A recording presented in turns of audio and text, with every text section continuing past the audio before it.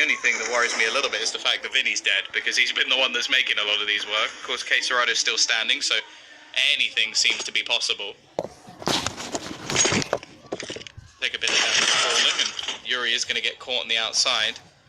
A couple of players still lurking around Mini, so really ideal for these remaining players to try and do anything here. 35 seconds on the clock. Their money is still not in a bad position, but you do sort of wonder, is it just worth holding on to these two guns? You don't really even have the bomb. Counter-terrorists win. Okay, Charlie, feeling confident there, it seems. They will get the kills, though. They will get the round, more importantly for Yacht Gaming, and they also save the double ops as well. I feel like if Fury just pick up the pace, like if they rush in, or it definitely could be something that punishes this double op setup. And then again, you know, you already mentioned that Yacht Gaming having to take some risks in the last round because they lack the utility to hold on for delayed push. But let's see now. It looks like pretty much even Stevens across the board between the two teams. It comes down to how important these ops are going to be in RCF. What able to do just that as well. It just escapes through the smoke. Gets a second kill into Art, and well, you know, I'm not really used to seeing Art picked out on the outside like this, but he's been able to get 2 kills and 2 important kills they needed to stay alive in this game. Yeah, this round and the last has been Fury or even the aggression from Tadazin. You feel like Vinny had the drop on him there, but missing the shots. And now, well, Yuri, his position is known. I don't know if he's going to expect anybody to just be on this left-hand side in the lobby.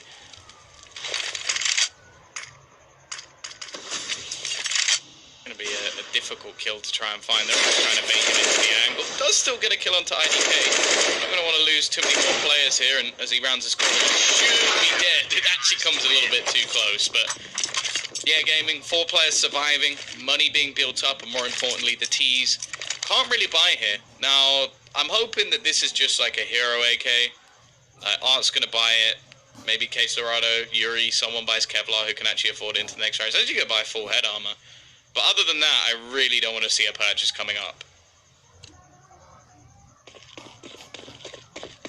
Well, it seems like they've heard you. Just going to be that hero AK and some smoke, so it looks like they're going to try to push on outside. I mean, honestly, I'd almost want to see Csgo with the AK, and what? Again, RCF coming up with the shots of the smoke, almost a second one as well. And able to rush down through Secret, though. Csgo trying to cut off the rotations, and well, they will lose the AK, but they should be able to rescue it, and actually, well, Henny tries to, and Dumao drops him before he can even secure that weapon. They actually have the bomb towards the side, but Csgo is more interested in picking up the AK. Gonna go for the re-smoke too, but I don't know how you plant the bomb here without them just pushing you. I guess like that. They managed to get it down. It's whether they can cling on to the round. Art is in a decent position. I don't know if they expect it. It's close for IDK. Free fire in the angle. Csgo, here we go. 1 versus 4. No armor. 4 players going to be pushing him. I don't see a way out of this one. Nice shot onto the first, however. He can at least make things costly, but Varsin going to close that down as quickly as humanly possible. Of course, that bomb plant kind of makes the investment they made worth it now. Because up to this point, the loss bonus not quite maximized. They're not really in a position where they would have been able to fully buy as a squad if they hadn't got the bomb plant. But getting it down means that the finances are going to be fine. Sure, maybe Yuri doesn't have full grenades, but considering most of the time he's playing an entry fragger role outside, it's not going to be too much of an issue. He's actually going to drop down to a Galil. But other than that, everything for Furia is fine. Yeah, I'm expecting maybe a little bit of a ramp play. I know they're going to be a little bit afraid of the, you know, the ops that they do have. But we've seen them be able to take relative ease before. And RCF and Dumao, the money's building up for them, so if they lose a round, they can still invest back into the double ops. But then again, they'd be looking at the best situation is an overtime for them. Art spots up the first player, spots up the barrel, gets a second as well. And Art, just with no respect, pushes into the upper bomb site and almost gives this round to Furia. ET side's money's not awful, but at the same time, a retake looking less and less likely as the seconds go by. Considering they've been investing into a double up setup, they're really going to want to try and cling on to that, and it's just not happening. They're getting picked off one by one by one. It's like Furia just switched a gear, and well, mainly that came down to Art just having a ludicrous round, a triple kill. Hunting. They want this final gun. Now, there's not a huge amount of money for the T side, but I think they know that double up setup could be one very costly. There's still enough money that the CT side could go for it anyway. So if they lose too many players, that shot is gross. Umar with a no-scope flick, but eventually he goes down, and that's what's more important. Do they actually save the AWP? No, they don't. The Ts don't want it. Someone get him a cast. I think he just broke his wrist doing that. Oh my god. That's a hell of a flick and a half right there, but still, it's not going to win the round. It's not going to allow him to save the opponent next round either. And now we're on map and match point here for Furia. Quick little timeout coming in for Furia. Maybe just trying to talk some things over how they do want to lock this one down. But it's still the double up setup coming in for Yeah Gaming. And I still really worry any sort of quick-paced play, not easy to say, you completely throw that off. You completely eliminate the whole point of having a double up setup.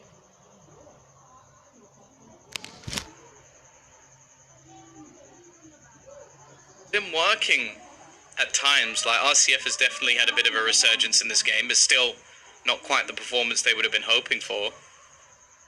Been the Zins of their side who's actually been able to sort of push things through for them, but even that hasn't really been too much, especially versus Vinny and Quesarado, both 23 kills apiece. Art and Yuri hot on their tail. Sure, Henny's not necessarily had the best game, but doesn't really seem to matter. And on the T side, we don't really expect a massive amount from him. Molotov actually misses slightly, but it sort of spreads down in a really weird way. So it means that a player can still sit on the hut, which is an issue for them. Boston, however, has taken a hell of a lot of damage, and the T's are just going to go for the classic MM down the vent and make their way towards B. I mean, there's one person here defending it. It's Dumao. He's going to push past the smoke, which actually could cost him his life. He looks to escape from this, and he will survive for now. It looks like the bomb should still be planted here. 5 on 4 now with the first one coming through. RCF done a very low HP. And I don't know where all these kills are coming through, but just like that, Fury have to get the bomb down, get 5 kills in the next 5 seconds, and they will take themselves the match. Taking this one pretty Please, no hurry.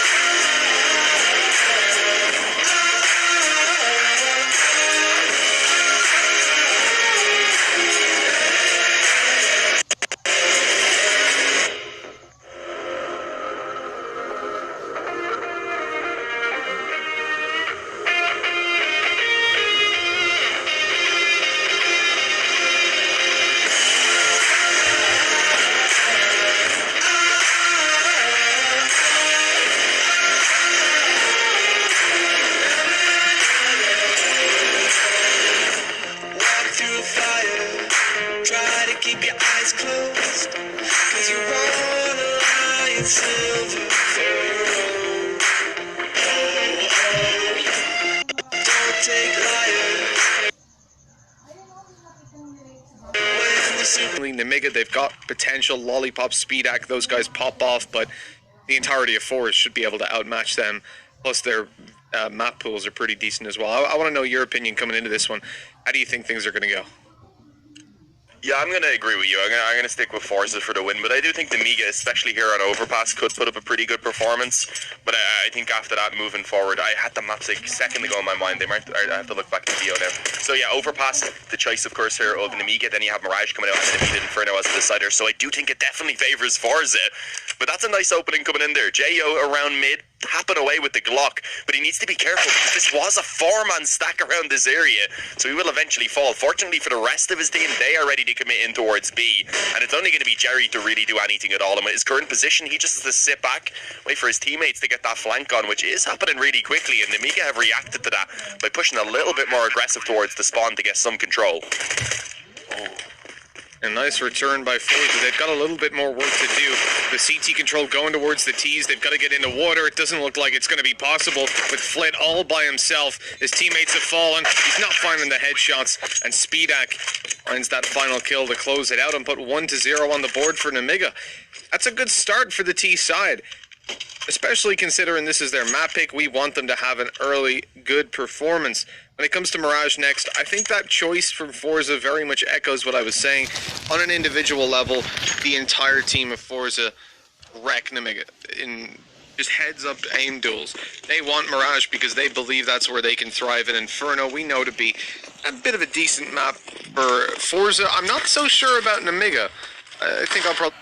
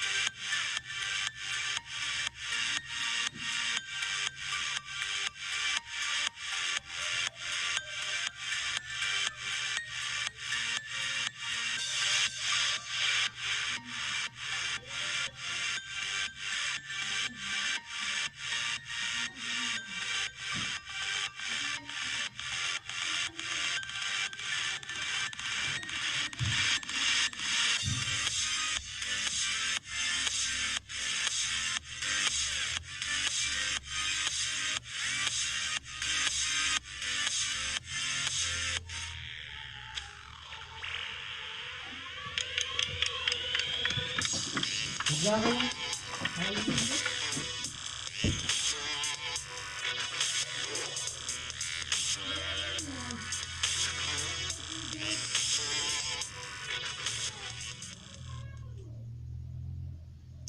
morning, ladies and gentlemen. How are you all doing? Welcome to Relog Media, a brand new tournament, 9 to 5 here.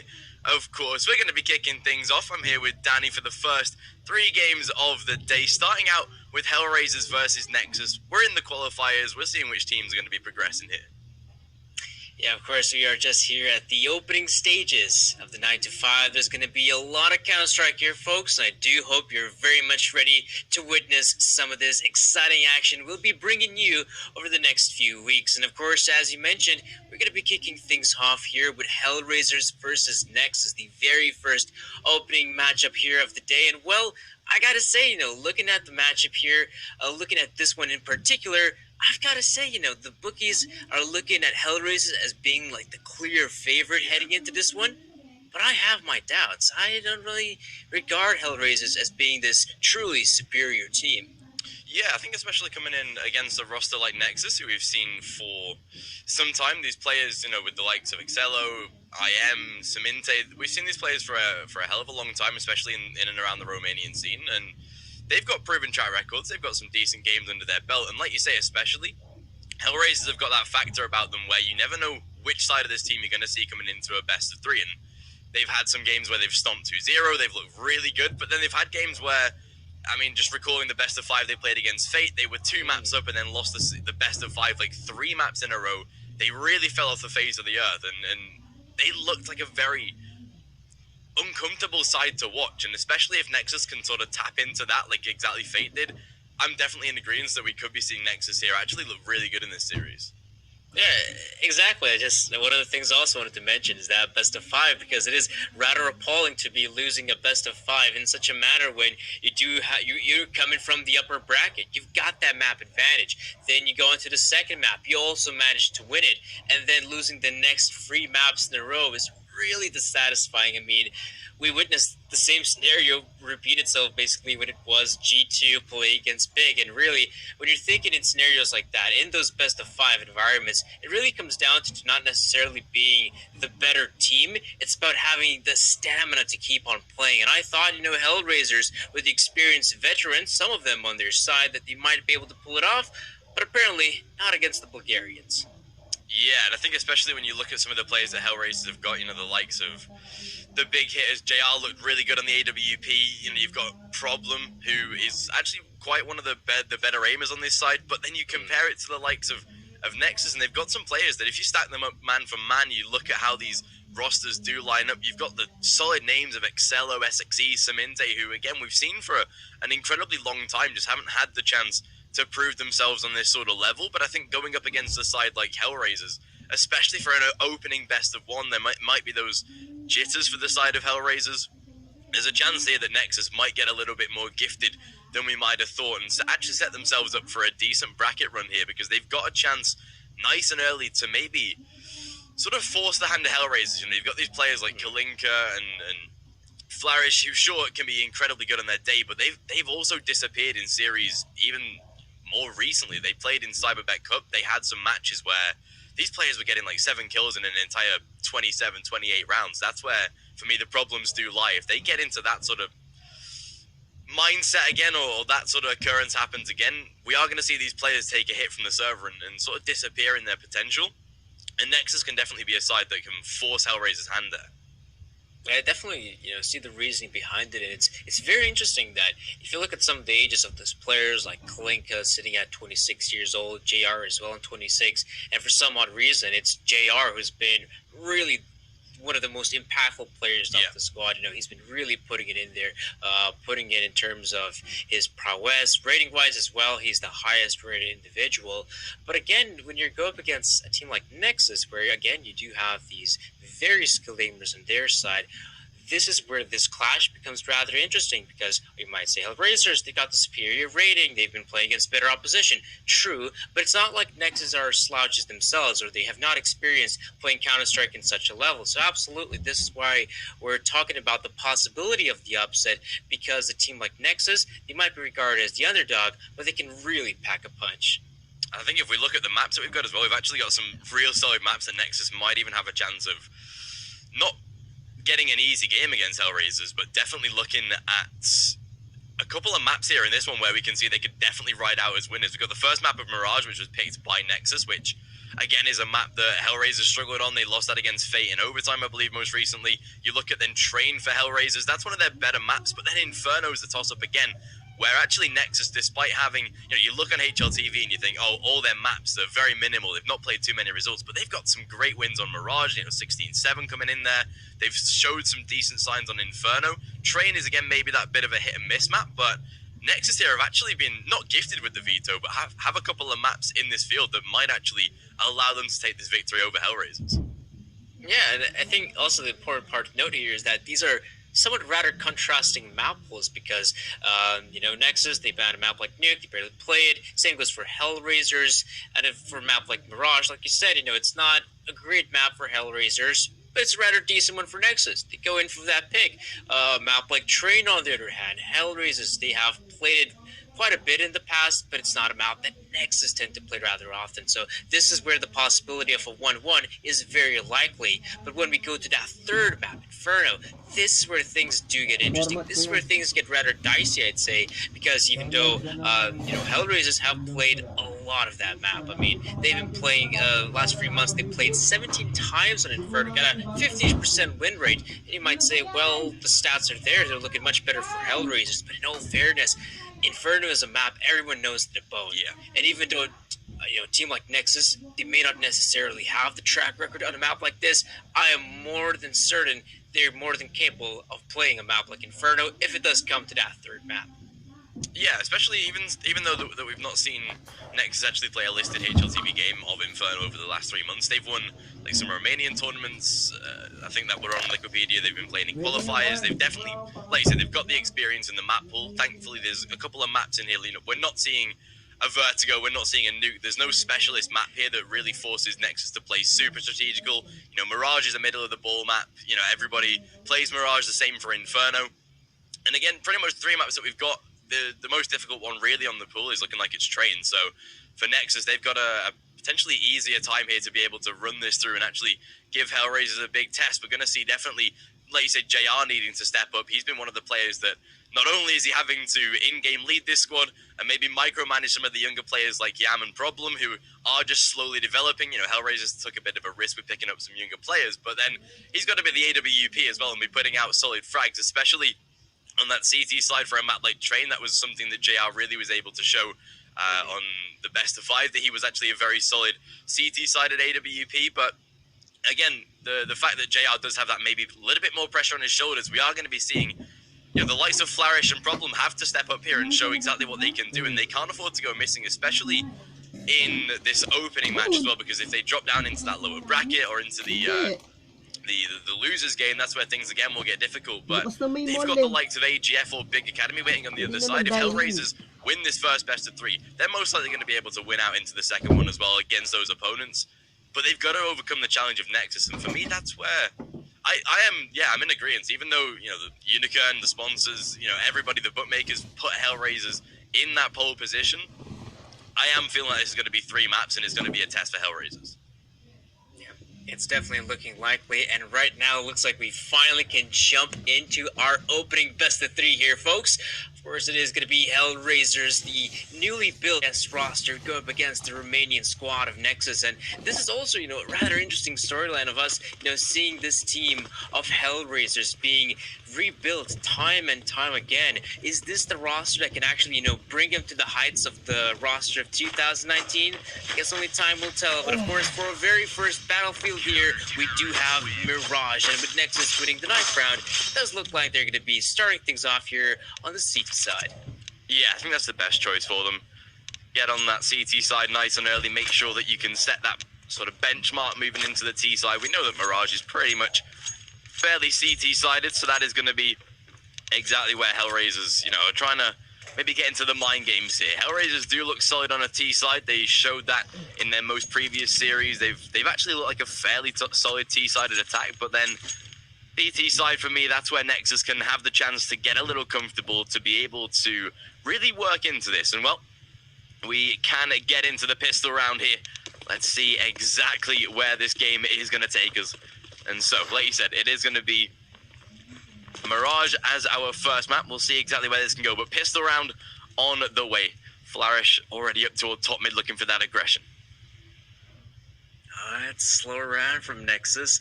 I was kind of anticipating maybe a faster play towards the apartments, try to take over that presence. Nothing like it, nothing of the sorts. Instead, they're going down underpass, and it's a nasty surprise for Kalinka. He sees 3 players, but Flourish, he's out there to at least get the 1 kill. Not too shabby. He is stuck in no man's land, however, and he's got his teammate from the window, and ooh, Yam is struggling just a little bit. The Nexus players are stuck between a rock and a hard place, but somehow they're winning the duels. Oh. Nexus, beautiful. Pistol round in their favor. T-side off to a beautiful start.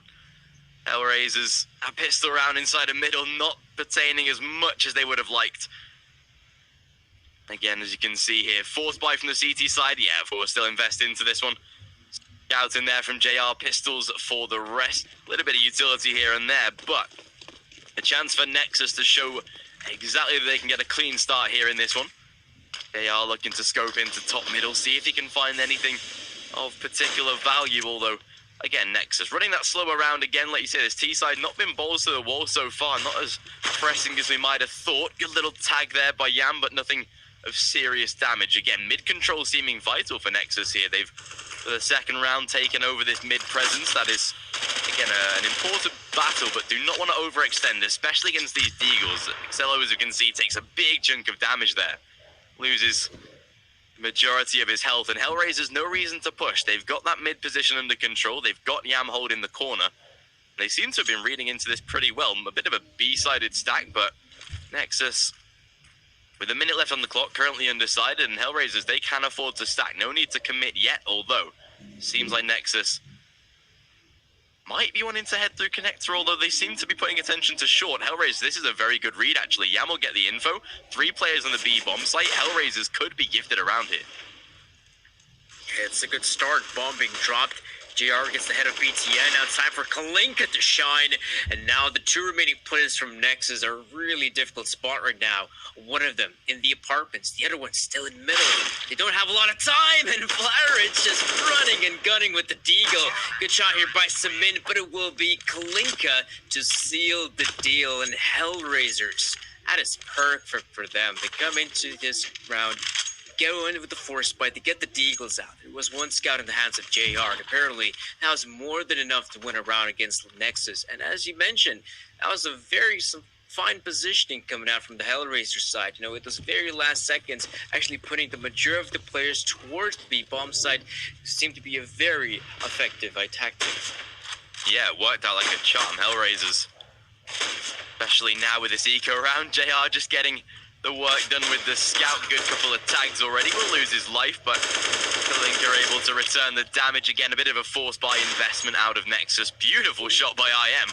Does take the head of problem, gets himself a MP9 to play with, or choose the Deagle to fight longer range, but Kalinka does make light work out of that one. Saminte last man alive, and that will be second round on the board for HellRaisers. Fairly solid, fairly standard, especially with Nexus's force buy, but this is HellRaisers now. At least forcing Nexus down onto an eco. They'll have to submit most likely round number 3, but HellRaisers just showing maybe true colors or true test of their willpower here to sort of bounce back right away from the pistol round. And again, see what they can do once these gun rounds hit. But Nexus seems like they will stack down toward the B bomb site, maybe a bomb plant in their objective list, perhaps put a little bit of extra cash in this roster, but HellRaisers should be set and ready for this, and you can see problem already inside of the apartments. Will test with the MP9, gets away with 3. Nice eco frags, even a 4th on the USP. Rack up that money, but an easy 3rd round for HellRaisers before the first buy of Nexus. problem is going to make sure that every single player falls under his name. And that's, of course, going to be extra money in his pockets because he was getting all those kills with just the MP9. And yeah, for HellRaisers, this is a pretty solid start. They might have lost the pistol round, sure, but being able to win that second round definitely must have been a momentum boost for the HellRaisers side, and this is where the real challenge arises. The Nexus side have got loads of money on their side, and they've gone for the purchase. It's AK-47s for every single player, bits and pieces of utility here and there, and now JR going in for the mid push. He's not going to see anyone, but there we go. He catches a glimpse of BTN, and the other players from Nexus are pushing onto the safe bomb side. They're being very swift in their approach, and Yam doesn't get a single kill. A lot of damage, and that nade is perfect. That slows down the offense from Nexus, but for how long? The bomb seems to be going down. Well, they've planted safely, yeah. They can now get into these after plants. There's no way for them to really aggress towards top bench or jungle. Great spam onto Flourish again, though. Just able to do some damage. Molotov forcing out some Inte, though. That'll give them a free frag on the retake here that they're trying to submit. BTN, however, gets up in the face of HellRaisers, takes the first, SXE to provide a second, and now the tables turn here. Damage has been done to the majority of these Nexus players, but just nothing they can do about it at the moment. Flarit surely has been hurt on the drop down as well. JR lines up one at least, although with time now ticking away, I don't think, yeah, there's no time for the defuse at all there. Flarit even losing his life. They'll clean up both of them as well. Nexus, second round on the board, a solid afterplant, really just cut off the options of HellRaisers there, gave them no room at all for the retake, and second round on the board that again does shatter the economy somewhat of HellRaisers. A rebuy, of course, to come, but money now limited, and Nexus a chance to break the cycle and at least start this T side off early with a good couple rounds. Yeah, that's going to be another purchase here from the Nexus side. Definitely some very fine shooting from SXE there on the bomb side as well, because we were looking at a 4v3 situation, and without those 2 kills coming in from SXE, it seems to be likely HellRaisers round to be picked up. Well, looks like the CIS team will not waste any time. Double off setup very early on here, and Kalinka pushing up here, gets the headshot on one. Very fine way to kick things off here for HellRaisers, but Nexus, other ideas. They're pushing through connector. GR misses the shot, but he also has valuable information that could be fused to Kalinka. He misses another shot. And the Nexus players still seem to be focusing on this A-side commitment. Ooh, IM gets an early one as well. That's Underwood dead here. Balcony not available, and already BTN just lurking inside the CT spawn. They're going to be a nuisance for them, although Sandwich not checked, doesn't matter. Saminte does trade the kill. 3 on 2, and for HellRaisers now, the double AWP setup, that's where it comes in. Hold the angles, 45 on the clock. Excello now just isolated here. With that bomb, at least in his hands, can look to maybe force out a plant, get these 1v1s isolated, but JR says no to that one. HellRaisers, a more concise round here. They'll keep the double AWP as well. Get themselves round number 4. The money gone for Nexus. Eco round should be on its way. And HellRaisers, so far so good. That double AWP seeming to have already turned the tide. Still scramble an AK there for problem as well. Plenty of utility, and HellRaisers seeming to at least look a little bit more confident now. Nexus replying back with a gun round, but HellRaisers one of their own force those pistols out now. Nade stacking window to come though. JR will have to be careful, although Nades even doing plenty to the side of Nexus as well, so this should be a fairly standard eco round, although, there we go. Yam trades a good couple. BTN already dead. 5-2 should be on its way, and HellRaisers off to quite a confident CT-sided start. I actually even thought SXE is going to get even a second kill in that situation. That would have been a little bit too expensive, I'd say, for HellRaisers. If it hasn't been already, the op has not been recovered. So it looks like they might have just played with a singular op in the hands of JR. So even though it's a loss for Nexus, this was a small victory. Eliminating one of the ops will definitely make their lives a little bit easier on the offense. And now we even have an op in their own hands in the form of Cello. Molotov comes in, but of course, even that Saminte being deployed, there could be a few gaps there that could be exploited by the operator window. It doesn't look like JR is looking for those options, but Saminte, though, goes up with a straight up AK-47 duel, does not get anything for it, and we even see HellRaisers changing things up just a little bit in ramp. They're going it in a very aggressive manner, and of course, they're gathering valuable information. They 100% know this is a B-site stack now. Yeah, problem on the corner, though, red like a buck. I am able to find them first, and JR with a good couple trades at least levels this back off, but not for long. Zello able to find him. An easy shutdown there inside of window. Back to a 3-on-2 at Nexus. Could be most likely even forcing the save here. Yam maybe just looking to grab the AWP and get out of there, and seeming like the case, although does take the challenge instead. Zello closing him down. BTN to do the same onto Flourish. Nexus, third round on the board. And now HellRaisers seeming a little bit shook up here now. They will go for the reinvestment. Will keep a couple players low. Problem only down to a SumAliKaFreeLangTo even on that Desert Eagle. But they do have JR on the AWP at least. 5-3 though. Nexus a chance to not only break HellRaisers here, but a sort of tie of the scoreline on the horizon if they do take away this round. Ooh, JR tried the short boost, didn't work out this time, unfortunately. We're taking a big chunk of damage. There we go. IM finds the opening. Does get traded quite instantly, but that is the AWP gone already. Firepower decreased from HellRaisers. And mid-control yet again established for Nexus. Very early mid-presence for Nexus. It seems to be one of their go-to ideas in a map like Mirage to go out there, acquire mid-presence as early as possible. Of course, the great thing for Kalinka is that he has recovered the op here from his comrade's dead arms. This still puts them in a somewhat dangerous position. You might consider that with the op being down, Nexus have got a good opportunity, but with the op being recovered, a player like SXC may not expect what might happen here in the apartments. But oh, that's an aggressive push, and SXC eliminates Kalinka, but will he check his corners as he crosses the street? SXC, though, doesn't look towards his right-hand side. He will be punished. We even see aggression coming out here from Yam, and this is looking good for HellRaisers. Bit of an overextension there from Cello, and in this 2-on-2, there's some very awkward positioning we have here. BTN in the window looks like you might just be able to catch Problem off guard. That's exactly that. And with 30 seconds on the clock, the B side is the obvious choice. Good working out there from Nexus to isolate the angle there inside a kitchen. They realize now the B-bomb site is under threat. Flourish also spotted on his way up through short. Should be a quite concise round here for Nexus. Flourish in a 1-on-2 retake. There is always a option perhaps, and spots out BTN as far as we could tell on the bench position, or at least is aware of what is to come. The lineup though, Flourish trying to extend the spray. Will not connect though, unfortunately. BTN to get the job done. HellRaisers broken.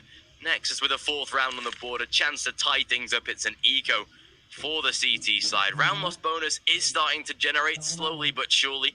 They will have enough for a rebuy, just barely into the next round, but it has to be an eco here at Nexus. Most likely making this 5-5 and a solid T-sided start. Yeah, so far things have remained rather competitive here in the first half, but you very rarely get to witness those blowout halves here, especially in a map like Mirage. So yeah, the fact that things are rather close is still a good sign here for Nexus. Might be able to even things out here. It's simply going to have to go up against no deagles, no grenades, no nothing.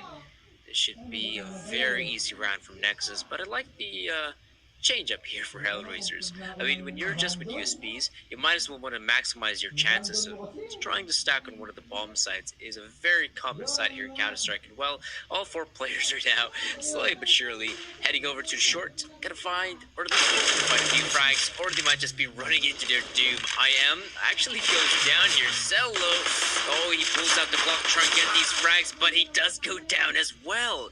This is a little bit dissatisfying here. Nexus, this should have been a lot cleaner, but maybe SXC, yep, is going to make sure that all 3 players go down. Op is recovered, and Nexus do pick up the 5th.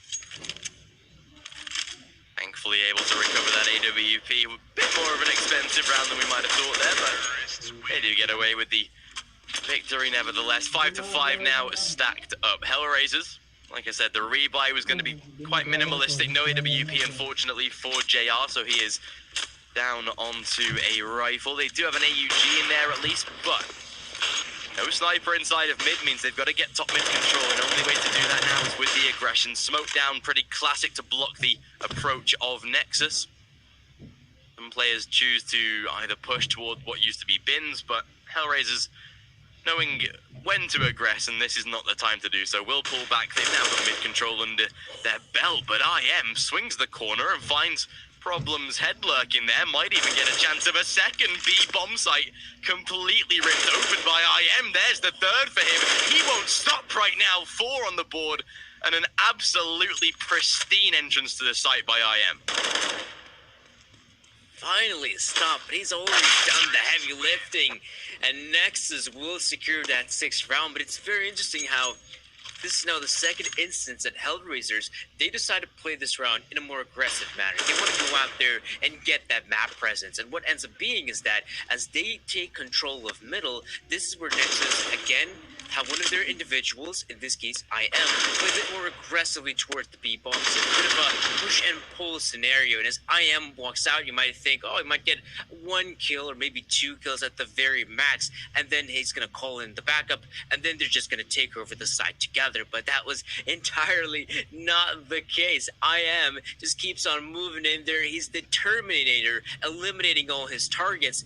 And if you're a team like HellRaisers, that is not just a loss, that is almost, is so dissatisfying to lose the bomb site to just that one player. Things like that should not be happening here, HellRaisers. Especially not with how IM just made it look so easy there to walk in and get so many kills. HellRaisers, they've got to fix that for the future. And like you said, the aggressiveness again of this HellRaisers side might be what is biting them in the behind here a little bit.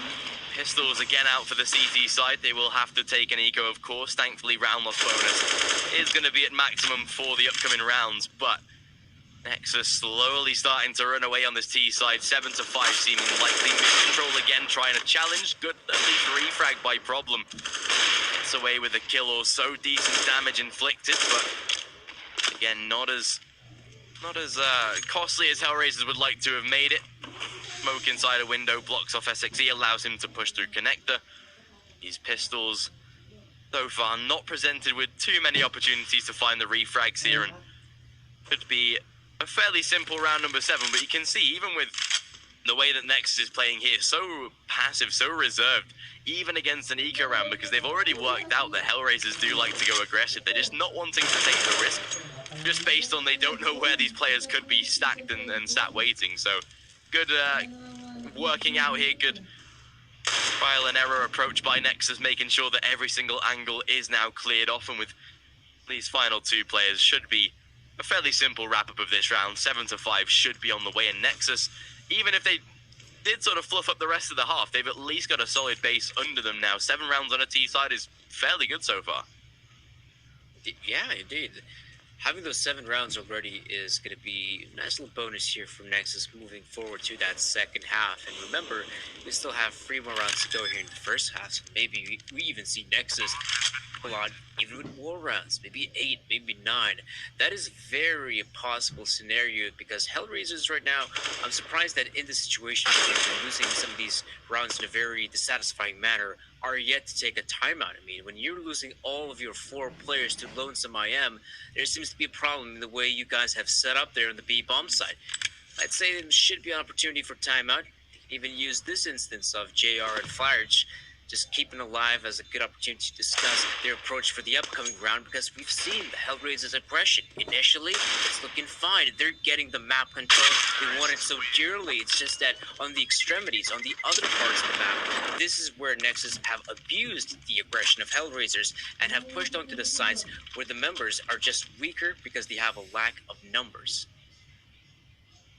Especially now you can see HellRaisers not going for the double AWP, which I thought they should have done here, especially considering that when you've got 2 snipers posted up, you're not going to be going aggressive. You will be just sitting back holding the angles, which I think is what HellRaisers just need to revert back to and sort of set in stone here on the CT side. Although good boost out as Excello, seeing if any information comes his way toward that ramp position, but nothing of the sorts just yet. Although the confidence to go for the peaks here, waiting for the opening duel to come, although we'll back away Molotov down from HellRaisers. They will sit and hold the site. Problem, the aggression inside of the apartment. See, this is where it works out. They get the smoke down, they can back off and at least just apply the pressure as and when they want to. Gets them an early entry.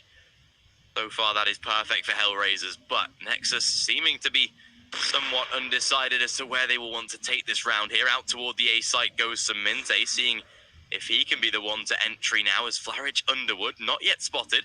They know of a jumping player inside of CT as well, so that's at least the second angle for them to play with, but he's going to put them to the test here now.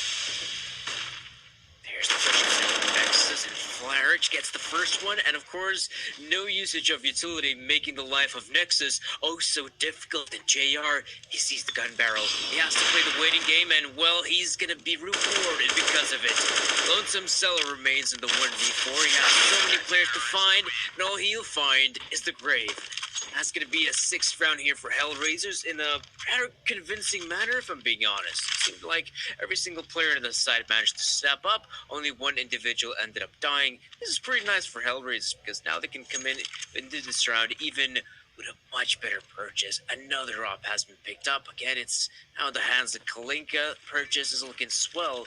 Can they actually convert the round win? That's the big question.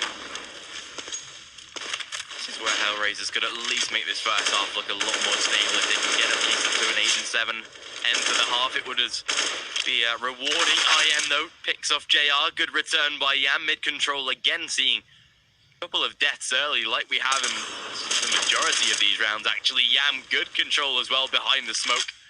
BTN trying to challenge, but this time gets nothing. Kalinka returns one of his own as well, and that should be the tie-up of the scoreline yet again. This first half being incredibly close so far. Nobody pulling away just yet. Flourish takes out Zello as well. Leaves SXE as that final man, and that will be a 7-7. The scoreline as close as it can be. It's going to be again, 8-7 end to this half, so it's going to be tied up very narrowly. Linka works out where the last man is of SXE there. Molotov down will stop the peak, but again, in a 1v4, good luck to SXE here if he wants to bring a victory to his side, although HellRaisers, this feel... Ooh, Kalinka tried to peek before the smoke. SXE does take him down, making it a little bit more expensive, perhaps. With 35 on the clock, always a chance to maybe grab a couple extra kills here. The site looking unreliable, though. I doubt that he'll be able to get the round, but can at least do some economical damage, and seems like he will be on his way toward Connector, which is actually open and free right now. SXE might actually maybe get a little bit more gifted than he thought here, although, yeah, bomb will go down in the open spot. Problem works it out nice and easy. 7-7, final round of the first half coming up, and Nexus, they have got money for a buy. Leaves them a little bit light on utility, though, so HellRaisers a chance again to work this round and at least get out with a first half victory. At least that should be the case, but even though the cash flow is very minimal, it's just going to be enough to at least get a few rifles out. There's, of course, a pistol in the hands of Zello, but he's got extra utility in his pocket. And you got BTN there on the UMP, so you might as well go for something that has worked out for you in the past, and it's a commitment here to the B-bomb side. JR with the op, though, gets the kill here in IM. That's already 2 players down here for Nexus, and not much of a response. I wouldn't be too surprised with all just those 3 players surviving. They might even go for a balls to the wall play, a simple push here in the B bombs, and hope for the best. And worst case scenario, you're just going to be giving up that 8th round for the CD side. It's an edge, sure, but it's just 1 round, so it's nothing too significant.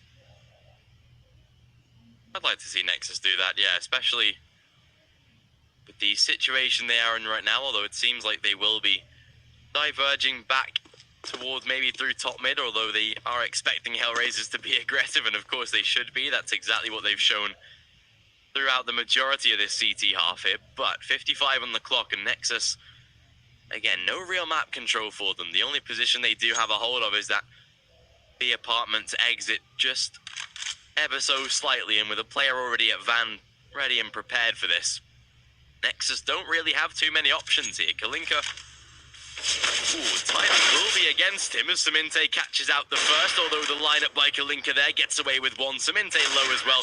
The Eagle shot to finish the job. 8-7 at the end of the first half. HellRaisers will be able to ride out with just a minimal first half victory, but it is enough going into their T side. Nexus, though, like I said, even if the rest of the first half goes a little bit wrong, which it did, 7 rounds is still a solid basis for that CT side. And they should be feeling fairly comfortable going into the second half now. Yeah, I think that's a fair assessment, considering we're now going to be on the second half, which I'm sure that a team like Nexus will be more than happy to now play on the CT side. Not necessarily focus as much on tactics, but just a bit more on communication, and just have your players popping heads, which, as we've seen, these Nexus players are more than capable of getting a few headshots here and there. So for Nexus, on the CT side, they gotta focus on getting them heads. And HellRaisers will try to focus on pushing on this A bombs. They've got a few players here on utility. From what I can tell, the smoke grenades have already been deployed. It's time for the push. BTN, though, gets the opening frag here in Yam, and HellRaisers will leave CT spawn open, meaning that they're gonna try to plant the bomb in a more default position and try to fight control for CT spawn. With the way that HellRaisers have forced this, yeah, straight into CT they go, of course. Expecting the boost potentially, although Kalinka takes a hell of a lot of damage. Flarich could return, although players now tagged up here, and still 4 Problem and JR cleaning the house up right now. I am left in that 1 versus 1 Problem. It is down to him and will be able to close it out, and HellRaisers getting themselves a much needed pistol round. A little bit more messy than what the A site usually gives us. We typically do see maybe a 5-on-5 or a 5-on-4 bomb plant on A side for Mirage, but they will not care. They ride out with the round, 9-7 in their favor, a force buy to come from Nexus, providing that HellRaisers take away this one, a chance to push this up to 11-7 before the first buy of the CT side, and at least establish that barrier again here in this opening little encounter. Although Nexus, like HellRaisers, I'm definitely not going to take them away of a possibility of winning a force buy. Oh, that's a good start, though, as 6C up close and personal with that pistol of his. Now the MP9 also can be dangerous in this close vicinity, and there's the kill from the scout. The problem for HellRaisers right now is a big lack of utility, and well, BTN get the head here on Kalinka and Yam and Flash. Of course, they're going to have to punch in those digits, but it's not going to be easy for them. They need to hold them to the side. The Mac 10 dealing damage. Not enough to get the kill, but look at the backlines. Cello, perfect position to at least get the 1. There we go, gets it. And Yam, just 10 points of health. He has to be Goddard in this situation, and he gets a kill on BTN. Now it's time for him to win the clutch against Cello. He's got time on his side, but he is very low in HP, meaning that a player like Cello could just wait it out, and there we go. That is exactly that. Cello is going to have plenty of time with the defuse, and the force buy goes in favor of Nexus. Could we expect anything different there? Nexus, like HellRaisers did, they get the force buy in their favor. Some beautiful scout shots by BTN, though. That headshot onto Kalinka out of Palace really, just warning HellRaisers of what was to come. And you can see with the setup of this round now, 9-8 again, force buy out of HellRaisers. They will get a rifle at least in the form of the Galil, but Mac 10 in there for Kalinka as well. The rest down onto pistols. Nexus, though, these first couple rounds, again, are always sketchy, are always one to be aware of, and it's a fast push by HellRaisers. This is where SXE might just be overwhelmed. Straight out of the apartments they go. The first already found, make it a second as well. Bomb site now put under a lot of threat, although Excello, good denial. Already able to get a refrag back in their favor. Problem checking the info. Flarich, though, there's the double. There's an Eagle coming up. Saminte already tagged in HellRaisers. It's back-to-back force buy rounds. Honestly, I wouldn't expect anything nowadays Counter-Strike. This is what we got to work with here, boys. And yeah, they got some pistols sprinkled in, a few SMGs. What they decide to go, straight up rush in the B bomb site. But I gotta give credit to where credit is due.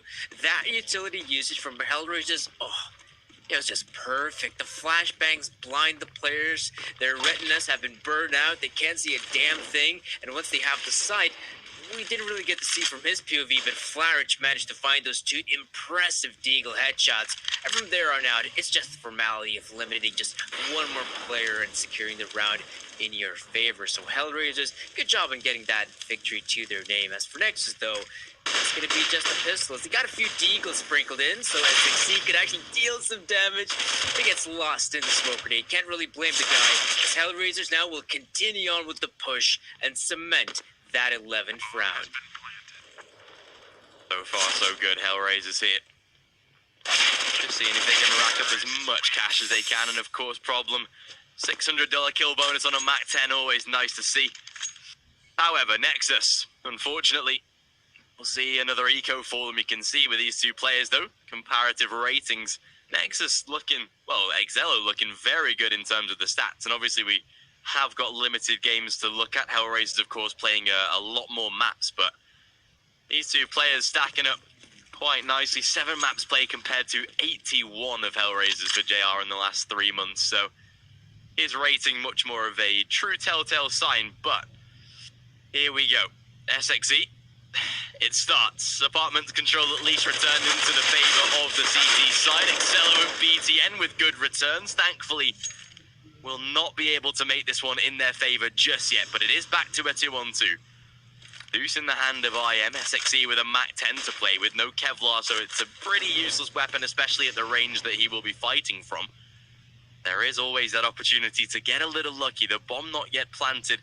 We'll try and go for that, and now that is where IM will look to overwhelm, but Yam good hold of the angle.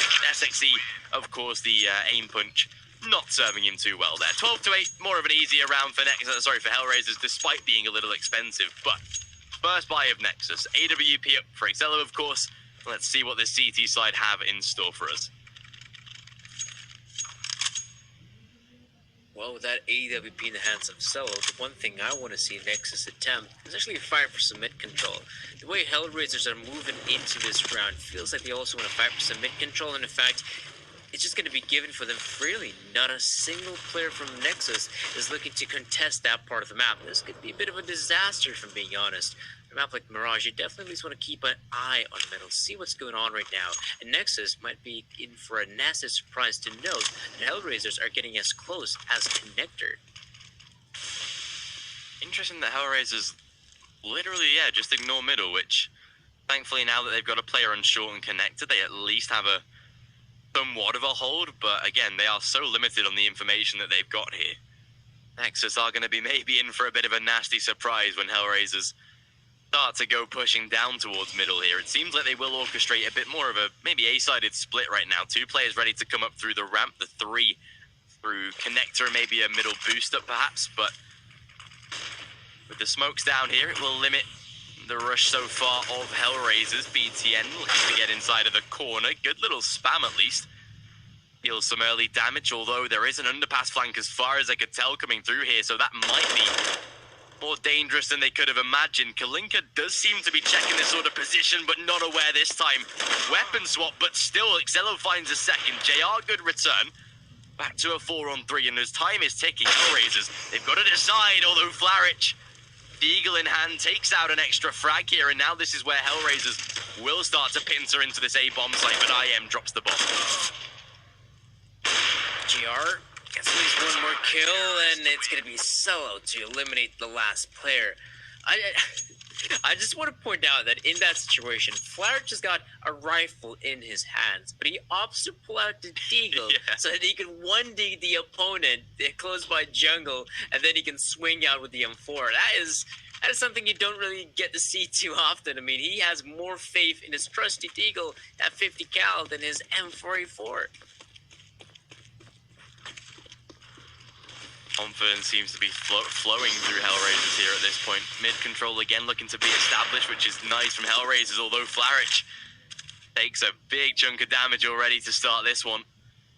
AWP connecting, but unfortunately not going to be able to land the early frag, although HellRaisers, they are on breaking point. They lose this one again, and it gets a whole lot more difficult. Nexus looking to push for that double digits. You You can see again, mid control going to be established. JR, that is where he can start to put things to use now. The fact that Nexus are just ignoring middle, things like this are going to start to happen. Kalinka on his way around toward the B site. Excella reads it though. Well, maybe not reads it, but gets lucky on the reaction time. Loses a lot of his health, but this is where now Nexus can look to read into this round. Through connector they go. Larich on his way toward the B site. Toward the A site through connector. Smoke dissipates and will allow a bit of an angle to be gained by SXE, although they've already disappeared by the time the smoke fades. Seminte though. Oh, Excello catches out Yam. Will be able to return the frag. Make it back to a 4-on-3. Flarich, good denial of ramp though, cleans it up, and JR finds a second bomb now down. Oh, problem. Deals with Excello at hand and at SXE down to a 1 versus 3. I think they've realized now that they are stuck inside the smoke, and yeah, that is the case. 13-9 looking likely. HellRaisers finally getting a comprehensive T-sided round under their belt. But I've got to say, though, I mean, I thought that round's win is going to come from Kalinka's push. I mean, he was just in a perfect position to go out there, deal the damage, at least pick up a few frags, and that would have been the end of the round. That would have been HellRaisers' W to take. But instead, it is this commitment on the A-bomb side that really works out for them. If the player in round somehow gets a few kills there, the CT player, I mean, that round's over for HellRaisers. We don't even talk about it anymore. But the fact is, the round player, he just dies so swiftly, so quickly. He has no impact into that round whatsoever. And then the players, once they take over the site, that's it. Nexus have almost an incredible task ahead of them to try and go in for the retake. And well, this is where things are getting a little bit dicey here for the Nexus core. In fact, we get to see SXE making the purchase because he had so much money in his pocket, but his teammates will have to just play on the mere pistols. Yeah, unfortunately, HellRaisers seeming like they might have maybe somewhat done enough to start making map number 1 look a lot more convincing now. Again, this is the map pick of Nexus as well, to sort of take that into mind, as HellRaisers are looking quite the convincing T-sided here, and that's what I was saying. HellRaisers actually do have a solid T-side as long as they're tapping into the potential of these players that we know are capable of bringing us so much firepower. Larich looking very good here on this T-side as well. Down toward the B site they go though. IM will be forced back by the Molotov, even trickles down toward the lower van as well, still sat in the flames and burning. Maybe a chance for him to put the Zeus into practice, but not this time. Denied at the final hurdle. A good attempt, but not going to pay off this time. And with Kalinka already watching inside of middle, double info to be spotted, and he'll find both of the kills. 14-9. This gun round essentially the most vital one for Nexus here. If they lose it, HellRaisers are on fast track to taking home Mirage. They don't have an AWP either. Excello not able to challenge JR with his sniper. That's going to be a big hit to take. Utility is at a pretty minimum sort of state as well. Only a single offensive nade in the form of the incendiary on SXE. So HellRaisers, they are in a sweet spot right now to be really looking concise in map number 1, and JR, that's a way to start. First kill found, aggressive push, and finds the second. Will die eventually. But Yam, he trades back the numbers. A site lost, and HellRaisers, I think they've done what's necessary now. That really is it. There's really nothing the players from Nexus can do anymore. Those very swift entry frags, and of course that third kill coming in, it's almost impossible for the retake to come in. IM though gets shut down by Problem. Now SXE has no solution to his dilemma. How on earth is he supposed to win the 1-on-4, of course, position? Compromised. They know he's in CD spawn, so for HellRaisers, that bomb is going to get planted if they want. Going for the hunt does make sense, and it feels like Flarich wanted to do just that. But if SXE comes out on top with just saving his rifle at the very least, that's going to be extra firepower for Nexus moving into this possibly last round of the map. Uh-oh. Psycho. Never a big fan of it, though. Of course, SXE does not have the kit, so he shouldn't be able to win this one. But I think they're having more than a few instances of HellRaisers actually leaving the site and losing a few rounds because of it. Thank the Lord he didn't have a defuse kit there. Oh yeah, HellRaisers might have been in a bit more of a sticky spot there, but Fortunately, not going to be the case this time. Again, a 15th round on the board for HellRaisers. JR's push opening things up nicely. You can see with the buy round that they've got, interestingly, that we've only seen a singular tactical pause used across this entire first map so far, and that was Nexus on the T side. Not taking a buy or a pause here just to facilitate the buy round. They will go for the SMGs, the MP9s in there, a single FAMAS on BTN, but the firepower out of HellRaisers should be enough, theoretically, to close out map number 1 here, although Nexus, they are looking to maybe take a little bit more of an aggro spot here down toward the bottom of round. Cemente showing his head, although loses his life already. They spot the player inside a CT as far as I could tell, but this is where they'll start to pincer in. They've got Kalinka holding down into mid. They spot out the player on firebox. Problem, able to deal with it already. A 4-on-3 in the A site is compromised. As soon as that bomb goes down, the round is slipping out of the hands of Nexus. Seems like HellRaisers might just be about to lock in map number 1. Damage done. Problem takes out SXE. Good return by Excello, though. This round's still available now as, the push is perfect. Damage done to Flarich. Back to a 2-on-2, but no. I am now left isolated. I am chucking that Molotov. It's a little bit too late though, so no damage is going to be inflicted on Flarich. But he gets the kill. That's a lot of damage. In fact, now he's looking for the 1v1, and IM is gonna do it. He wins the clutch here for Nexus, and I mean, that initial push should have been what broke the stroke that broke the camel's back, but somehow Nexus managed to pull it off, a clutch on their side, and that 10th is theirs. Beautiful. Players stepping up exactly when they needed to. They are maybe not aware of the flashbang that came over the top from his perspective. I think he might have been partial blind, but definitely not full. Either way, though, Nexus, they saved their life in this game for at least a little bit longer, maybe live to die another day, perhaps. But HellRaisers straight back onto the purchase, of course. They had the money readily available. Mid-push to come, and that's a great early entry by Zello. Catching off on that first frag. Now HellRaisers are going to be in maybe a little bit more of a tricky spot. Zello even reading into this nicely. Will rotate to provide the support down on the B site. Spots absolutely nothing, but again, they don't check this crossroad. Double by the MP9. And that should be pretty much locking out the round itself. HellRaisers not yet looking as convincing to win out round number 16. JR and Flarich, a final 2-on-5 to play, and as that smoke will dissipate, Flarich will get himself a refrag, but again left on incredibly low health. The push into the site is going to be difficult. They will boost him up and see if he can find any further engagements perhaps, but seeming like Nexus maybe making us stay into this first map a little bit longer. HellRaisers do have that overtime security, but so far 2 rounds in a row seeming most likely the outcome here, and Nexus slowly on their way back into the game at least.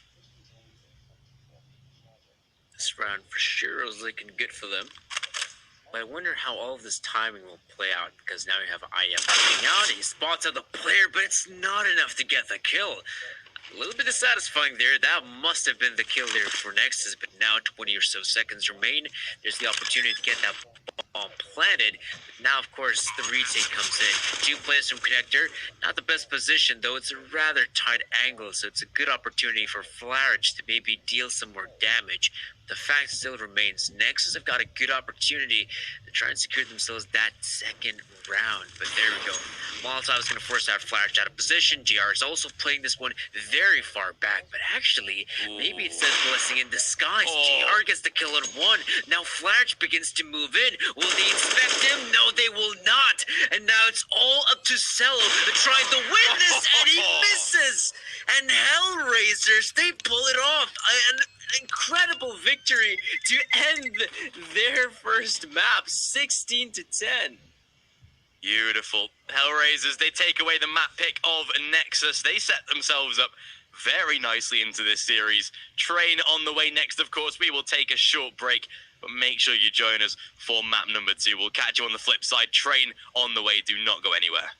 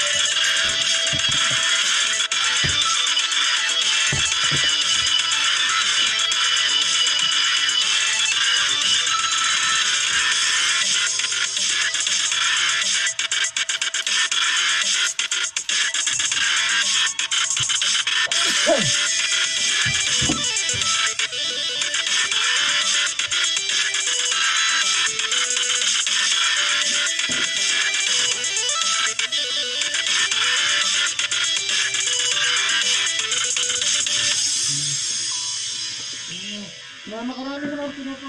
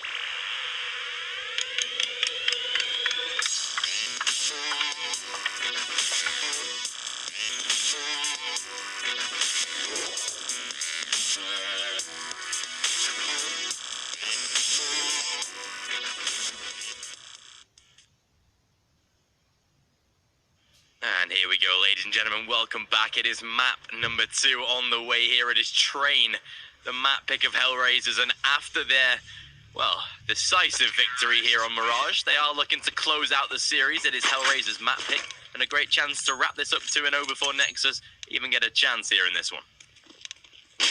Yes, that is now incredibly likely in this situation, considering HellRaisers managed to win that first map, which we thought is a bit of an open-ended question. Can they actually do it? Because Nexus, they played a lot of Mirage in the past. They're a somewhat decent team on Mirage compared to a team like HellRaisers, and yet it's the CIS team to come out on top. Now this is their playing field. This is the map they've picked.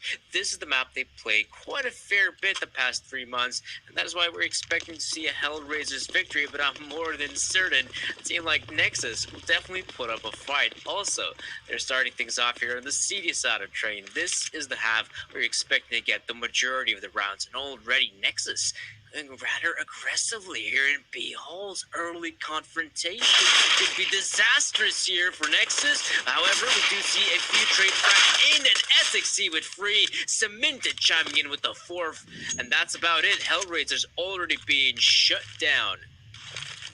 Perfect round so far from Nexus, that aggression. Again, a massive risk, but a risk that pays off here as Linker now left in that 1 versus 3. He does at least have the bomb to hand, so makes his life a little bit easier.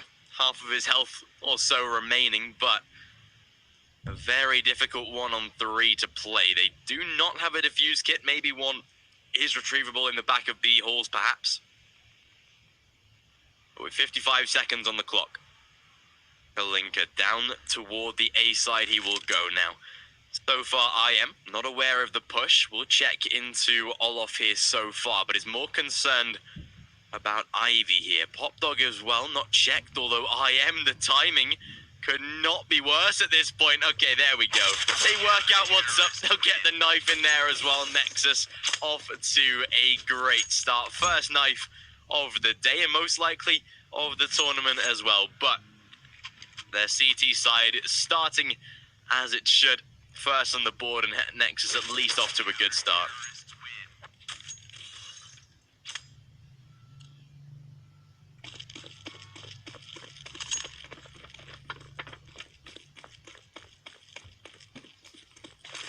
Seems like we have lost Danny in the process there. Hopefully all is good. We'll get into that in a matter of moments. HellRaisers, though, down toward the B side. They will go. SXC opens up for a first, although Kalinka will be able to return. BTN, nice trade back in his favor. Flarage, though, again, back to a 3-on-3. Excello pushing aggressively, leaving this into a 3-on-2. The Tech-9 not going to make a difference. They are on the flanks. Does get away with 1, but that's all he'll bag at this point. And so far, so good. Second on the board for Nexus. We'll see where this third round can go here so far. But solid start out of Nexus. They'll get themselves round number 2. Full eco round on the way, so should be a 3-0 start here for Nexus. Oh, that's the problem right now. I mean, that purchase from HellRaisers, though, it's actually, you might say, oh, what did these pistols accomplish in a round like this? But these pistols also have a decent amount of utility in their back pocket, so I wouldn't be too surprised if HellRaisers could be chucking in a few of those smoke grenades over the A-bomb set, and there we go. That's exactly that. And if they want to commit to this A part of the map, all power to them. And IM, though he is kind of stuck here, Molotov being deployed, does extinguish it for a bit. Cemented kind with a kill, and so does Cello and HellRaisers. Even though initially the push seemed like a good idea, but it's very lackluster, it's incredibly slow, and the players are being picked off 1 by 1, and that is how Nexus will secure the third round. Beautiful. Off to a great start here, and this is exactly what you want to be seeing from the likes of Nexus here, showing that HellRaisers are not going to be running away with this one so far. Another eco round on the way as well. Kalinka will buy into a scout, at least give them a little bit of firepower to play with perhaps, but so far so good here. Nexus a chance to make this a 4-0 beginning. Move into so far what is a great start here for the CT side, and Again, pistols can always be a little bit of a nuisance, but with the way that Nexus have played so far, good handling of the first few rounds here. AWP out for Zello again. We'll be seeing what he can do here. The boost over the top. Yam will get away with the frag, but doesn't live to tell the tale, unfortunately. Good return by Nexus. Kalinka trying to apply that little bit of a peek there with the scout, but nothing really to go his way so far. A little bit of a tag onto BTN, but not that it will trade too much damage here, unfortunately. And HellRaisers just seeming a little bit slumped in their push so far, waiting to get lucky on a boost, perhaps, although SMC reads it like a book. Flashbang was good. Double already found in his favor. IM to wrap up the scout. And Flarich last man alive. This will be a 4-0 start for Nexus here. Flarich, he's just, I don't know what he ate for breakfast, but he is so obsessed with that deagle today. I wonder if it's going to continue on in the latter matches of the day, but so far that deagle is very precise. And of course, a very nice sequence here from SXC and IM. SXC comes in with a push, his teammate chucks in that flashbang. But can't really say the flashbang was that necessary. I mean, the two players were practically in an eco. They had no body armor whatsoever, making them incredibly squishy to bullet fire. But now, let's see. This is a proper stun round, and JR with a very good push, however, unsuccessful, as he does not secure the opener. Will be forced back here, that AWP. Not able to chime in to start. Zello, the angle. Tries to play for the faster shot. Not going to be able to connect so far, but HellRaisers so far thwarted in their push. Not able to aggress as much as they would have liked. You can see the pressure being applied, though. IM only good for the one, but does drop Yam down to around half of his health as well. Back to a 4-on-4, but damage in the favor of Nexus for now. Oh, Saminte, that makes it a lot easier, though. AWP, the double setup, perfect so far. Able to line up, drop the bomb as well, as far as I could tell. Problem, tries to apply a little bit of that B-sided pressure. SXC not yet spotting out the info. Problem does this quite regularly up through heaven here on train. Something that we see from him quite often. Should now extend the peak down towards Spool. That's exactly what he does. Able to get away with the frag. Now into a 3-on-3, and with the B-bomb site under threat, Problem can get up close and aggressive inside of CT. This round now looks definitely more doable here for the side of HellRaisers now. It's a good push as well from Problem. Presence for him, however, even though he's down presence in CT spawn, his teammates are dying closer to the bomb site. In fact, this is now a little bit awkward. The two players are playing this one very far back, so Nexus have got the opportunity to try and go into the defuse, but oh no, Zello gets caught out, and BTN also dies to the bullets. A Problem. And HellRaisers managed to finally secure themselves that first round victory. Kind of looked scary there initially, but at the very end, their Problem, he goes in for the push there in the inner side, takes up a very aggressive spot, and HellRaisers get there first. Off the mark, at least. HellRaisers now looking to make this into consistent rounds. Nexus on their CT side. We know economy is always troublesome for the CT side. They lose this one, and HellRaisers will be on their way back into this early start of train. Molotov down. Excello not allowed to peek. But this is what HellRaisers are good at here on train. Sending Yam into these positions, although the spam through the smoke, absolutely perfect. Gets away with the first, although good trade by Flarich. Looking for a second as well. BTN not wanting to extend the peak. Nice nade down to both of them as well. Spots out the info now. Flarich doing it all by himself here so far. Saminte dead in the water, looking for a third, and now the attention divided enough to allow Kalinka to come a-lurking here. Problem finds one of his own. The site is gone, and Zello, last man inside of Connector, stuck. Cannot make a play here, and Flarich, like you said, he is on fire this morning. So far, really popping off. Getting exactly what is necessary. B-bomb site is where the plant will go down, not even pushing into the A side to go for it. So that is a very nice cleanup. They even catch out the AWP as well. Second round on the board for HellRaisers. Money broke of Nexus, and a chance for the T side to at least get closer to a tie in the very early stages of train here. Things are looking up, especially if Flarich is just going to continue on popping heads as he's been doing it so far. that was a nice sequence from him as well. You know, he just had the perfect timing, a very good angle to overlook connector. As a few players began retreating, he managed to secure one. Then the Nexus players put so much emphasis on trying to eliminate a player like Flarich behind Electric, they completely neglected Ivy. A great opportunity for Kalinka to come in from first. So overall, a great round here from HellRaisers, and it seems to be the exact same scenario for this one as well. Yes, they might have shed some blood, but they haven't lost a single player, which will definitely be great for the cash flow. B-side setting up nicely, yeah. JR on that, no, nearly $8,000 there as well. They are setting up nicely here. The rebuy out of Nexus, not as concise as they would have liked either. Xelo down to an M4 rather than an AWP, so already limited on that front. Utility is at a pretty low rate as well, and JR already finds the early frag of the round. Good entry again, utilizing that main position. They'll send Yam in as well to go for the push. Again, he did fall first, although spots out Xelo's feet. He goes for the challenge, but does lose the fight.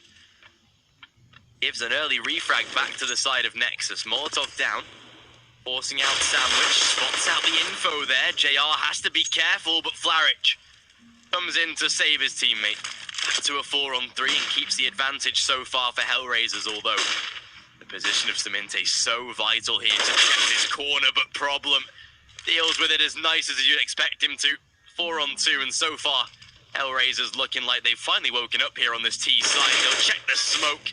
SXE, not a chance, and sure, IM will return a kill, but Problem makes sure the round is theirs. 4-4, scores are tied, and a chance for HellRaisers to take the lead with another eco from Nexus on the way. Oh, it's something you didn't even expect. You know, Siminte, it was such a prime position to be in. You thought, oh, he's just going to get that kill, 100%, at least the kill. But both the players pop out. He gets eliminated swiftly. There's not an opportunity for a refrag. A little bit dissatisfying there for Siminte, and now at one point Nexus, they had the lead. It was a pretty significant one at that, but HellRaisers not only have they equalized the scoreline, they're in a position where they might even come out on top with one more round. However, he's got something to say about it. Siminte as well with the CZ75. Damage being dealt here on HellRaisers. They've got to be careful against these pistols. Flarich thankfully takes out BTN and spots out the second as well, although Olof Peak might come through here from Zello. This could actually pay off right now. Flarich a little bit struggling for the position there. Fortunately, JR does miss the opening shot, tried to catch onto IM down the bottom of Hell. This one still looking a little bit treacherous right now. Thankfully, good read by JR. Expects the players to try and challenge from up above and works it out nicely. IM, though, returning a kill for himself. This is incredibly costly no matter what right now for HellRaisers. And the chance of losing the round is still available here as that Molotov goes down. Timing could not have been worse. Kalinka, fortunately, though, just able to survive. IM now on his lonesome. Bomb will go down. He gets an AK to play with. And on the flanks he goes. JR, is he going to be aware of this sort of position? Well, fortunately, he is. Kalinka, though, overextends. I thought JR might have spotted it, but IM wins the 1-on-2. JR not too sure what he tried to pull off there. Tried to get back towards heaven and play from a longer range, but does not work in the slightest. Nexus, they get themselves an eco round. Oh, I cannot believe they've done it, or shall I say, I cannot believe IM has pulled it off again. He managed to win the clutch in Mirage. He managed to win the clutch here on Trade. And yeah, it's a little bit perplexing what JR is trying to do here in this position because the player was still relatively far away. Maybe he thought he was going down ramp and he could just sneak past through him. But clearly, the angle was there for IM. Plenty of bullets in the clip, and he managed to get that kill on JR. Of course, it's relatively hard to understand that thought process of the pro, but clearly JR thought he made the right decision. But what is clear, however, is that Nexus still maintained the lead. It's just by one measly round, however. It's nothing too significant. They do have 5, whereas HellRaisers, after losing a round like that, gotta break their momentum, at least a little bit. Especially with Nexus now again establishing that double AWP setup. Siminte on that secondary sniper. will make the life of this T side just that little bit more difficult. Although, look at the way that Nexus are playing right now. If HellRaisers commit to a B rush, they are in trouble. Fortunately, the rotate is now there for Nexus, leaving the B bomb site very susceptible to an early rush there. Fortunately, now with the smokes down, that should keep HellRaisers boxed into these brown holes maybe a little bit longer. Although it does seem like HellRaisers are going to be setting up for a B-sided take. Problem ready to burst out through the heavens. 5 players stacked up and ready for this one. It is a full commit out of HellRaisers. The flashbangs will have to be perfect, but SXC counter flashes, gets away with 1, make it 2 as well. Flarich good return, although how do they commit to this now? Excello on the corner, he has a perfect angle. Bomb thankfully will be able to go down, but a 4-on-3 to play. Good. Ooh, did JR spot IM though? That's the question. No, he did not. Back to a 4-on-2, a simple shutdown so far, and this B-sided hold not going to stand up to scratch. 6-4 Nexus, another great retake. Oh, it's incredibly difficult to try and take over the inner bomb site, especially if you get shut down so early. And in this case, it happened all the way in the ramp. So we're talking already a man disadvantage scenario for HellRaisers, where they have to commit to the side, where Nexus have put almost all of their players on this B bomb side. If you're not able to get the plant down quickly, time is going to be dwindling. The smoke grenades will begin to fade, and slowly but surely the Nexus players will begin to close in and, of course, shut down every single one of you. A little bit dissatisfying there for HellRaisers, being shut down so quickly, but look at this, another change of pace, this time around toward the A-bomb side. This is where Flarich is moving in as close as he can, but he gets eliminated. Good refrag by Yam, damage being dealt. IM, how is he still alive? He isn't. So HellRaisers, even though they're so close to the site, so many frags coming through, there's another one by Samantha, and it's now a 1v1 as he's left against Problem, and he sees him, and he wins it. Samantha manages to win the round for Nexus. That is another victory for Nexus, and most importantly, another clutch going their way. That is absolute madness right now. HellRaisers, like you say, the change of pace, it was actually quite successful for a time. But Saminte comes in with not just 2 rapid shots, but this one onto Problem. Literally just takes his head clean off there, and HellRaisers now, they seem to be struggling here. This faster play approach on this T side does seem to be causing them a little bit more of a problem than they might have imagined right now. Down towards Hell again. Angle spotted, knows of the player, can't find the kill, but BTN can. This is maybe looking a little bit more scrappy than we might have imagined here. HellRaisers only a single round away from losing this first half already, giving Nexus the minimum advantage, and already into a 5-on-3. What can they do about this here again? Problem is pretty much isolated, and there's not a lot that he can do. IM shuts down 1, Excello with the second. It's as easy as that here. This is 8-4 for HellRaisers, and a clean CT-sided round. Their economy finally looking stable, and HellRaisers, they're in a bit of trouble right now. Tactical pause is definitely seeming like it's needed for the next gun round. They've got players right now just running to sacrifice their own lives. It's a little bit lackluster here at the moment, and yeah, there we go, as to be expected. HellRaisers, tactical pause, it needed to come at this point, or else Nexus are going to be running away with this CT side. It definitely feels like, doesn't it, you know? After losing that round to just the mere pistols, it felt like that was the swing round that has now put the favor in the hands of Nexus. And HellRaisers, you know, these past few rounds, especially the last one, it is a very clear sign of things are not going well in your camp. We get to see players pushing out aggressively by their lonesome. They have no backup whatsoever.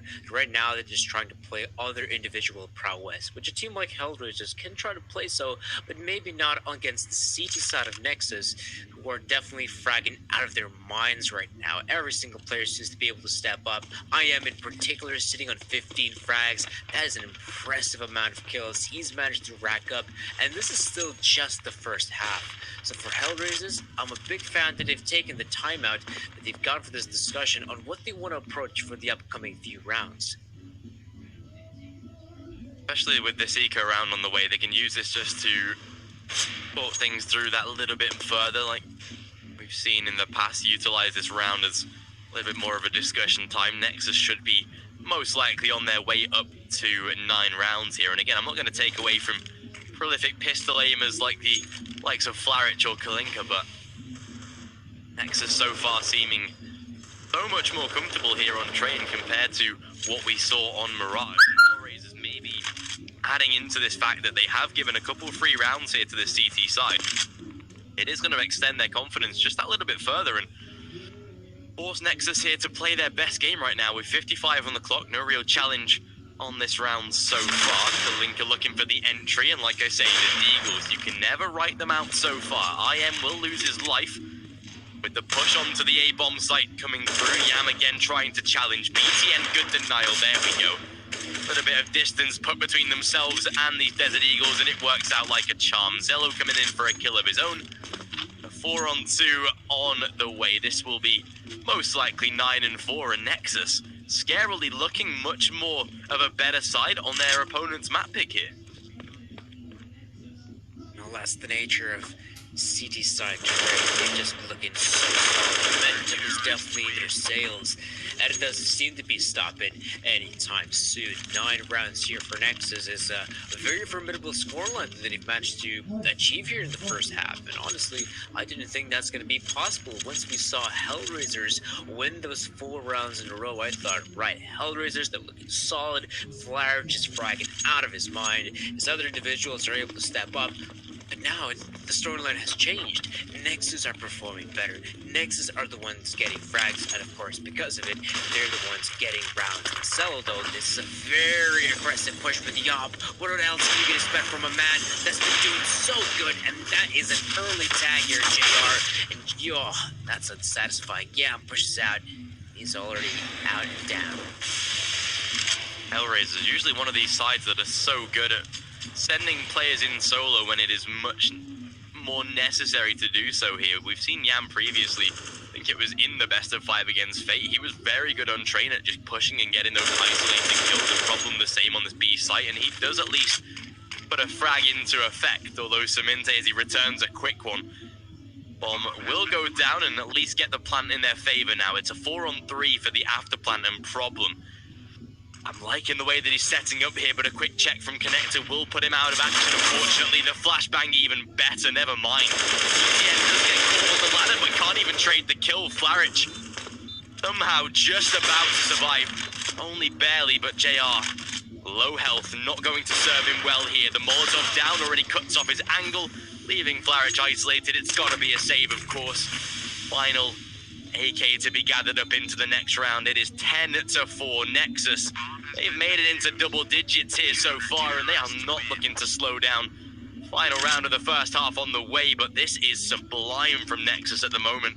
And sure, they can get a rebuy on the T side, but HellRaisers, this is a much different T side than we usually expect from this sort of team. They particularly, you know, they do send players in 1 by 1, but we've seen players like Yam and Flarich be getting those nice entries, especially on Mirage, where they were looking so convincing. This is completely opposite right now. Nexus, they are looking like the much better side here on Train, and like you say, they've handled the CT side exactly as they should have done, and this is going to be difficult now for HellRaisers to transition into the second half. The tactical folks seem to have run dry, but they're just going to try to push onto the side. SXC finding 2. Flarich, though, is more than aware that a player is still alive, and the positioning, I mean, it's all over the place. You got Flarich here on the B-bomb side, you have 2 players from HellRaisers on the A side, and you also got Yam with the big flank. Are they expecting him? No, they are not. That's going to be 1 good kill, but where is the bomb, however? That's the one thing that really perplexes me. How come there's no bomb from HellRaisers just yet? That's going to be another kill here for Yam, and that's because the bomb is on the site itself. Now it's all up to Lonesome SXC. He's found himself some great triple frags, but with just 18 points of health, it's going to be an incredible clutch to win. And slowly but surely, Yam is creeping in. He should be able to spot it SXC here. That should be his frag. Oh no, it's SXC to come out on top, and Kalinka is just so far away. Good reposition by SXC as well. This is going to really make Kalinka a lot more nervous than he might have thought here. This is some excellent positioning. SXC should win the round, and of course he does. An ace to close out round number 15.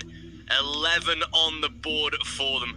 A sublime CT side, and HellRaisers, what is their reply essentially? Nexus, they have, on a map that HellRaisers have provenly had some great results on, they've made them look like an amateur side at this point. 11-4 is a very good scoreline, and sure, T-side is a little bit disadvantaged on a map like Train, but it at least serves up for 5-6 rounds or so. And HellRaisers, they looked lost by around 11-12 in this first half. If the pistol round goes wrong, we are fast tracking HellRaisers to a second map in this series so far. Oh boy, they definitely have not been looking up to their standard that we saw in Mirage. And if HellRaisers can't win the pistol round, absolutely, they're gonna have to look towards the horizon. I hope they can get that third map. Oh no, I am being very sneaky beaky like. Now the Nexus players, they could, if they want to, commit to this A-bomb set from what I can see. There's going to be the smoke grenade being deployed here. Flared. Oh, good shot here, BTN. The taps are there. Maybe you can try to shut him down, but no. He'll have a taste of Celo's medicine, and it is very deadly like poison. Problem, and Kalinka still very much alive, however. It's 2-on-2. Nexus will now make the right choice. Why keep on fighting for the A side when you can have an empty B-bomb site? Bomb plant should go down nice and easy in the middle of the site as well, so ultimate protection here. Does make it maybe a little bit harder on the after plant. They will have the heaven position to look in from, though it's planted perfectly. They do have a smoke and a kit, though, that might be on their agenda here, although Kalinka, he loses access to that already. A tap onto the bomb, but problem forced out. Dude does get himself the first. Does he expect the second, though? That is the question. Looking to win out the 1v1, but will not be able to do so. Grabs the kit, drops the smoke. There is still time on this. He will commit to the defuse right now, and maybe a chance, but maybe not. SXE landing the headshot to close out the round. There wasn't even time to defuse, actually. The bomb exploding far too quickly. But there you have it. HellRaisers, they are looking weaker by the second. Pistol round secured by Nexus. Force buy, of course, made by HellRaisers. You can see beautiful money chart leaderboard here, depleting their cash. But they lose this round. Nexus are on their way to 14, and this T side seeming like it might have already done enough to wrap up map number 2. Great start again, though. These Desert Eagles, we love to see it. You can't write them out of these rounds here, and a great entry by Yam. I mean, that's just incredible to see that here, Nexus, they're leading this matchup. They're leading 12-4 right now, and yet once we got a glimpse at the scoreboard, in terms of kills, things are looking pretty even on both sides. Yet it is Nexus with the significant lead and almost on the brink of winning that second map. And Yam perfectly embodies this sort of situation they're in. HellRaisers capable of getting frags. It's just been these weird few rounds that they've lost to clutches, that they've lost to their opponents that had no say in the matter, and yet HellRaisers are now on the back foot because of it. Maybe this is their saving grace. A round like this, armed with just pistols and some SMGs, can they pull it off? Celo will make sure that's not the case. IM will also chime in, and Nexus will continue on with the push. Kalinka struggling quite a bit, and Problem will move in. He's only got the MP9 by his side, gets the one. JR also gets one with the scout, but now getting all of them with the scout, almost mission impossible. Especially with these players not being tagged. If they lost a little health between them, they might have had a chance here. But Excello, step ahead of the game. 13-4. The force buy round from HellRaisers not going to be paying dividends this time, unfortunately. SumAliKa round on the way. Nexus looking like the very dominant side here so far. 14-4, seeming likely the rifles up, of course, for Nexus, stacking the cash already on a couple players, getting it in the bank, ready for the first investment of HellRaisers here. Nade stack most likely to come, seeming like they might throw those through the main position, but unfortunately BTN a little bit late for their liking. No damage to be inflicted. They will stack into main and see what they can find here, but warded away from the peak. Does get away with the first though. Now the Ivy push to come through, see if they can wrap up this eco round nice and quick. The Linker though, and Flarich, that's what I'm saying. Desert Eagles again, looking like a deadly aspect. Yam finds the head of Zello at this point in a 2-on-2, thankfully handled by Nexus. A little bit more expensive, but they get the round nevertheless. 14-4, first buy to come. JR straight into the AWP. And HellRaisers, essentially 10 rounds in a row to tie the scoreline. A single victory by Nexus grants them overtime security and, well, breaks the bank of HellRaisers, probably to seal the game itself, but it is all in the head of HellRaisers. They've got to pick things up right now. This is a very weak game of train they're playing so far. Indeed. The fact of the matter is Nexus, at this point, have won 10 rounds in a row, and it doesn't look like they'll stop anytime soon. It's metal to the pedal at this point, and Nexus are showing us how. They are, though, going rather aggressively, but you cannot really blame him. He's looking for any sort of openings, any sort of opportunities to give his team the edge, and he finds it. That's going to be one player out of the equation. 3 more to go, and Problem gets another one. BT and Cemented, though, rather far apart from one another, so it's going to be rather difficult either to win this one, and, well, Cemented has now been left in the clutch, and he will not pull it off. HellRaisers finally end the streak of Nexus, but still, to try and win this second map seems to be almost delusional. You're going to have to pull off one hell of an A-game, and HellRaisers, as we've seen in the past, they're not the sort of team that can pull off an Astralis. Yeah, I've got to agree there. Eco round to come for Nexus, but as soon as they have those rifles out again, that is where, for me, HellRaisers will start to look a lot more troubled, let's say. Double AWP to be established, though I think that is the right way to be playing this for HellRaisers here, especially when they just need to look a lot more stable. I am. Oh, that's so sick. Down towards Bot Dog. Uses the ladder to his effective measures, gets away with the kill. Kalinka just about surviving, but not for long. SXE good denial. Gets himself a free AWP to play with, puts it into use as well.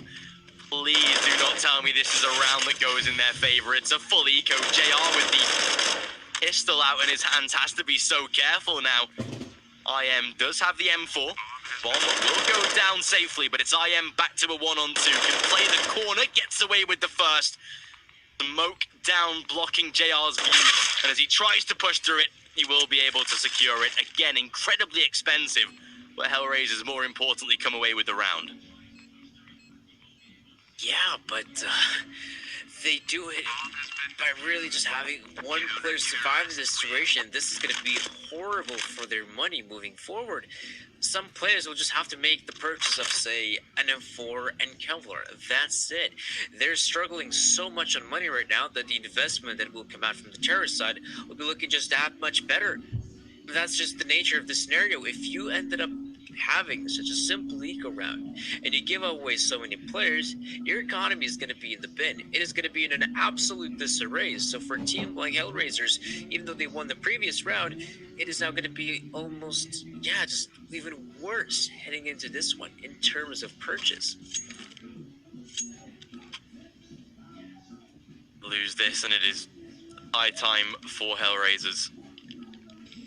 An incredible comeback they have got to make here. Essentially, 12 rounds in a row, really, on the CT side, if they do want to keep this game in regulation. First buy to come from Nexus, or their first full investment. AWP posted for Zello already, but incredible challenge down Ivy. Unfortunately, only good for the one. Losing his life already. Problem, though, able to capitalize on IM through the smoke. A little bit of a drastic move. Free frag to be found. The Nexus looking now a little bit shaky here on this T side, offering themselves for free, kind of like HellRaisers were on their T side, interestingly. Oh, JR, quick reaction shot. Leaves the final two inside of heaven. Will not check the corners just yet. There's the first, and BTN down to the 1-on-3. Bomb will be planted, at least giving a little bit more of a cash flow into this side now. The AWP not yet spotted, but they've already got a flank submitted. Flarich, easy closure of the round itself. 14-7. we continue. Get themselves a nice round again. 14-7. They're on their way back. It's a slow and steady approach, but Nexus, as long as they keep denying these rounds here, there is a real solid way to come into this. And HellRaisers, so far so good. Eco round on the way.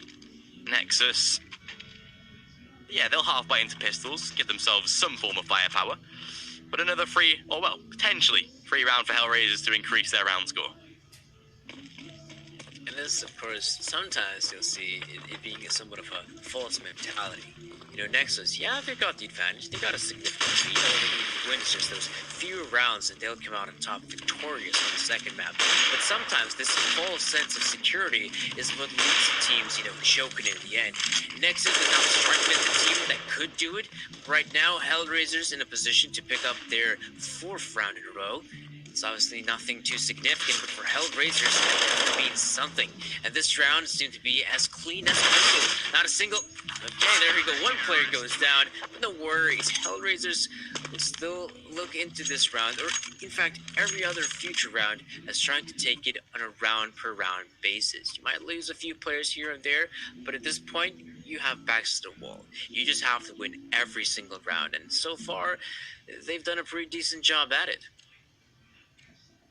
Yeah, this is CT side looking a lot more stable now, actually. Nexus, as they will bring out the rebuy yet again. Zello a little bit limited on his front of utility, but has that AWP posted, of course. Nexus on the flip side, though, if they do lose this one, again, it's going to allow HellRaisers back to double digits and really starting to put this second half now into a good effect. IM, though, has to be careful. Through the smoke he will go. Challenges onto Problem. Gets away with the first frag, I believe might be aware of JR's position, and of course he is. Like we saw on B-Site Mirage, it's B-Site Train that IM rules a double entry for him to find. Now they do have a rotate. Yame able to provide a little bit of extra support here right now. Bomb will be planted though, and a 5-on-3, this might be the breaking point. Nexus looking good here for round number 15, and as they lose their players, there we go. It's got to be a save, unfortunately, for these final 2 members, but it is 15-8 on the board, most likely. Nexus, they're on map point here. They're looking to take this fight to Inferno. That's looking very likely at this point. That 3rd hot map is about to come up unless HellRaisers somehow pull off a miraculous comeback, honestly, to try and reach those 15 rounds. But that's the big problem. If you're going to be trying to do a comeback like of a scale like this one, you're going to have to be flawless in your approach, and HellRaisers just don't strike me as the sort of team that can have such a flawless approach. And there we go. In just the previous round, there was a bit of a mistake. We saw IM pushing aggressively through the smoke as he heard an opponent reloading his gun on the other side. He gets caught off guard. The guy that was playing close by him tries to go for the refrag, and well, he also gets eliminated from that point onward. That's it. The B-bomb site is open for business. Nexus have full control over it, and once that bomb goes down, a 5v3 retake on inner is a really difficult task.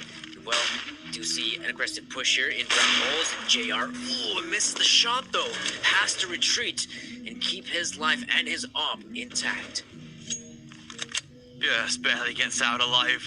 Kalinka taking a bit of a risk, but at least able to fall back now and stay safe. A 4-man site stack for HellRaisers on that A-bomb site. They have got to be careful with how this one is looking, because Nexus, they are showing signs of more of a B-sided commitment here. With the way that this one is going, maybe a chance of a B-sided execution. Thankfully, the rotate to come from HellRaisers, though. They'll put the second player down on that B-bomb site, ensuring that so far they are available here, although good damage. JR denies. Flashbang was good. They do catch off onto Problem, spot the head of that AWP as well, and as BTN will go up close and personal. Moke is going to be a bit more of a nuisance to play against, but the aggressiveness out of BTN, Saminte as well, down to a 4-on-2, make it a 3-on-2. JR just narrowly misses the shot, but they've got players posted, or have they? Yes, they do. JR, last man alive, a simple shutdown, and Nexus, they take this to map number 3.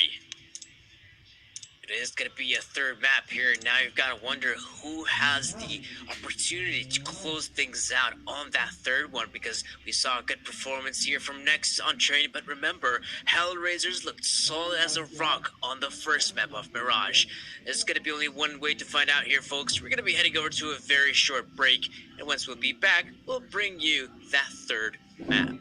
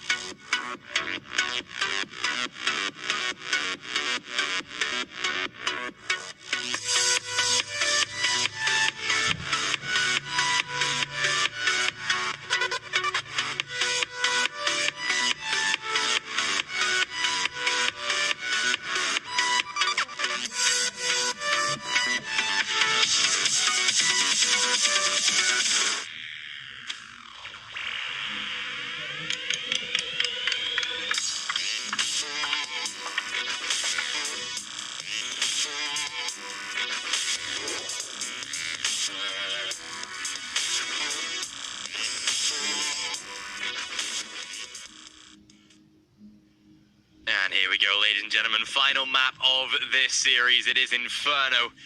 Knife round to decide which team will start on the CT side, but it comes down to a map that is definitely maybe one that we didn't expect to see. HellRaisers falling apart on train a little bit there and giving this Inferno game a chance to rise to the top of our agenda. And this one, it decides who goes into the winner's game. Inferno is one of those maps that HellRaisers have played a hell of a lot, but we'll see how Nexus can come and challenge like they did on train.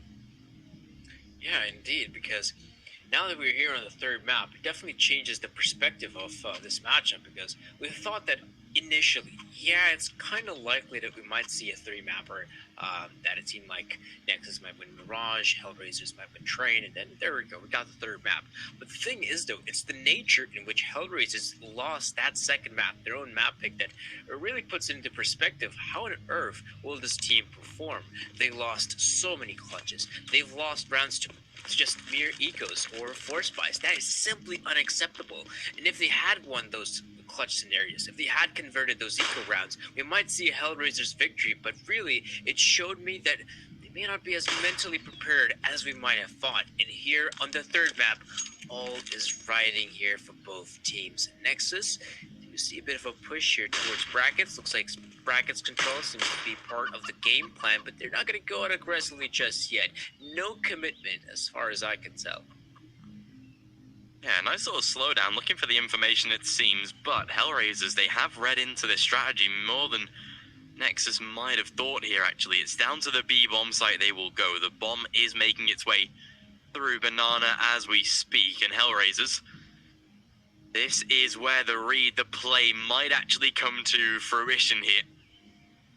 55 seconds on the clock, nades over the top, smoke down in towards CT. Problem, he is going to be prepared for this. The boost onto Flower, the double stack cross. Problem gets away with two. Kalinka returns back to a 3-on-2. That bomb has been retrieved, can definitely go for the plant. However, Zello, being isolated on the bomb site, forces a little bit of a retreat. And actually, this is a strategy that might pay off right now. They've got IM inside of CT. It all depends on JR, though. Closes down onto Zello, drops the bomb at the bottom of Banana. That should be HellRaisers bagging the pistol now. Oh, it has to be, and it is JR. A very good move there to actually push down Banana and try to eliminate the player that's just backpedaling there with the bomb. Very fine shooting from JR's part, and HellRaisers managed to win the pistol round. That definitely is a bit of a confidence boost from their part, especially considering how that second map played out. Now, can they convert this upcoming round? That should be a definite yes. I mean, Next is not even going for any sort of force buy, which has become rather standard here in Counter-Strike. It's simple eco blocks across the board, so for HellRaisers, not only a good opportunity to get that second round, but also a good way to build up some of that cash. Yeah, nice idea as well, using this in a very effective position. Yam, though, goes for the peak. Gets away with only one, though. Kalinka will snatch away a couple in return. A very simple eco round, of course, though. Nexus already that 2-0 down. Also shotgun, a little bit unpredictable, but Flarich gets away with the MP9 frag. Second round on the board now for HellRaisers. Here comes the full buy, though. Nexus already into an AWP. Zello able to buy up glass cannon. Had exactly the right amount to pick up the sniper, so it leaves him maybe a little bit weaker, but again, it puts that sniper up, something that so far the CT side does not have available to them. But the rest of Nexus, rifles, decent utility as well. Zello going to be looking for the early challenge, nothing presented to him as early so far, and Problem straight down towards Banana. Nice nade already, second in there to tag him even further.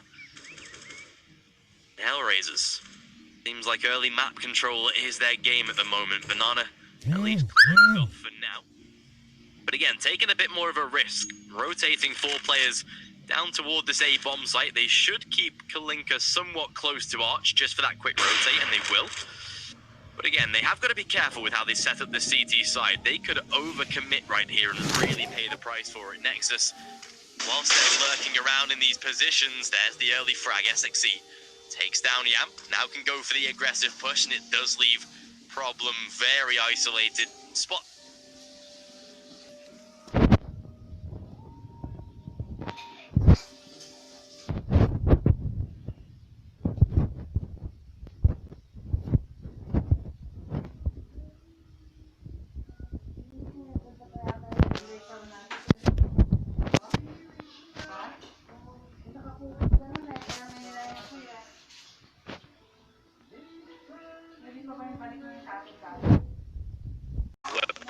For the next round, because if the 2 rifles are saved, we absolutely see a purchase from HellRaisers. If they're not, though, things can get a little bit dicey, though. I am on the hunt, expecting someone to see one player, but he finds the other one.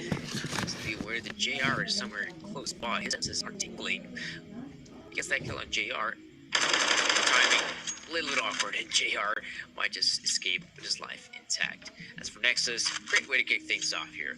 You can't really say that it was some kind of truly genius 200 IQ play coming in from Nexus. It was just their players, and one in particular, SXC, in a perfect position, you know. Finds the first killer from Boiler, then swings out for the second one in brackets, and suddenly the whole defensive from HellRaisers is in shambles because of those 2 kills. First on the board, yeah, HellRaisers, like you say, not being masterminded in their play, but brute force seems like the aim for Nexus here, and definitely did pay off for that first round. And you can see rebuy comes through, but not as effective as HellRaisers might have liked here. MP9 on problem. Kalinka with the FAMAS in hand as well. They've at least got decent utility here. We know it's vital, especially on a map like Inferno, to be having these Molotovs. Banana control, you know, down into apps as well is always a vital utility focal point. Nexus here again. 2-on-3 split. Exactly the same as the previous round, and again, it works exactly as it should. IM with a 3k on the entry. Nexus, they're making it look easy in these aim duels right now. A 3k for a single player. Picks up the majority of the round already. Bomb will be planted, and HellRaisers again looking for yet another save, but this is a perfect display from Nexus so far. Very nice entry into the A-bomb site, and HellRaisers just not a lot they could do about it. Unprepared again for 2 rounds in a row now. I mean, Counter-Strike is the team game, but if you have these few individuals just popping off, that's going to be more than enough for a team to secure that necessary win. And currently for Nexus, it's IM and SXC who are just so stellar right now. And it's not just here in Inferno, it's in the previous maps as well. And that's a great thing for a team like Nexus. We can't really say that from the HellRaisers side, there's this one individual could say, yep, this guy is, you know, always getting those entry frags, always dealing the damage, always winning the clutches. In the case of HellRaisers, you could make the claim, oh, we saw Flarge do this and that in the previous map. Oh, JR from time to time also gets those openers, but you can't really compare them to the Nexus players, to what IM's been doing, to what Cell's been doing, and of course, to what SXC's been doing throughout this best of 3. For certain, yeah, especially on Mirage where we saw, you know, IM brute force in the B-bomb site. SXC on train with the sort of ace round that he had at the end of the first half. Some of these players have been putting up solid entry fragging numbers, and yeah, HellRaisers, more of a collaborative effort, no standout player on their roster so far. Still, 2-2, Falika around on the CT side should be again a fairly easy one for the side to master. Nexus should be able to establish at least a little bit of a lead. JR though, trying to put the Zeus into good work this time. Not available, but a good couple of, or at least tags of damage. A single kill only to be found, unfortunately. And that does leave Kalinka now in a 1 versus 4. 50 seconds on the clock, bomb on its way to the site. No real urgency about though for Nexus here. Do not need to commit overly into this round. Again, there is still a Deagle in play. Kalinka can definitely put this to use perhaps, but BTN says no to that one. 3-2.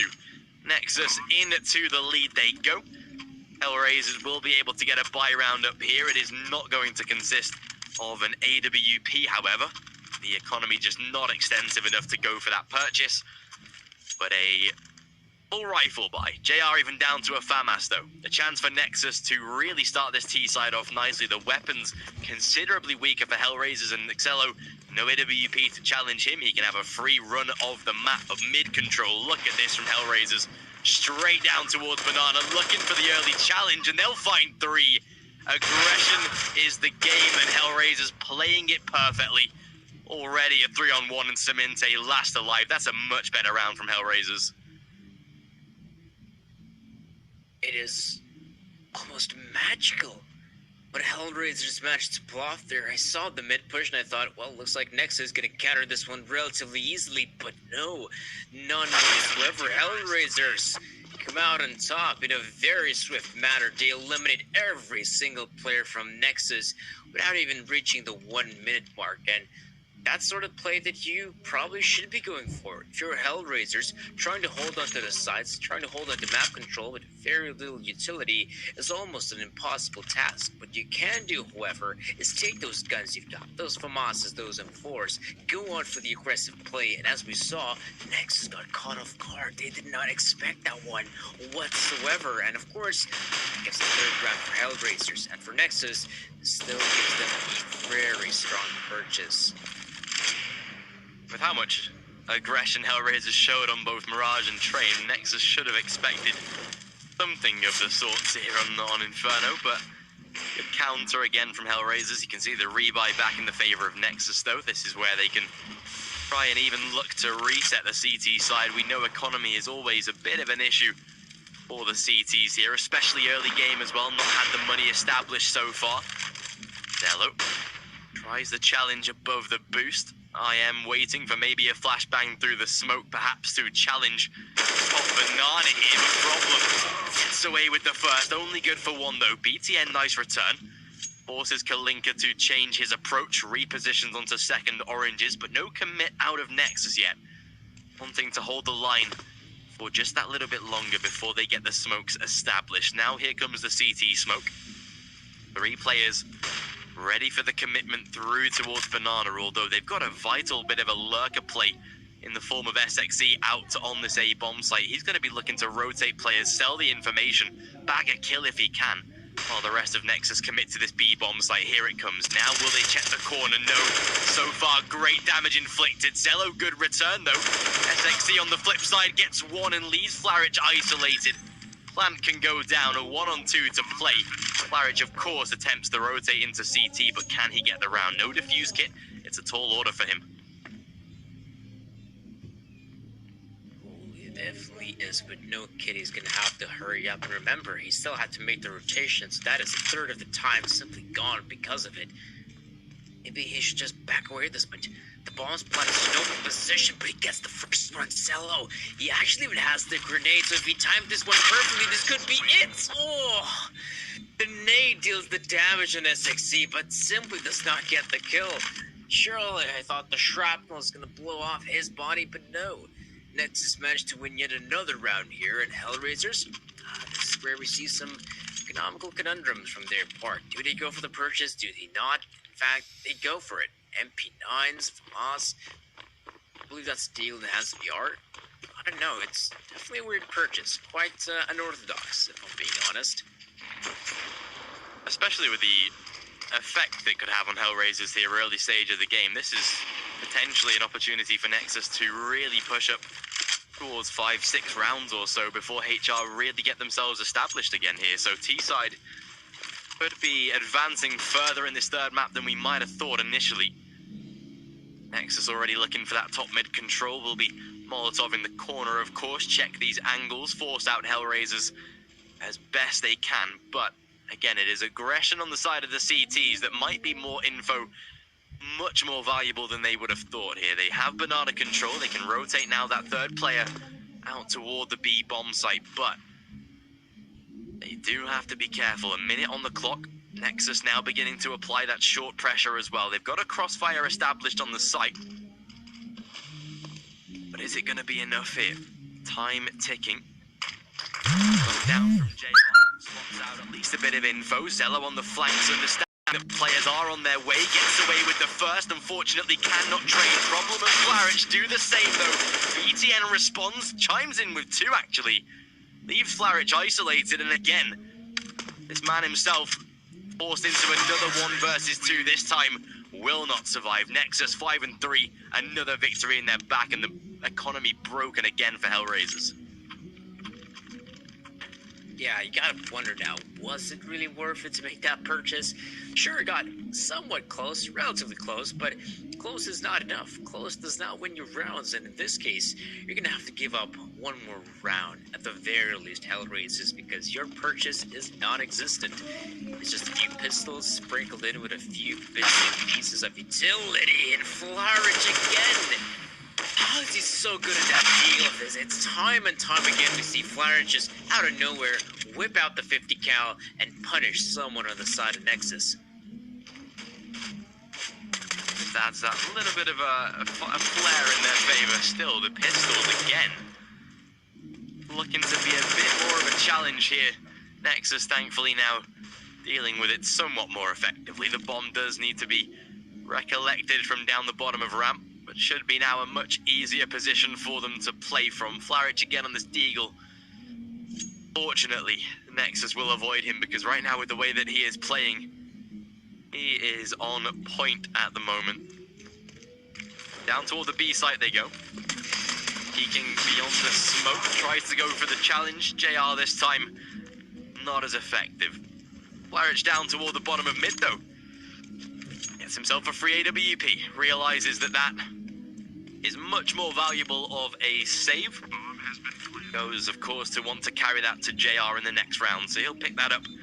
Not going to be sacrificing the round itself, and more importantly, the AWP will go for the save, but 6 and 3, Nexus starting to really pull away here on this 3rd and final map. And again, it's a map that HellRaisers should be relatively comfortable on, which is, again, a bit more of a dangerous factor right now that they are starting to, slowly fall out of what is a CT side here. I mean, you look at Inferno, 17 times played, and sure, they did lose 16-6 to Fate, but they've had some convincing victories, even over the likes of teams like Sprout and Heroic. So they've, done what is necessary to win out on a map like Inferno. But Nexus, even with their 0 officials played in the last 3 months, are looking like the more convincing side. They seem to have really picked up momentum from training and are just running with it right now. HellRaisers currently not able to deal with it.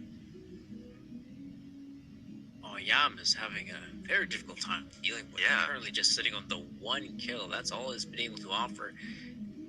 It's simply not good enough. We're going to have to see more of these players step up if they want to try to secure the victory here on a map like Inferno. And currently, HellRaisers not having any whatsoever. Banana control, though, does come in here from HellRaisers, but they have been smoked off very rapidly. I wonder if the HellRaisers even want to expend any of their utility to keep on fighting for banana control. But that grenade from Flaric, it's a doozy. Does a significant amount of damage. However, he may not expect that the Nexus players are going to be on his doorstep. That is some pretty poor flashbang from his own teammate. But no worries, HellRaisers doing a fantastic job at eliminating these players. Ball's been dropped in the middle of nowhere, thus making it incredibly difficult. Cello with 1, and that seems to be the only one, but no, a second, but not a third. HellRaisers have done it. They've managed to secure a 4th round. Easy side not completely out of the game yet so far. Nexus will be struggling in terms of economy as well here. Their rebuy seems like it will be coming on the way. It will be dropped or at least bought up as well. So they will have the rifles. They have the necessary buy, but a chance now for HellRaisers to break the cycle. At least look to close this out at 6-6. They've got that double AWP established yet again here on the CT side, something that we've seen repeatedly out of them. Beautiful nades to start, but a great entry. Kalinka, good response. IM being particularly low as well, might add for a free kill, but Kalinka overextends the mark now. B site is lost here. And SXC, he's just prepared on the other side of the map. He spots out the final 2 players. They know exactly what is up now. Straight into ruins, they will go establish those after plant positions. And it seems like Nexus, even despite the low buy, seem to be back to winning ways. I mean, you can even just see there in the middle how, maybe not necessarily slow or HellRaisers to react to the B-side push, but how fearful they were of expecting someone from Nexus trying to creep out, maybe from the apartments, maybe from middle. That's why they were so slow on the rotation, and I mean, they were absolutely right. There was another player behind that smoke. He managed to kill him all right, but winning that round again just becomes impossible at this point. They're just so far back.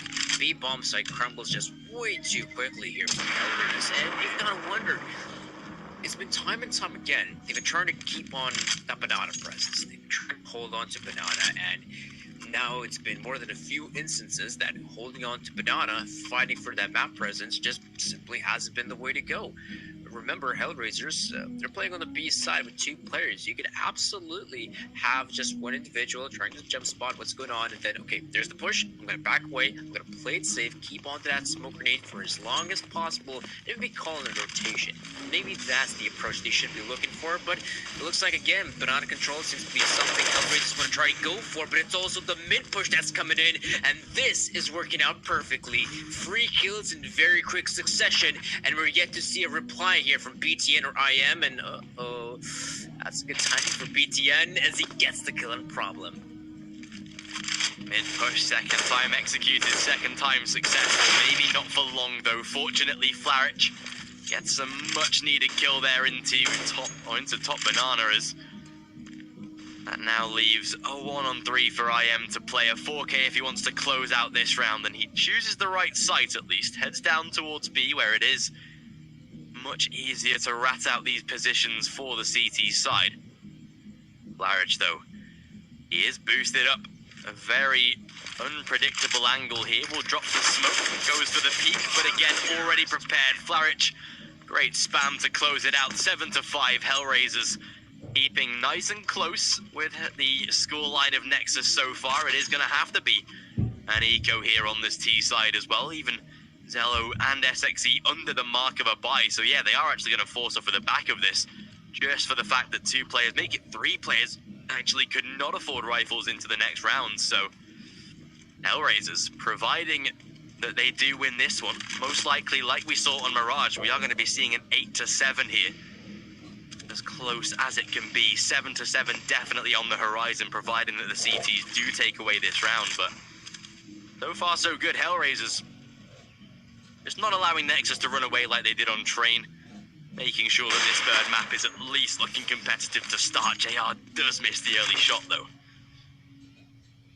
Yeah, that's incredibly dissatisfying. I mean, JR was looking at that position, and he could strike at the right moment and pierce the player's body. But the upshot, it just went into the ether. It just didn't connect whatsoever.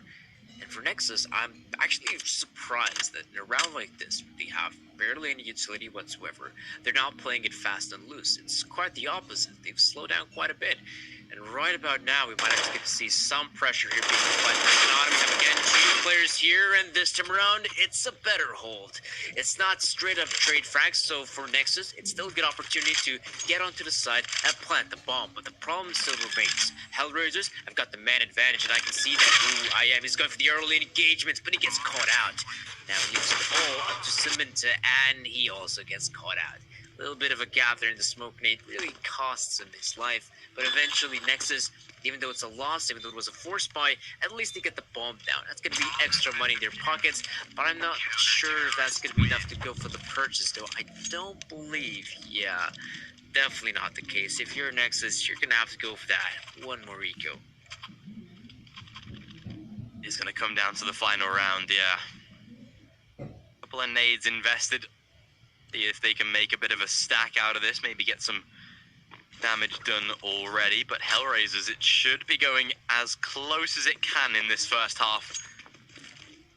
We'll see what Nexus can do with these couple of pistols they've invested. The nades completely disparaging, though. No damage to be inflicted whatsoever, and that is, well, the greatest situation for HellRaisers here. Should be able to ride fairly cleanly out of a round like this. Again, they've got pistols that could be a bit more of a nuisance, but without Kevlar, it's always a lot more difficult. Flash over the top. Kalinka did at least spot one of those first players exiting top banana. JR, though, the timing, the he swings out to short, lines up the first, spots the second as well. A tag onto Zello, at least to inflict some damage. IM finds a return. Yam responds with a kill of his own, and players now tagged up here, but still, JR still alive somehow. Down to 14 health, but keeps on living. Bit more of an easier eco round than Nexus would have liked to have made it here. 2 players still alive, but make that just Zello now, 13 health. And 7 rounds on the board for HellRaisers. It is going to be as close as it can be going into the second half. Ooh, Zello. Beautiful headshot onto JR. Makes it a little bit more costly. But the premise is the same. 7-7. It is going to be 8-7 on the way through to the second half.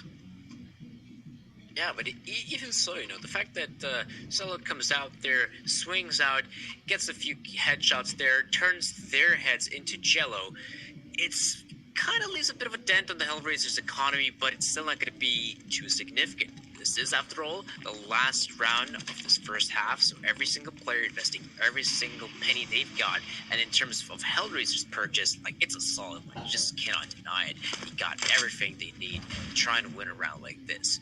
Now, this is a bit of a change of pace. HellRaisers not fighting for ground control. That seems to be their modus operandi throughout the majority of this first half. But now, they decided we're going to play it safe. We got a lot of utility underneath our belts. We might as well savor it for as long as possible. And then, once you have to come in for the push here, Nexus, that's when we're going to chuck in all of our smokes, Molotovs, and even flashbangs if necessary. Seems like full commit will come here. HellRaisers maybe a little bit more wary to this than we thought. Flashbang does at least pop a little late, but Kalinka gets away with the first, and plenty of damage to follow it up with. I feel like Problem might have just been spotted on the way in, although BTN maybe not with the way that they are aware. Time is plentiful in their favor. Oh, Saminte was spotted on the drop down. Problem now being challenged, but gets away with a further kill. Now here comes the challenge. Finally a trade. Zello finds a refrag, but not for long. SXE on the flank though. There's the punish. Leaving JR isolated now. A single point of health on Saminte, but he has got that Ruins position to take care of. Doesn't matter though, Nexus. They close out round number 8. At least take a slight advantage moving into the second half, and that's exactly what they needed. Again, Yam picking up the pace a little bit, only got 4 extra kills than the last time that we checked into the leaderboard though, and he is one of those players that you do sort of expect to be top of the leaderboard, but not the case at this point. Still, 8-7, Nexus, a slight advantage into half number 2, but it is the T side of HellRaisers now. They've looked good on T side though. I am optimistic, let's say. HellRaisers, we know what they can do. They've just got to put it into action.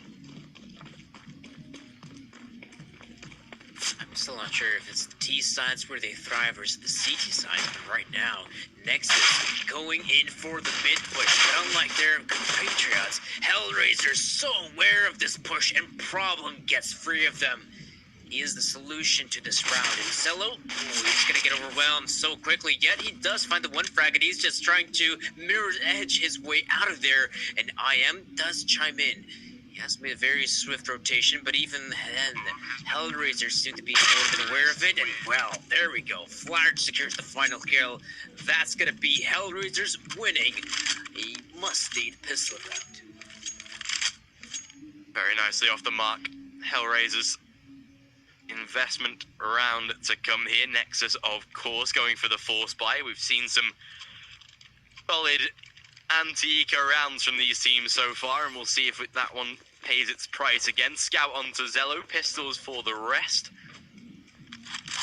But HellRaisers, providing that this one does go as expected, a chance to extend the tally here in this first little opening encounter. JR, good early entry. Saminte, nice return back already. Nade over the top. Not going to do any damage, unfortunately.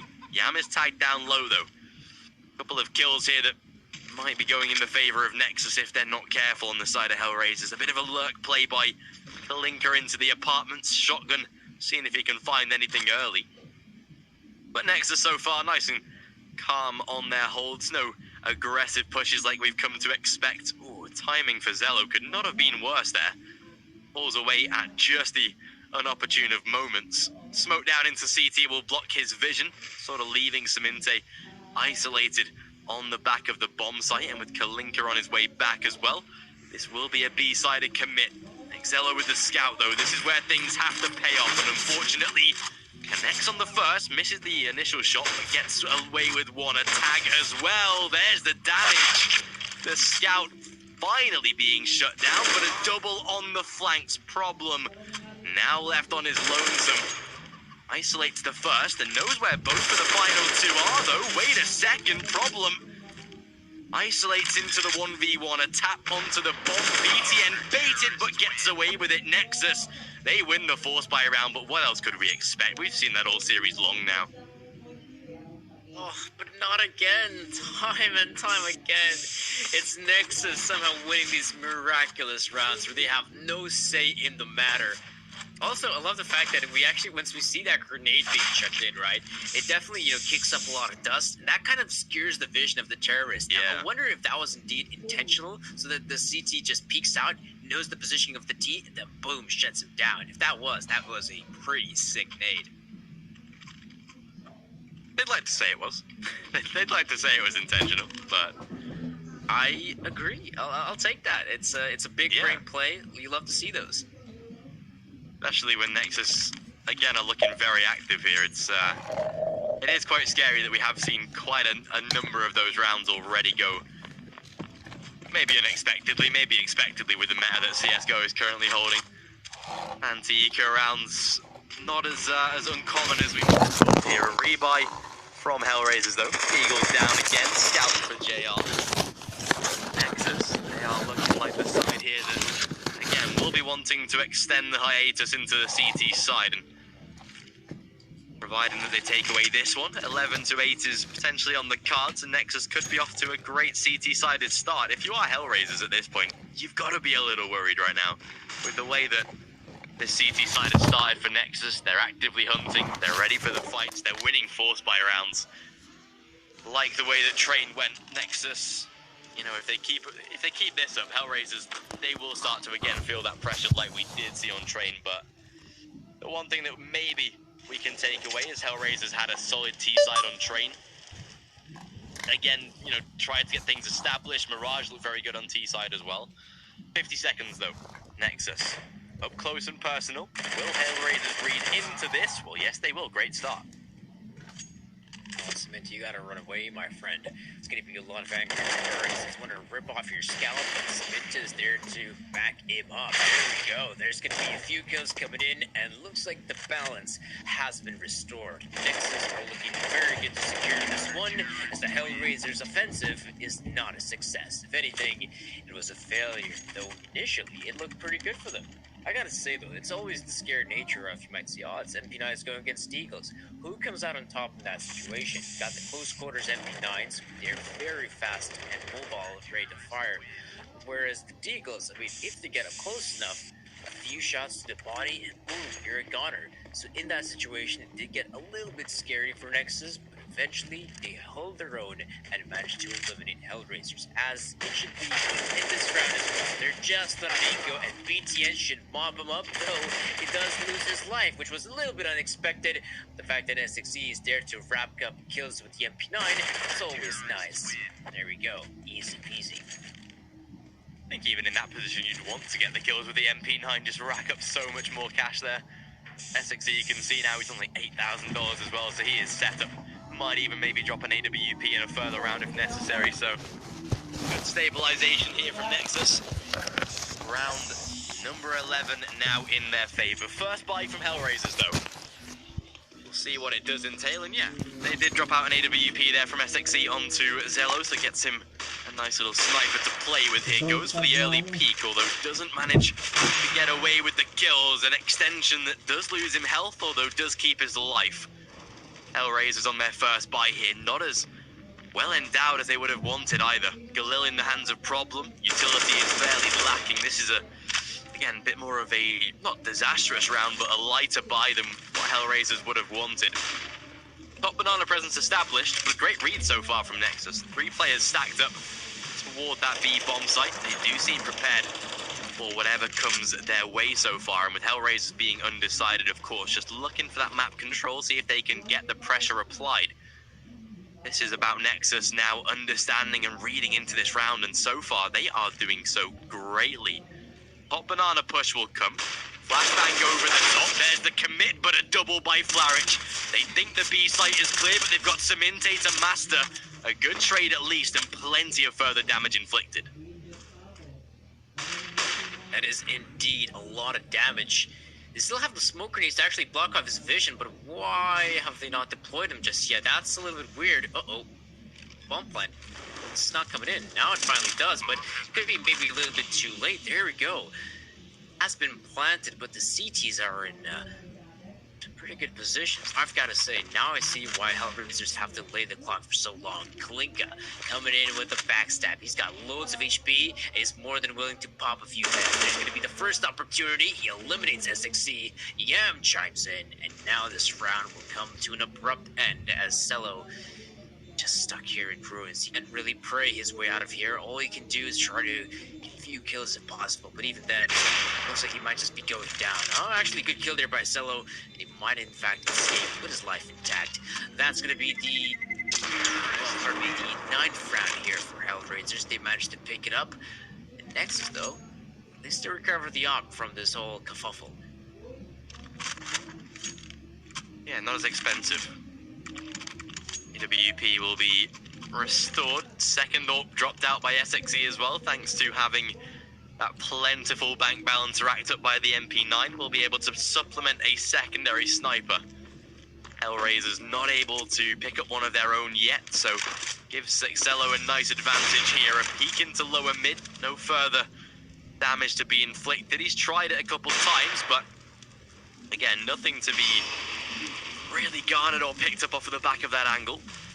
Molotov down, or smoke or a tag in there for Zello. Slight little damage infliction, but nothing to be worried for so far. There's the challenge though. Problem finds the early entry, forces back the peaks as well. I am tagged at top banana. SXE forced out of apartments. This is HellRaisers now just slowly applying that pressure, but not even in a way that Nexus, you know, it's not a group stack, it's not a faster play, it's one by one peaks into good angles here, and HellRaisers just working out the info for themselves. A great couple of kills, damage done, but SXE returns a double, back to a 3-on-3, and both of these sides incredibly tagged up here. It's going to come down to this site hold as the crossfire has been established, but 3 players of HellRaisers ready to pounce in this short peak.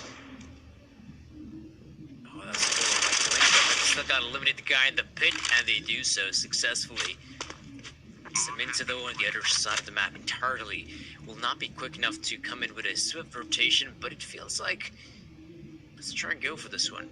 There is a low HP Yam, though, so if he finds him, that's good. However, with no defuse kit, means he has to hurry up, sees the head, but a little bit too late. Kalinka will secure the round here for HellRaisers, and well, that is going to be 10-11. HellRaisers have reached double digits, and in fact, they're in a position to even tie up the scoreline. Their opponent's going to be a simple eco from what I can tell, and please, HellRaisers, this is the type of round you have to convert.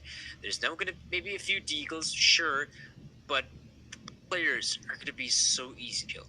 If you're going to be just proper game plan heading into this one, then for example, you want to try to go on the A side, B side, go ahead.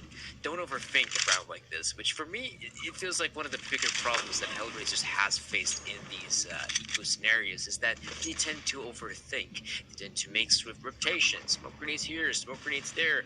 Sometimes you just gotta play it stupid. And in this case, bam, there we go. The players just line up, you just eliminate every single one of them, and the round is already in your hands. The collateral lineup there as well. Yeah, like you say, from HellRaisers, you just want to see them keep the distance, especially in a full eco like that. Present minimal opportunities, and that's exactly what they do. 11 on the board for HellRaisers. Seem like we do have maybe a little bit of a technical timeout here. Hopefully all is good, but gives Nexus a chance to just drop themselves a couple seconds here to think about this upcoming round. Now, the money they've got, again, is fairly limited. They will not be able to support an AWP, unfortunately, and again, that's going to be a big loss to take, especially when JR is now posting up his sniper. But you look at the buys that they get, they're able to bring out the M4s. Any M4A1Ss are going to be preferred here, especially with the cheaper price going to account for a little bit more utility. But so far, this is Nexus maybe feeling a little bit underwhelmed right here. You know, Zello's looking good, but he's been mostly on that AWP, so you'd want to see him back to that, but not available, unfortunately. HellRaisers, you can see they're starting to look a lot more comfortable now. Yam's picking up the pace as well, 11 frags on him, so he's seeming to be back with the rest of the squad now. Money is stacking for them. HellRaisers seeming fairly comfortable, but round number 23, it is going to be a make or break for Nexus. They lose it, and unfortunately, HellRaisers are on their way to a couple rounds lead. So late in the game, that is going to be decisive. Nexus really have to dig deep here, and especially on a limited buy round, you can see MP9s are even a factor here. They've really got to persevere to take this sort of round. HellRaisers, I'm not going to say it's easier for them, but if they handle the MP9s in the correct manner, they are going to be able to shut down this round easier, and Nexus are in a bit of trouble. We already are in a bit of a pickle here, Nexus, just because of the purchase they've come in here. Oh, I am get as close as possible with the MP9, but Yam seems to have a good awareness of what should be taking place. And bit of a change of positions, and even though there's players dropping dead, Yam has no idea that he has allowed a shark to penetrate his defensive. Now Yam's teammate is dead, and he will not join him, at least not now, that is. His teammates are dead. The bomb has been dropped. The Nexus can almost taste victory here in round 23, as that's going to be a very solid double peak, and Nexus secured the 12th. Even though we did have a lot of vision towards Banana, we were seeing what was going on towards that part of the map, I really wanted to see what actually happened there in brackets, what happened there in middle, that HellRaisers just died so rapidly. Yeah, Nexus able to utilize a great little bit of positioning there to sneak in the back lines. HellRaisers, of course, we're not aware of, but definitely will now factor into these next rounds here. They do get a rebuy. Zello on that free AWP as well. Force back Yam, though, sent into aggress, and so much damage. Drops Zello down to low, but kills off Saminte in the process. A beautiful entry, and look at the turn of pace from HellRaisers. Already on their way toward the A-bomb site inside of Graveyard. Problem, well, not even needed. Kalinka takes him out before the challenge even has to come through. It's a save out of Nexus, and a fairly free 12th round for HellRaisers. The push down towards B, selling enough of a rotate to allow that A site to be weaker stacked. Good use of the positioning. Bomb will go down nice and easy. 12 to 12. This game so far, the closest that we've had in this series. Yeah, it's definitely going to the wire, it seems like. Maybe it's just also the nature of this being the third map, and not just any third map, Inferno of all places. Yeah, definitely things are getting close as possible, neck and neck, if you will. And Nexus, at least with the free weapons being stayed, they're going to be right back at it with another purchase, so they're not going to be given up that easily. Even though in the previous round we did see a very nice aggression attempt, it was superb in fact. They managed to win the round because of it. But if you keep on trying to go aggressively, in another instance, again for example, HellRaisers might be coming. HellRaisers might even consider, you know what, just in case that we don't get caught off by any aggressiveness, we're going to play it slow. We're going to play it slow, and we're going to make sure that if Nexus want to try to go for said attempt, we will punish them. Surprising there's no tactical timeout here called as well. Teams have been very light with those so far across this series. Nexus not wanting to take a little bit more of just a brief moment to discuss this upcoming round. It is a very important one here with the way that HellRaisers could even break the economy. They do take away this round here. B-side looking to do exactly that. Flaric up close, thought he was about to swing the corner, although bit of an overextension. IM swings, Flaric able to find the first kill. Molotov blocked by his teammate, so not as effective there. Saminte will be allowed to sit in the corner at least for now. But as time is starting to maybe become a little short for Nexus, no, Saminte gets away with a good refrag. Flaric again to respond. 4 on 3 in their favor. Do they expect a further player down top banana? Well, Zello is waiting. HellRaisers, they've done the right thing. They pull back for now. No reason to overcommit. They've still got plenty of time in this round. And a rotate toward the A site is on the way. JR sent to hold top banana, although SMZ, that's perfect. Surely Kalinka has to swing for the refrag and definitely does so. Restores the advantage, but not for long. BTN, good denial. With that bomb being dropped, this puts a spanner in the works. BTN, though, if he gets the kill on Kalinka, that's going to be it. But Kalinka making sure that player does go down, and Cello, gets the one.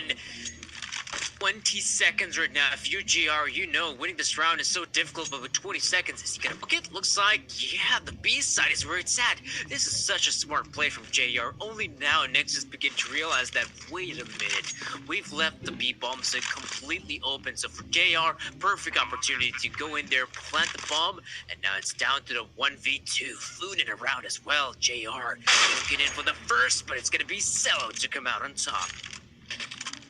Good expectancy of that angle. JR wanted to isolate into a 1v1, and if there's any position you take from a rotating CT player, it is ruined. So perfect, good informational piece there.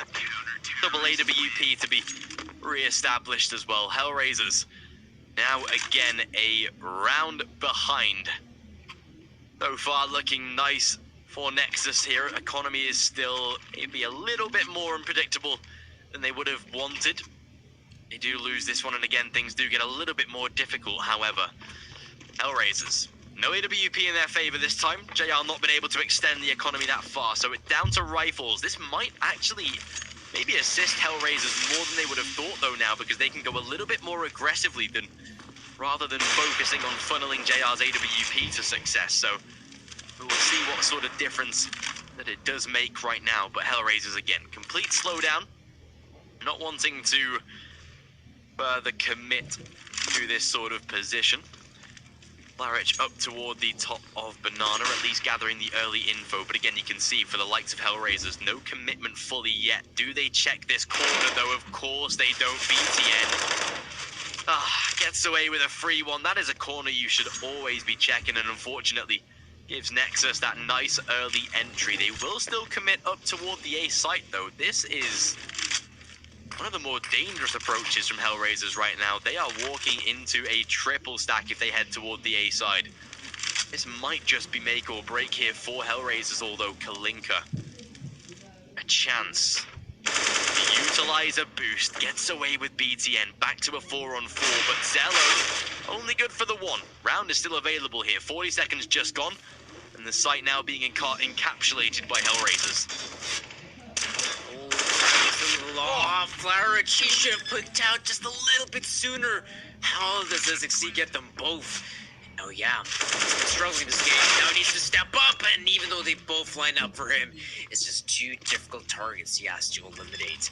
It will be Nexus to come out on top. They steal this one away, but I've got to say, you know, the spacing there was just a little bit off for HellRaisers, and that is quite literally the only reason they've lost that round. There's only one player they have to eliminate on the side. If Flaric just swings out just a little bit sooner, that is when we don't have Kalinka turning his back around. Flaric, maybe if he gets the kill, there you go. That's suddenly a 3-on-2. Very good situation for HellRaisers, and Nexus have a difficult time ahead of them. But because the spacing was off, that is why they've lost that round.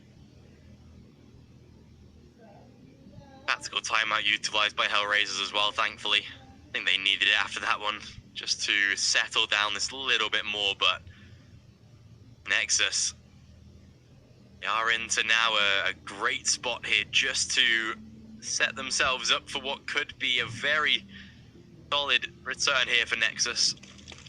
14-12, and you can see, look at the buy round. This is risky right now from HellRaisers. They had to go for it. They had players sort of under the threshold of being able to eco safely, so it had to be a full buy, but it leaves them very lackluster. Single AK is all they've got. A Galil in there as well, but a commitment up toward the Molotovs here. Kalinka takes a hell of a lot of damage. Already an aggressive push, but a drive-by shot by Problem. Takes out BTN, leaves the CT spawn completely open, however. They hear so much information off of this plate, and with IM on the back of the smoke, might actually pay off with the way that they're set up here. IM, if he works this in his favor, there's the first, make it two. Saminte gets out safely. The hold, though, has to come through, but Flaric denies. Down to a 3-on-2. The bomb beyond the smoke. Not able to be recollected yet. SXC exposes his position. Should have sort of held back from firing there and played this a little bit more sneakily, but as that bomb is down, they don't have a defuse kit. Maybe one available, but Problem already takes out SXC. That should be 13 for HellRaisers now.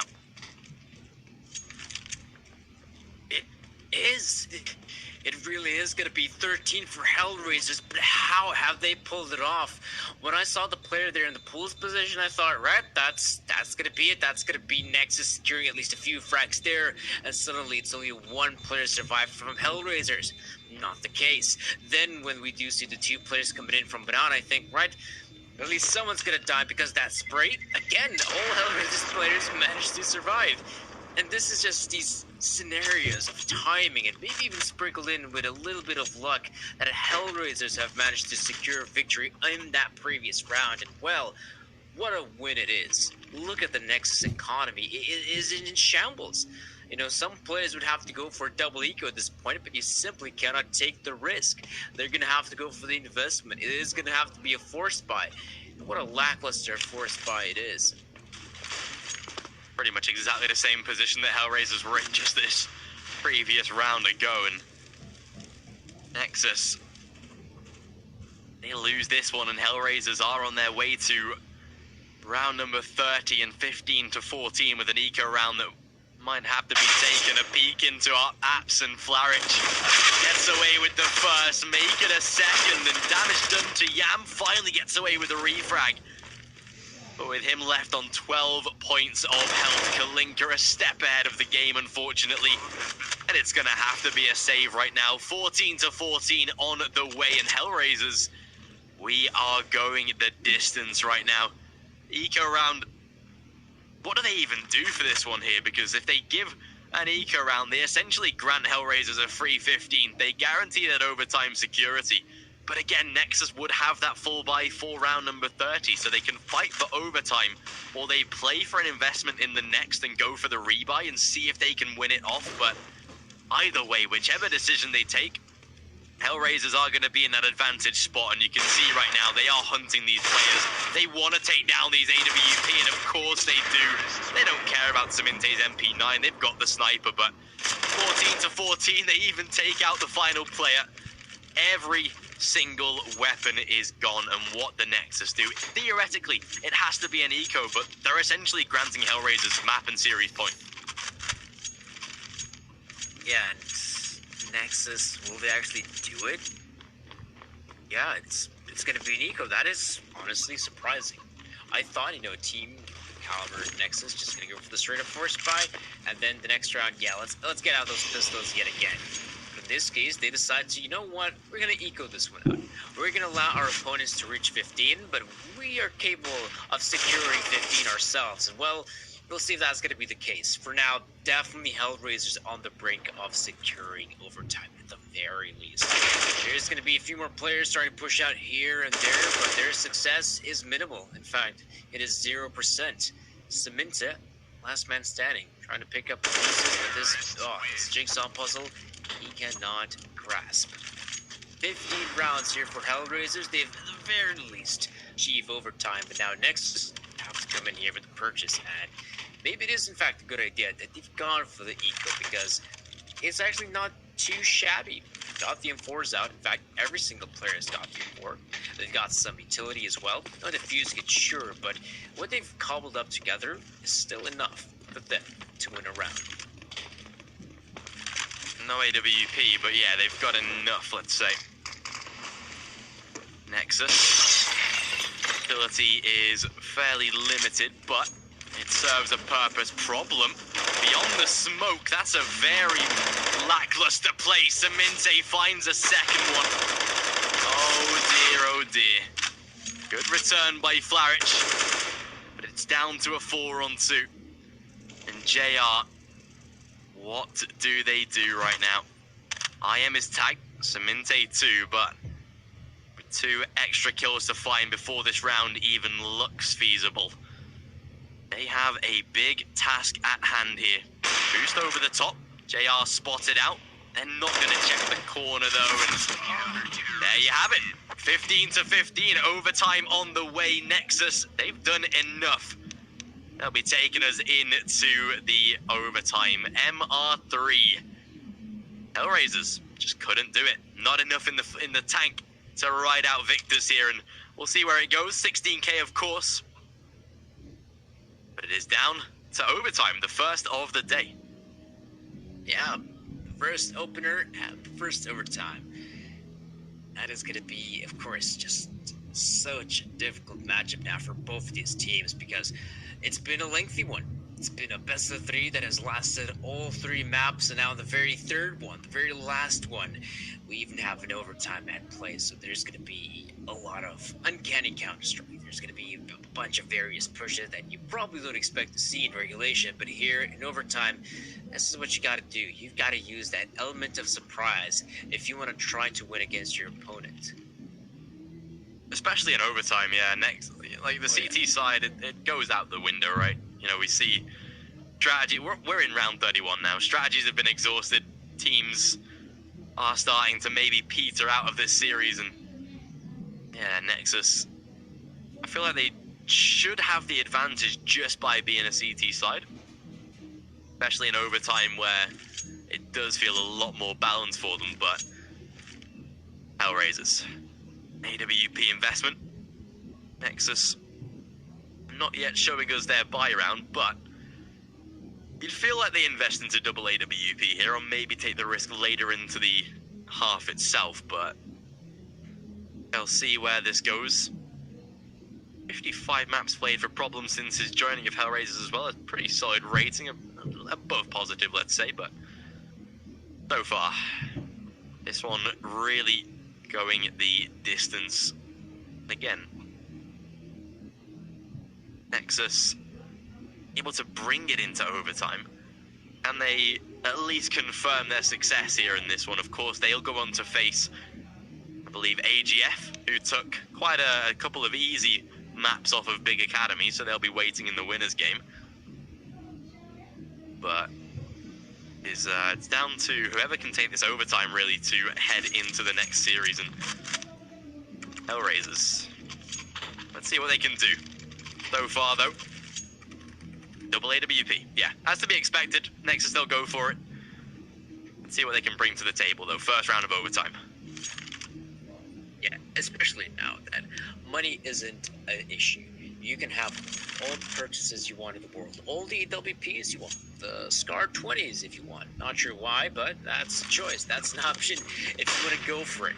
So Nexus, the fact that they have a very formidable purchase is also one thing that HellRaisers got to be very wary about, because in the past, Nexus, they've gone for these investments, but they necessarily didn't have all the cash flow to get the weapons they wanted. Now the fact that they do, could be a scary opponent, but this is a good start. However, HellRaisers are not really aware of it, but the damage they're inflicted on IM could really come back to bite the Romanian side. IM then through the wall, takes the fight, gets a headshot instantly. JR wiped off for this round. You can see now HellRaisers, what do they do for this one? They've got Kalinka lurking top mid. The smoke will begin to dissipate. They've got to be careful. But again, down toward the B site they will go. Good return of the damage. Makes it into a 5-on-3. Perfect for Nexus so far. HellRaisers essentially, now they've got to commit to this one. They realize the A site is not an option here. Smokes and flashes over the top. IM ready for the challenge. Flashbang was beautiful. Flaric dead in a 5-on-2. They do get a return, but so does Saminte. Leaving Yam as that final player last alive. A simple shutdown. And a first on the board, the CT side already taking that advantage. First in overtime. The very first round in their favor. Yeah, just still 2 more rounds to be played out, and this could still turn either way. We might praise Nexus for picking up the very first one, but maybe HellRaisers got something up their sleeve. They can actually get the next 2 in a row. That would be rather impressive from the HellRaisers side, but definitely wouldn't count them out. They're a capable team, and their team do compete like that. And this seems to be a fast penalty. Very quick, in fact, that the players from Nexus have to pedal back all the way to the side itself. Seeming like the confidence is with IM right now, though. He's going to try and put up a bit of a fight. Does get spotted out, able to retreat. Yam looking for the fight, but Saminte again gets away with the double. BTN on the other side of the map with a good return. IM should lose his life here as Problem. There we go, able to take him down from the upper heights of second oranges. But a banana flank already on the way. JR seems to be aware of this, though. Avoids the flashbang, only gets to tag the challenge in with the pistol. Able to finish the deal. Now look at this, JR. Delivering the bomb back toward the A bomb site, but it's only a fake. Excello will force him to commit to it, actually. Problem dead. JR down to a 1v2. Health is diminished. Will be able to get the plant, of course, and it will take Nexus a couple of seconds to realize that JR has completely disappeared.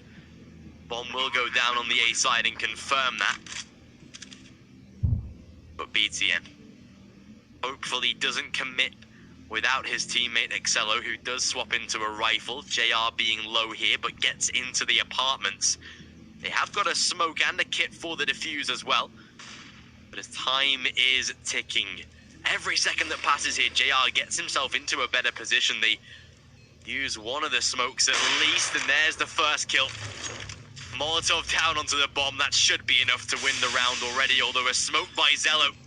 Into the defuse he goes, the spray coming through, the damage done, and HellRaisers, they will secure the round, 16 on the board. I think that's a very appropriate way of calling it stealing the round, because it really felt like it. Because Nexus were in a prime position. I mean, if JR loses this duel, that's gonna be it. But no, JR comes out on top of the clock, and then he still wins a clutch here for HellRaisers. Now, there have been very few clutches going here for HellRaisers. I'd even like to say this is probably either the first one or maybe just the second one of the best of 3 series. That's how very few there have been. And Zello, this is a very aggressive push, and now he just has to keep on moving forward. He cannot back away. So you gotta wonder, is going aggressively just for the 1 kill worth it in the end if it's still a 4-on-4? Especially with HellRaisers now seeming to want to commit down toward the A side, which they do have a short stack ready for, but they could have had the defenses aligned here on top of Archers, and that AWP is going to be missed. IM holding down toward B site solo. The rest of HellRaisers, though, down toward the A side they will go. Here the players out through the apartments. Oh, beautiful crossfire. Saminte and BTN both able to get away with the kills so far. Molotov down, but a good swing off at the corner. Flaric dead. And Nexus. Round number 17. They at least take the overtime half into their favor. Very minimal advantage, but they head into T side with what is a slight upper hand. Well, Nexus. 2 rounds is all it takes. HellRaisers needing at least 3 in a row to win on overtime, 2 to guarantee double OT. But it is Nexus that only need to close out this series, advance into the winner's game and play against AGF. Double AWP, as expected by HellRaisers. They're bringing the fight to the table, but it is down to Nexus. Let's see what their T-side has for them. 7 rounds, or 8 rounds even, they got in the first half. We'll see what antics they can repeat here, but HellRaisers, they've got to be pretty much pristine on this second half here. They cannot make any mistakes, honestly. That's just the nature of the beast. They're going to have to win these 3 rounds in a row, HellRaisers. If you want to secure the victory, otherwise we might even have to go to a second set of overtime. There's going to be a few flashes deployed, a nice Molotov here to block off the advancement of Nexus. But the main fact still remains. It's out of control. Oh, the boost. That's perfect. Cello gets the kill here. Problem. One player out of the equation, yet Kalinka still remains holding his trigger and waiting for someone to appear in his crosshair. This fight could matter quite a bit. If Kalinka goes down here on the side, if you're Nexus, you don't even think about it. You just commit to this B part of the map. But Kalinka, is he aware? He is not. That's it. That's the B bombs that open up. His top is cleaned off, and now Nexus have the site. What can they even do here? The AWP smoked off, no opportunity at all, and they've got SXE on the other side lurking in those smokes. So if they try and make a rotate, they are going to be aware of this, and yeah, exactly the case. They've got Banana held as well. It's a simple cleanup by Nexus. Absolutely brilliant round from them. They are already taking a big hit from the flanks. SXE to finish the job. 18 on the board for Nexus. Map and series points now. And all they need is one more. 2 rounds remaining in the half itself. All they need is one of them. And HellRaisers, what can they do here? Single AWP. No commit into the second, interestingly enough. Let's see. BTN takes the AWP as well. Seems to take it based off of the spawn that he has got. Or just the hold factor there, but a boost over the top already. Damage done, but Kalinka able to take the frag. Nice idea from Nexus. Bad execution though, and a nice early entry. A much needed first kill from HellRaisers. Oh yeah, that one kill I'd say was a little bit too easy for HellRaisers to acquire. I can't even say that they had to struggle too much to get it. Of course, if you're HellRaisers, that's perfect. I love to get those easy pickups and having advantageous positions such as this one. And right now, probably checking that Molotov for good measure. And well, look at this. The crossbar is perfect. Kalinka and Yam able to get a few kills of their own, and SXE and BTN. Not the best position. In fact, it's a horrible position to be in. Because if you're BTN, you're the only player surviving, you're going to be the last one going down. So HellRaisers have managed to secure themselves the 17th round. And here, I mean, this next round is so important. It could be a Nexus victory if it's 1917, or we might possibly see HellRaisers securing a round win of their own, and then putting us to a second set of overtime. HellRaisers not going to give up an easy fight, that is for certain. Zello back on the AWP this time. BTN had it in the previous, but refuses or relinquishes the role to give it back this time. Zello gonna go for the early peek, see what information he can find. Minimal tag on the Molotov, but Kalinka overextending the mark. Zello finds the double. Now here comes the commitment. Smokes down into CT. The B bomb site lost again. And Nexus, that is exactly the opportunity they were looking for now, as the bomb will go down. Zello, he reads it like a charm, and I think most likely that is Nexus swiping the series here. Oh yeah. Cello already on 4 kills. Might as well get the ace of the fight because he deserves it. What he managed to do here on the B side Beautiful. is unlike any other. And that will be all 5 kills and the victory here for Nexus as they win the 3rd map and, of course, the best of 3. Absolutely beautiful. HellRaisers, unfortunately, not able to get across the mark this time. They found an overtime battle, but even so, it is not going to be enough for them. And, well, unfortunately, Nexus. Game itself, 2-1 winners. We definitely said that it was looking like 3 maps. And, well, that was exactly the case that we got at that point. They came through, they clutched it up, they, well, impressed us both, I think. Nexus, we said there was a possibility. They weren't particularly too much of an underdog because we don't know much about this side officially in the last 3 months, and they came to prove, and they definitely did. Oh yeah, absolutely. I mean, this is one of the main reasons why, even though HellRaisers was regarded as like the better team heading into this matchup, even though you might say that, oh, Nexus, I mean, they haven't played the same amount of maps as HellRaisers. They don't really have as much as experience, say, the past 3 months as a team like HellRaisers, as they've been playing in more of these various online cups. But that's the thing, you know, this team has been together for some time now, this Nexus roster. Not to mention the names we've been talking about. These names have been in this level of Counter-Strike for what seems to be forever. And it's no wonder that they, heading into this matchup, managed to not only play a competitive game of Counter-Strike, but eventually even come out on top against a team like HellRaisers. Yeah, very impressive, and you can see the bracket that we do have on display for us. Nexus versus AGF is going to be our next upcoming game, of course. That will see who is riding out winners of this one to see exactly where it'll go into the decider game, of course. We'll take a short break, though. We'll get the teams ready for the next best of 3. We'll be dropping back with you in around 10 to 15 minutes or so. But before we go, of course, it is going to be Nexus versus AGF on the way. Do not go anywhere. We'll be back after a short break to kick off best of 3 number 2.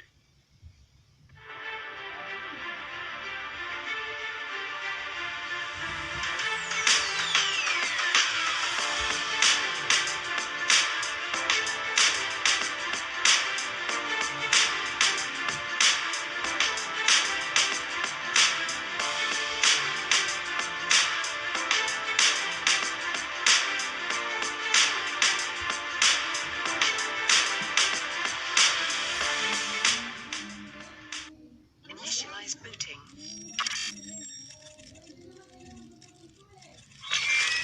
These are your targets. You must find, capture and contain them until extraction vehicle arrives. Witnesses are irrelevant. Leave them unharmed if you can. End of a transmission.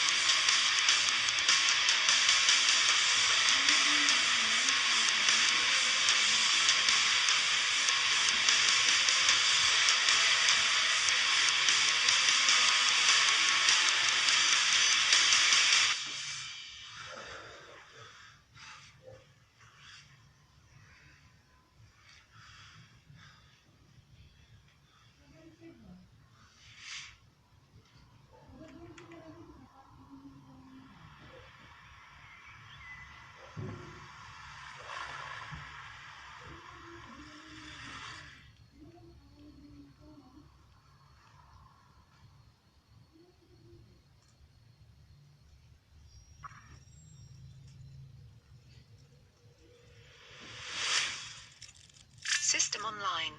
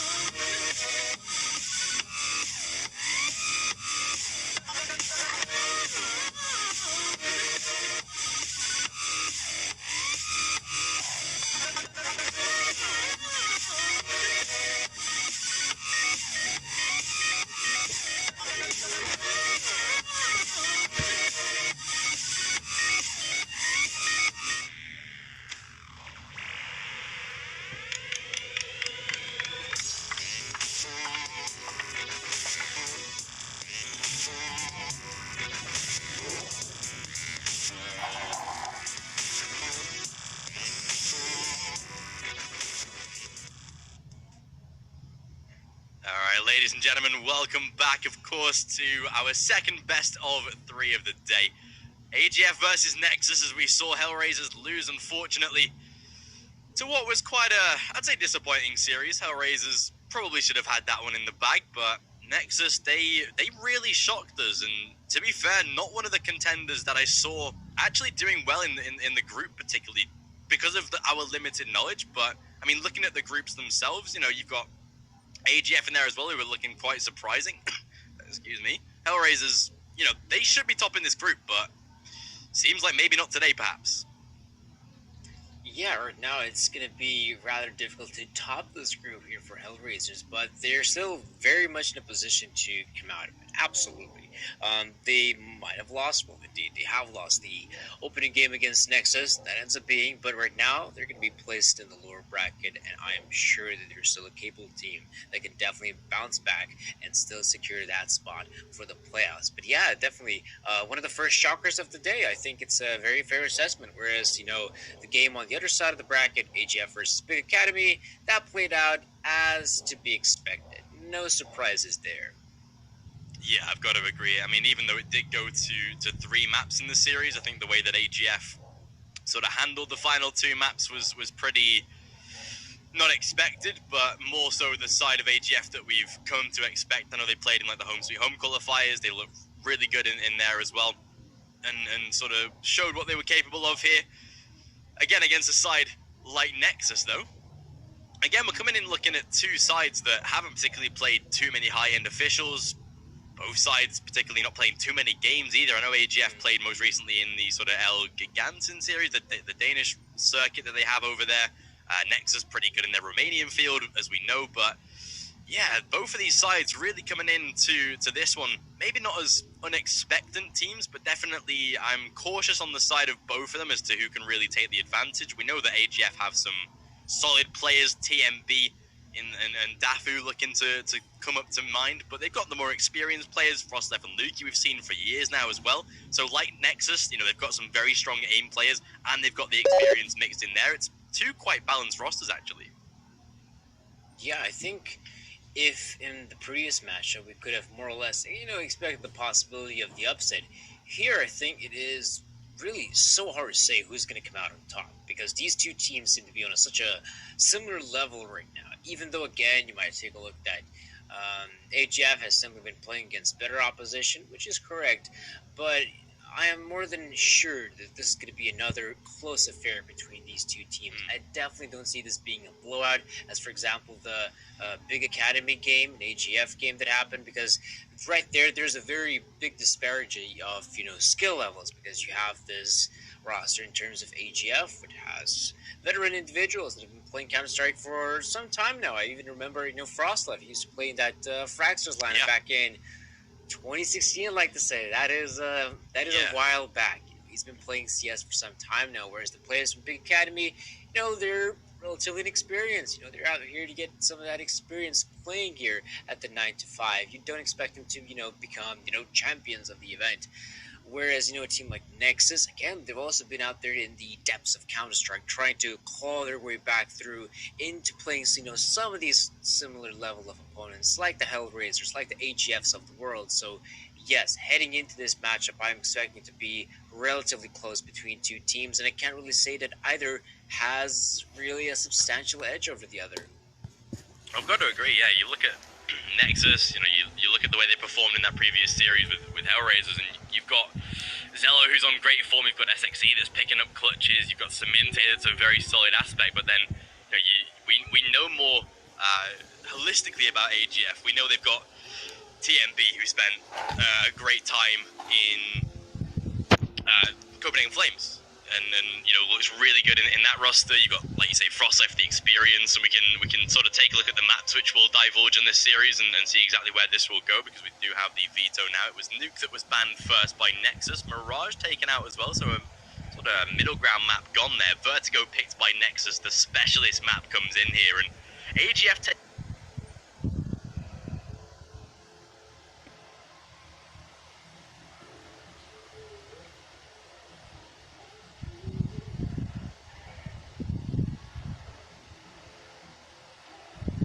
And it's interesting as well that we do see Nexus go for the Vertigo pick, because if you just take a look at H3, I had a very brief glimpse on.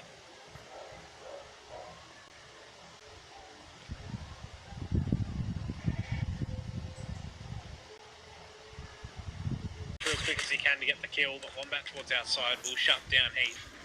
Just leaving Boat 1v3, does get spotted out, will secure himself one, but he will get dropped by Nipkey. Instead, they do get that CT round. Good start, CT site. Definitely a bit of a maybe calculated risk, like you say, Nexus sort of riding the wave that AGF play worse on this map than we do, perhaps. You know, like the 16-10, I believe it was, that they got against Jackie Boys there in that best of 5. 10 rounds on a side of Vertigo, pretty average to finish the game. We know that Vertigo actually is more of a map that ends up going 16-13, 16-12 in that sort of regions, maybe even a little light on the side of Nexus. But again, AGF, like you say, we've got that Inferno pick up as the second there. AGF maybe taking a bit more.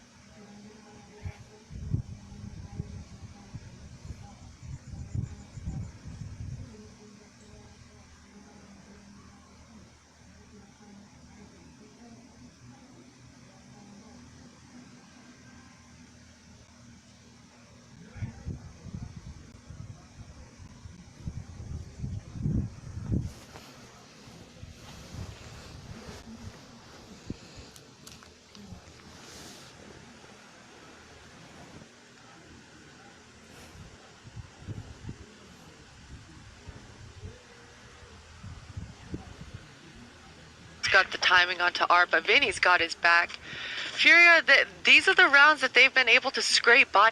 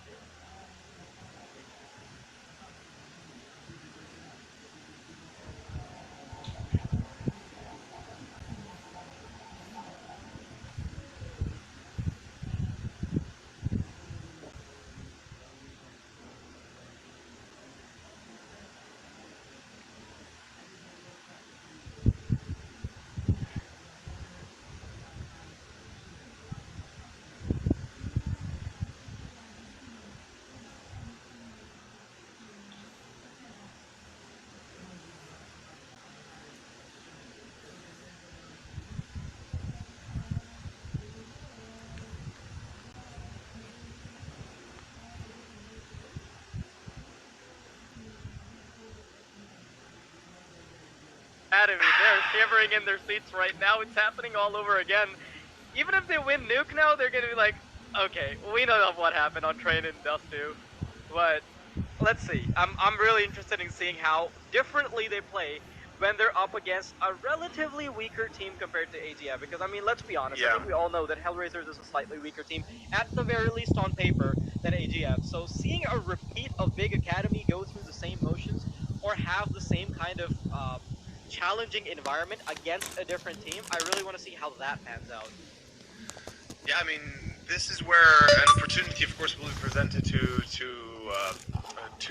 Big Academy, where Nuke starting off again on their best map effectively, and the way they dealt with AGF. If they were to repeat, I will have more confidence in them showing us a proper train afterwards, and not the disaster that we had experienced. Because if you're Big Academy in this case, you're thinking to yourself, maybe we should have gotten rid of Train early on, but then obviously there's the dangers of Vertigo, there's the dangers of Inferno, something you definitely don't want to go up against, right? On when you face off HellRaisers, and in this sense, they might at the core feel like it was a fluke against AGF, and Train is actually a map that they've practiced, which I have no doubt they did, and if that's the case, then they actually are prepared for Train, which could then in essence show here in our second best of 3 against HellRaisers that that was actually just a fluke, that the loss 16-3 was a fluke. 14-1 on the half is a disaster, and no matter how you want to spin it, it's a disaster, and from that point there's not really much to learn from the demo as well. It's in itself, it's more of a AGF simply won all engagements, and definitely Big Academy went for continuously one-on-one challenges on their T side. Yeah, I think the big contest here is all on Train. I think we're the most excited to see Train, because that was a complete bloodbath. And yeah, I'm really interested in seeing how Big Academy have they is it possible that they've made some micro level or macro level adjustments on the basis of their previous game, or has there just not been enough time? Because if anything, this might even be an opportunity for them to fix their mistakes before they head into the rest of the tournament. I mean, fixing their mistakes against HellRaisers and then, fixing their mistakes against AGF and then applying them in the HellRaisers match.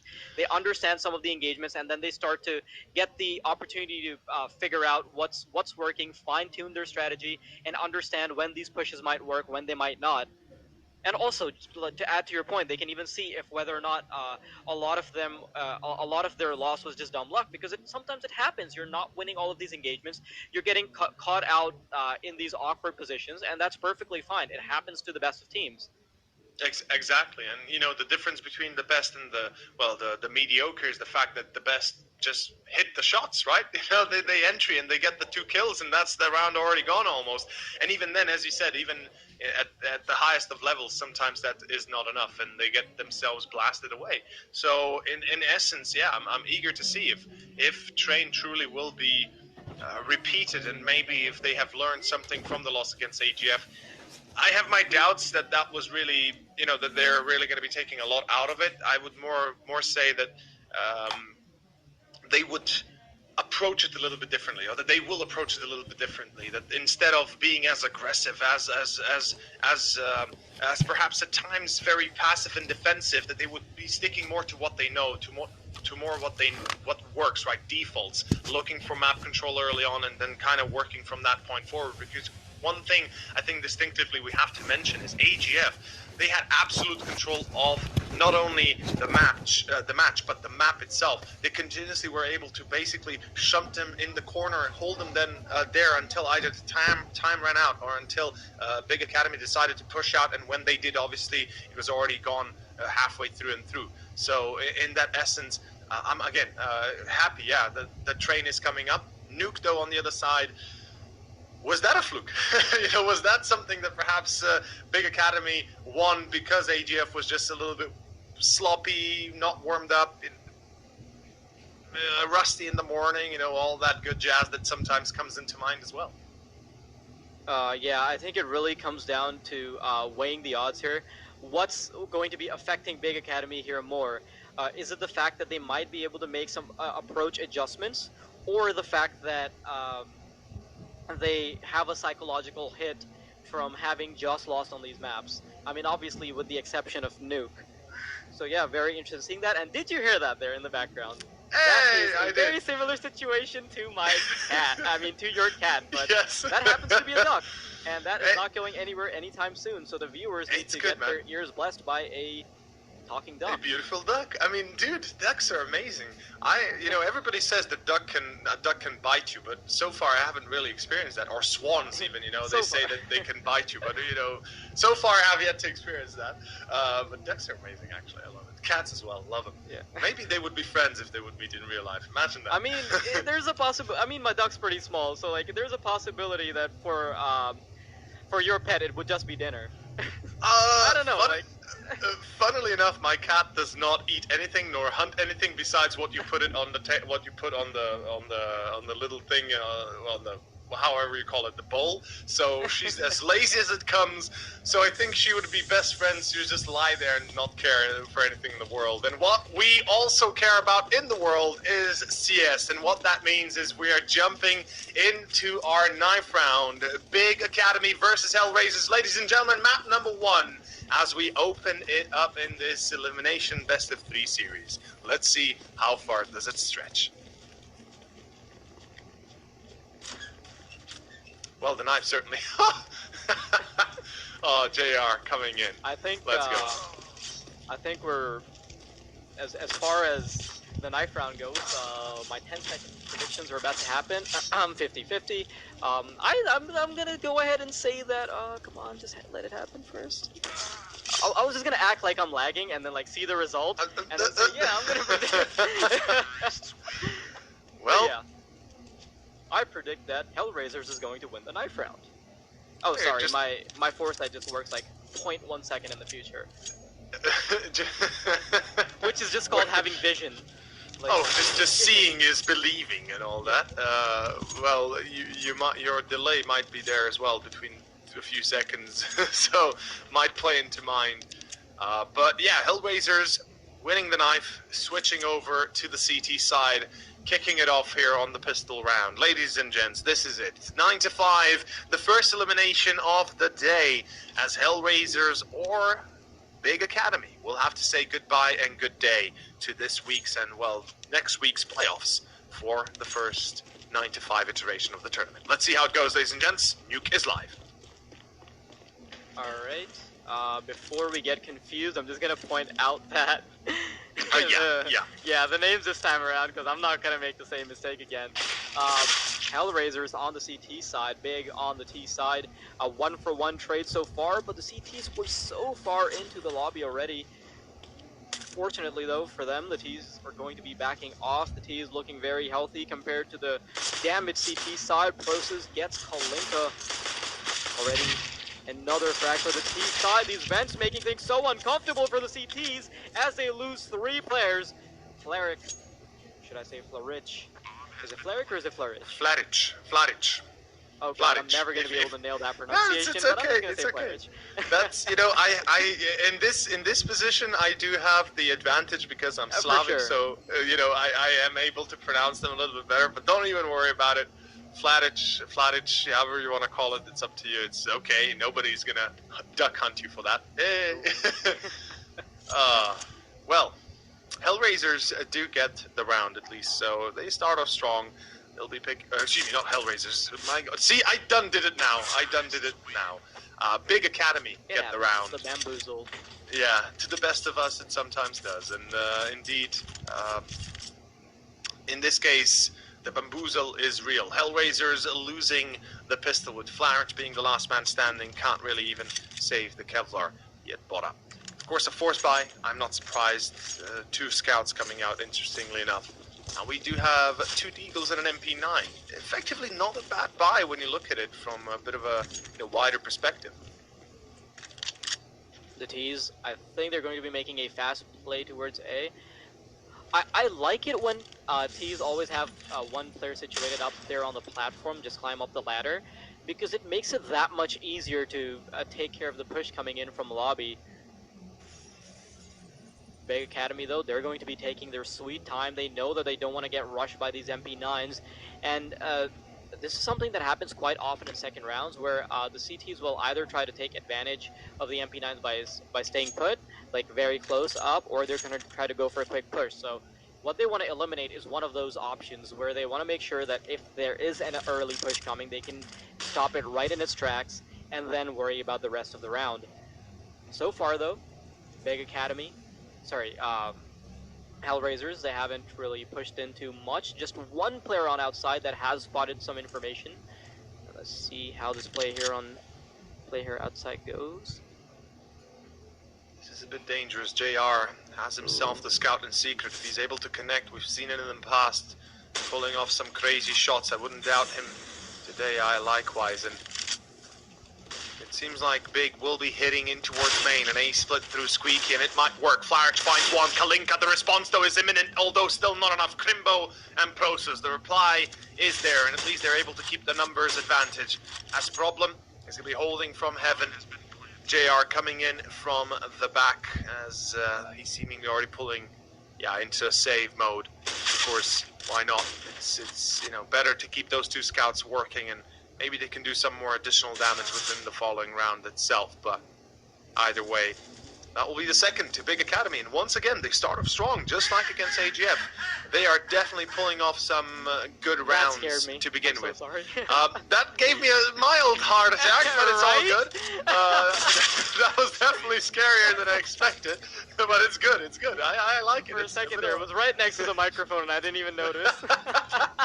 Oh man, I love it. I love your duck already. Bob is amazing. Well, you're welcome to visit anytime. Just hang out with the duck. I would love to, if ever the opportunity will present itself. Meanwhile, though, before it gives me any more heart attacks, I must kick it right out of my room. Go for it. Oh man. You don't even need energy drinks after that, folks. In any case, 2-0 as HellRaisers are not going to have the best of starts, and a full eco in this case is ensuing. Good opener, by the way. JR being a little bit too wanting. Do have a slow approach. I like this from Big Academy, by the way, that they take it easy.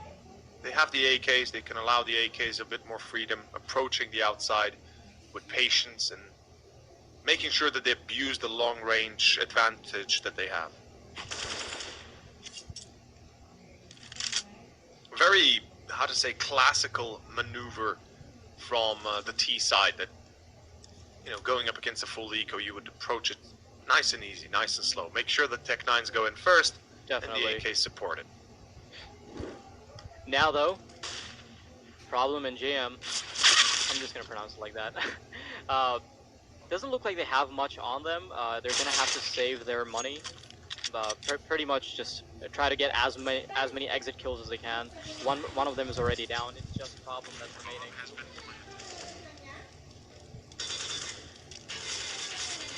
Yeah, Problem. I mean, he's hoping for an exit, right? He paid $500 for the weapon. Surely he's hoping for at least something, and he got one, but that's not nearly enough. Here comes the first gun round, though. We are going to be having ourselves the up on JR, as expected. Utility-wise, they're doing pretty okay-ish, considering the current position they were in. And something I guess we could mention is, CS and all that good jazz. If the CTs are not starting off strong, their first gun round will always be a little bit weaker than what we used to see. But I'm happy that at least we see one kit. Yeah, this is the first opportunity in this map so far that we're going to be seeing a proper gun round. JR with the AWP, he hasn't had a single kill so far, so he's going to have to make good use of that green goblin, and now the executes start to happen. 3 players already being taken out by the CT side. Only 2 remaining in the form of Panix and the sweet guy with the hoodie. Let's see if Panix can make that magic happen, though. He is holding on to that op. JR yet to get a kill with his. Slowly making his way through towards the door. Out of A now. Is he going to be able to spot the player in heaven and try to maneuver around him?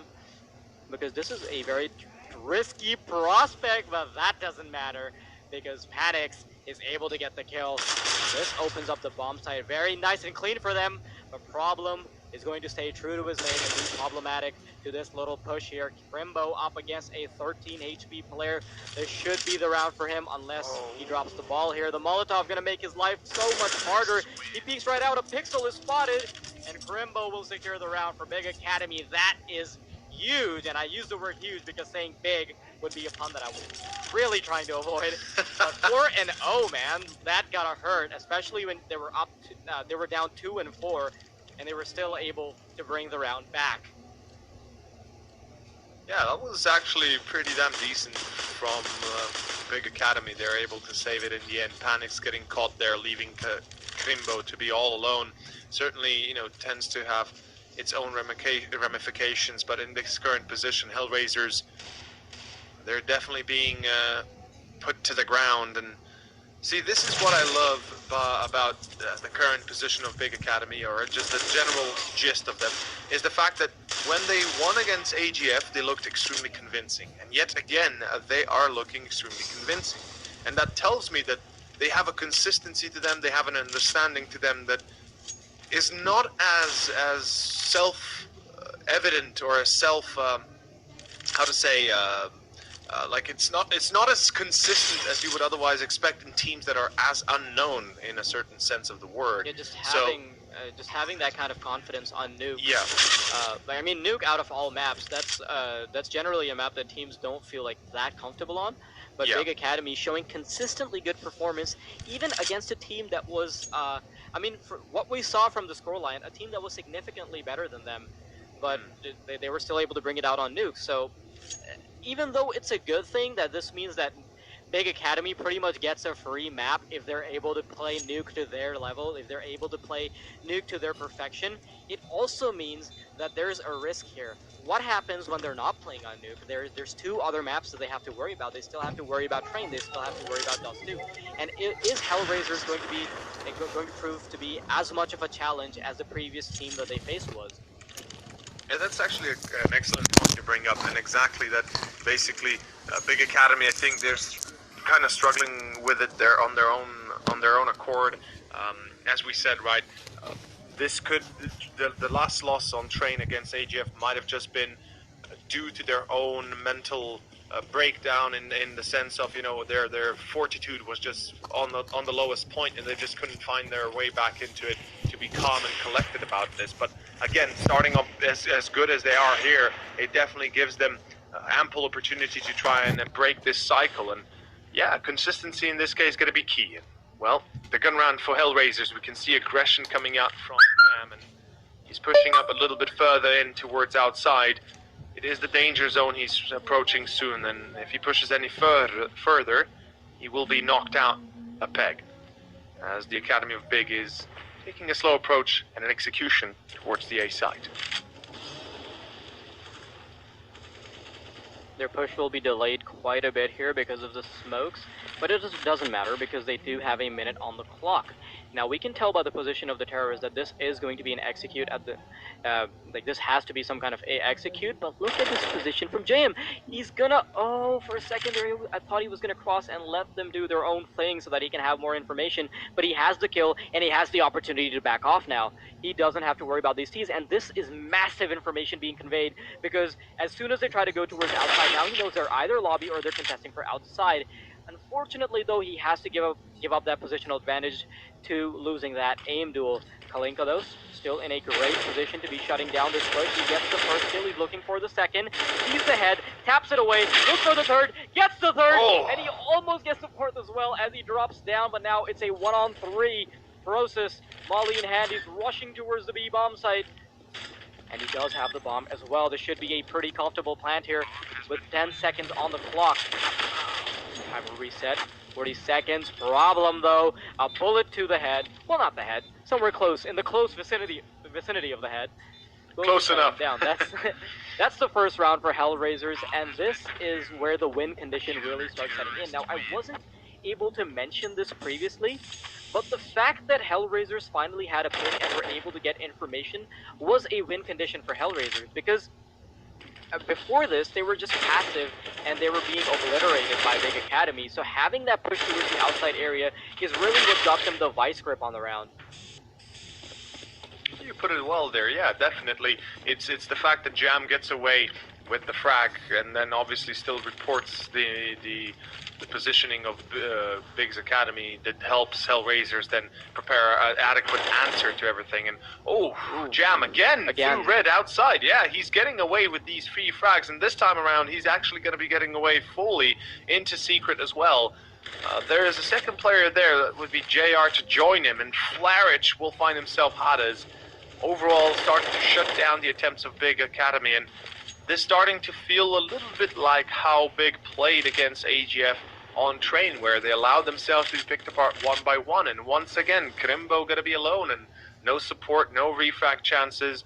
It is starting to chime a little bit differently, and Panics in process. The last 2 standard members try and perhaps make a difference, and well, the difference will be made for the first at least. Good start. The CT is looking pretty strong right now, but we have to know that this has happened before, where Panix was able to somehow clutch it out for his team, though. Oh, that was so close. He almost had the shot as well. For a second there, I thought this was going to be a repeat of one of the previous rounds, and this really brings into question what is going to break HellRaisers down at this point, and what do they need to keep doing to continue this streak? Well, for starters, they can't afford to lose any weaponry. Look at their money right now. It's absolutely devastated, with the exception of JR, who might still be able to drop a weapon, and Problem, who with his loss bonus might be able to get a gun, but that is not enough to deal with the army of terrorists rushing their way. Now, luckily for them, Big doesn't have any money either, because they don't have a big loss bonus built up, and that is something that they can work to their advantage. But even if they lose a single round, that is going to bring into question their performance in the entire half, and that is what's particularly risky as a CT. You get the positional advantage, but everything else is against you, so you have to play it to perfection. Now this position from the T side. It's going to be vital. Problem needs to stay alive. Unfortunately, Process has different means. As JR finds one, the bomb's going to be planted. The Molotov, the back of sight, is not really going to work out too well, is it? As there's nothing to really hit. A 2-on-4, all of a sudden the off on JR as well in danger, and Big, are they about to pick up an eco victory? This is what they pulled up against AGF. They might be able to pull it up against here as well. Process, and it is going to be Process with a double. Oh boy, Big. That is going to be an amazing feat to achieve. That was an eco and a half, because they were even able to recover 3 M4s and get away with the armor of one of their players. That's like, at this point, I was thinking that the worst thing that could happen is that they lose a round. They've also given up 3 guns, which is like negative economy at this point. You're giving away guns, and you have no money for yourself now. So this is pretty much their, in my opinion, this is pretty much the last point in which they can really like bring themselves back into the half, with the exception of like 4 spies and ecos, because after this, their economy will be devastated. Really will be. I mean, just look at the buy already as it is. Panics taking out 1. That's Jam out of the question, or out of the picture. Now JR, he needs to be delivering with the AWP. That's it. It's as simple as that. He needs to start putting a little bit of fear in the bones of Big Academy. Otherwise, they're just going to take this freedom as it is. Well, freedom. And Problem, he might be a problem for Big Academy if he's not to be snuffed out, but with the current setup, Flarich is in a position of great power. Pop flash, though, not sure if it comes from Big or does it come from HellRaisers. I believe that it actually comes from HR. Yet it blinds Flarich just in the most unopportune of moments. That could have been the first refrag and potentially the turning point of the round itself. 50 seconds. Time is everything. Big Academy grouping up in lobby, and seems like they want to hit A again.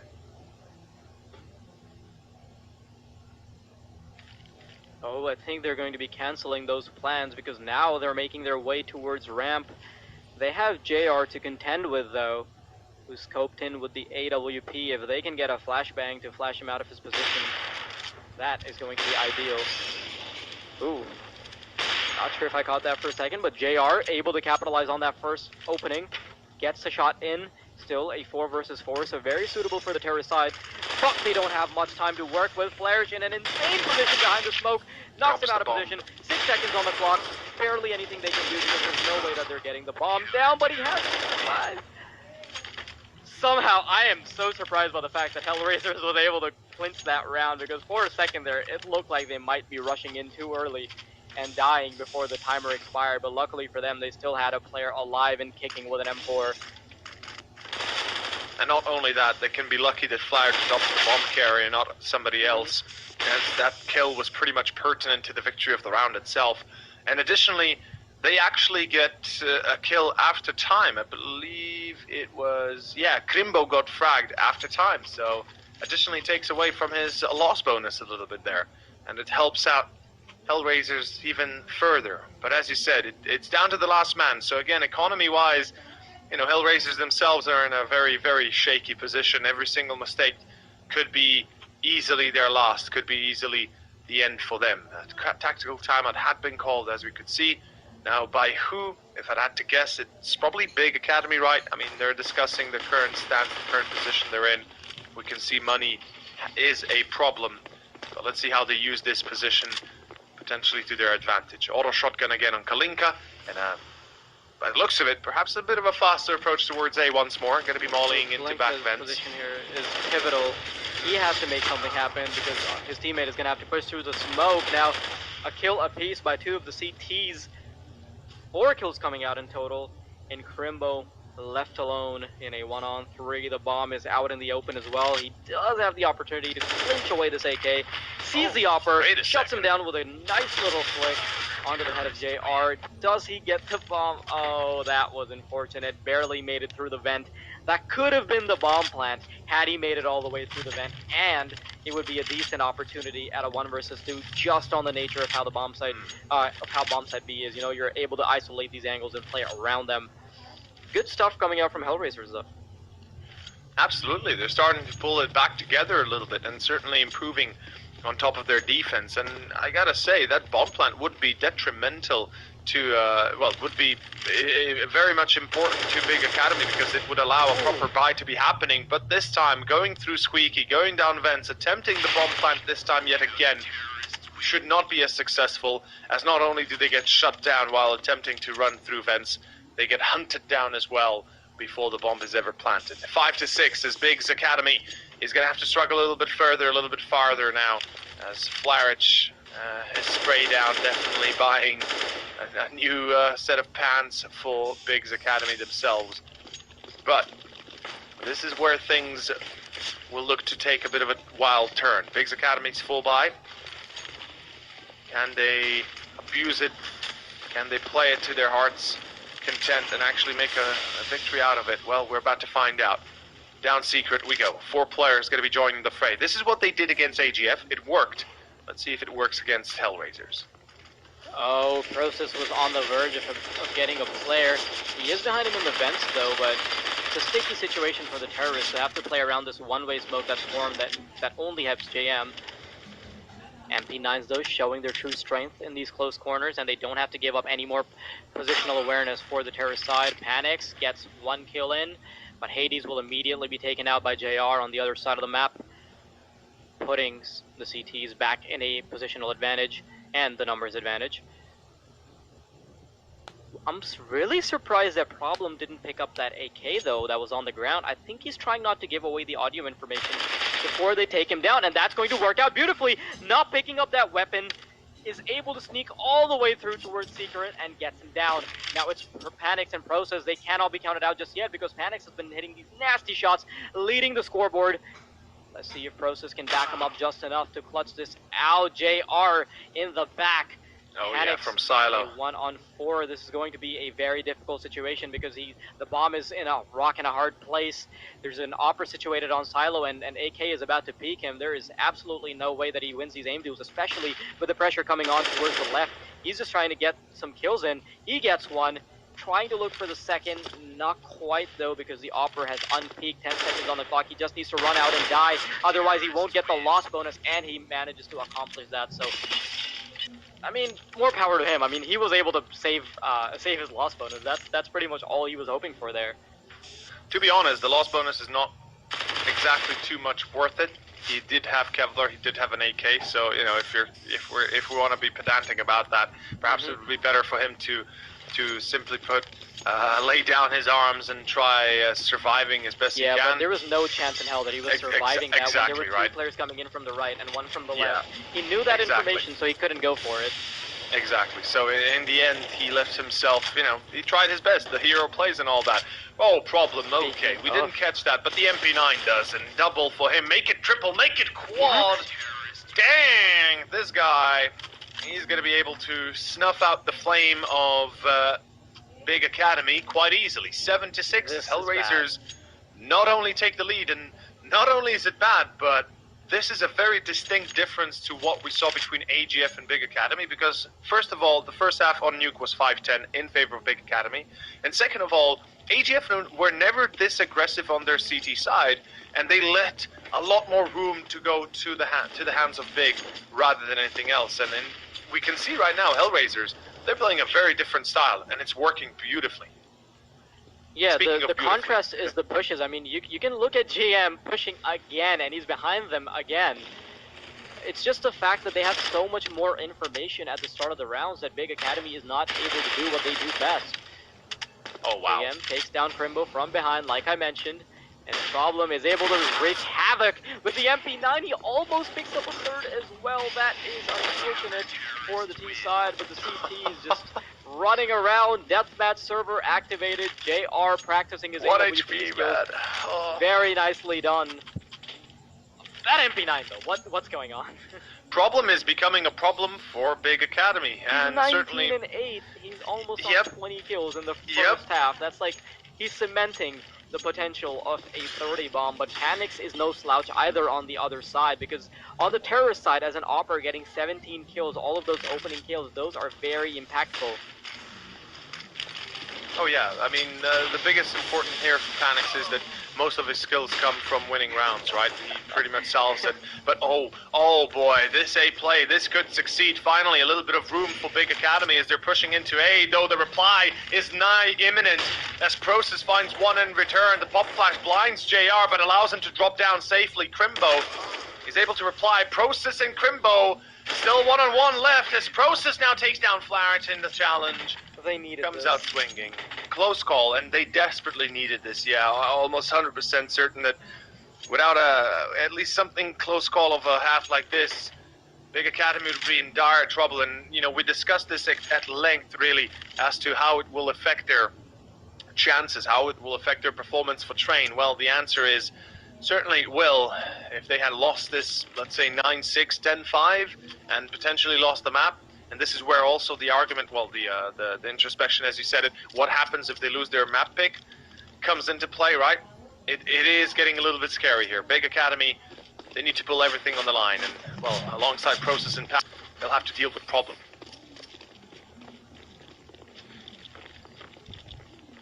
I'm interested in seeing how different HellRaisers' approach is to Big Academy, but they're just rushing willy-nilly towards the ramp area. Well, at least one of them is. They slowly all just trickle down towards ramp, and it just comes down to Hades, who is not able to hit his initial shots. 2-for-1 trade the terrorists with the advantage. Now Problem looking for this kill around decontamination, sorry. Is Crimbo going to be able to land the shot around this corner, though he almost has it lined up. The double peek not working out because there's a double peek lined up on the other side as well. Well, HellRaisers, very nicely done.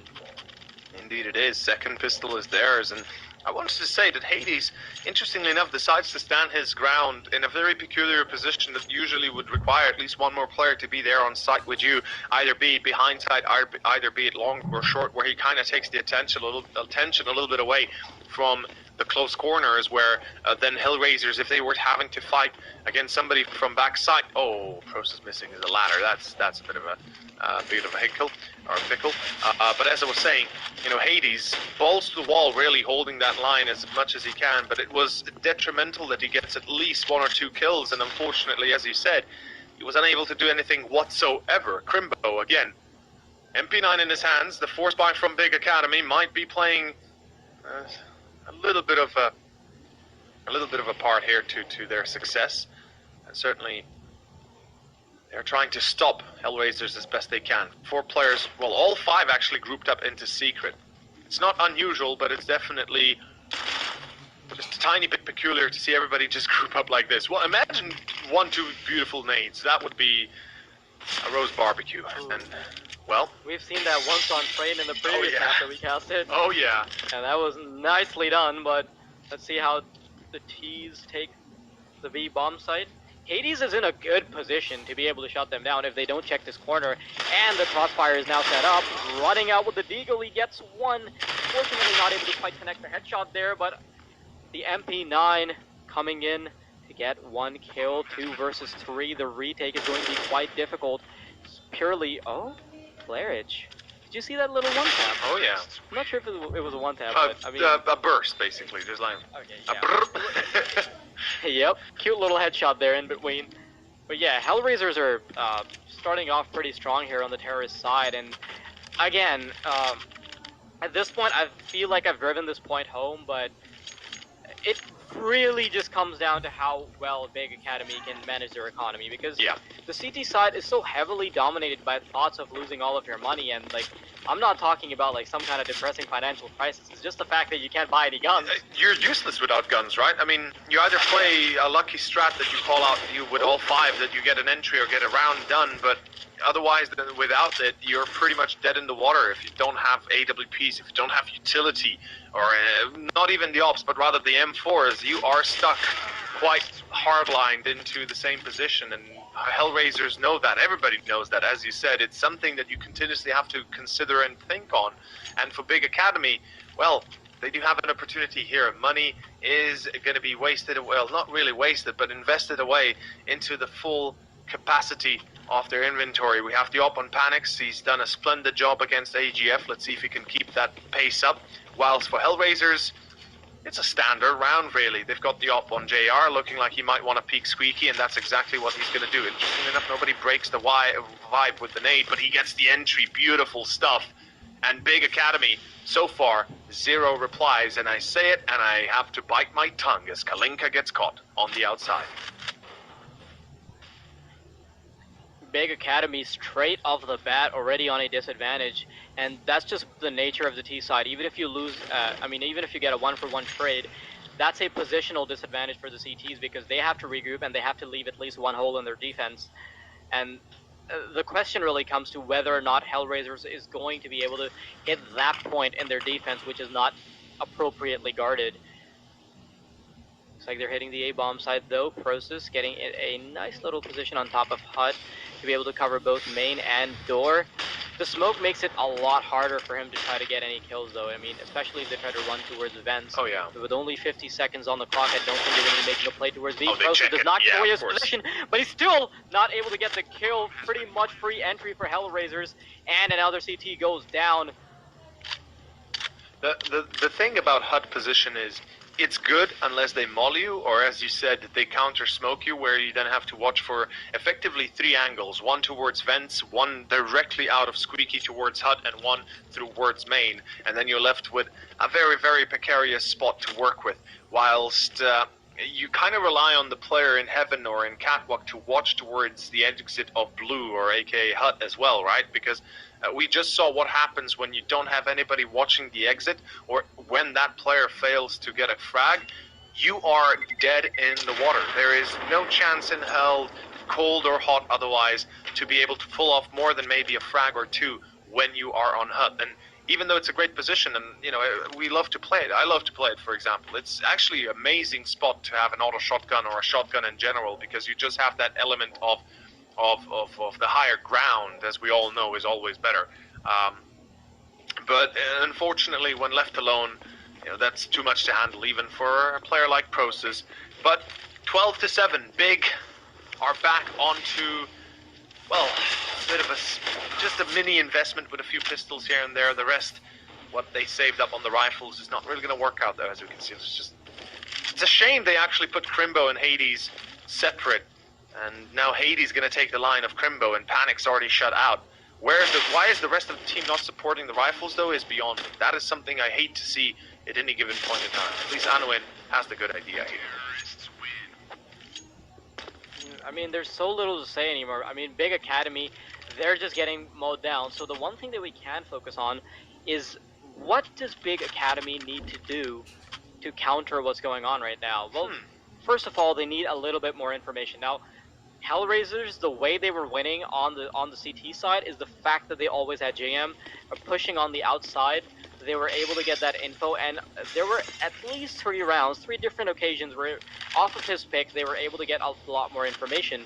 Now Big Academy trying to play this passively, just waiting for the utility, that is not going to be sustainable in the long run because your utility is not going to be able to delay them forever, and that's not what utility is meant to do anyway. It's supposed to be supplementing the reads that you've already made, the information that you've already gotten. Now, HellRaisers making a play towards outside, pretty much uncontested because of the fact that Big Academy is choosing to offer an even more passive play this time around. Not a single point of action yet, but this allows HellRaisers to have way too much freedom as they run around the map willy-nilly up until maybe somebody can peek in from secret. Now, JR and Panics, they're in a stalemate. I think he realizes that JR has the AWP in hand, and there's the audio information. The flashbang comes out, the duel. JR somehow out-peeking the opping prowess of Panics.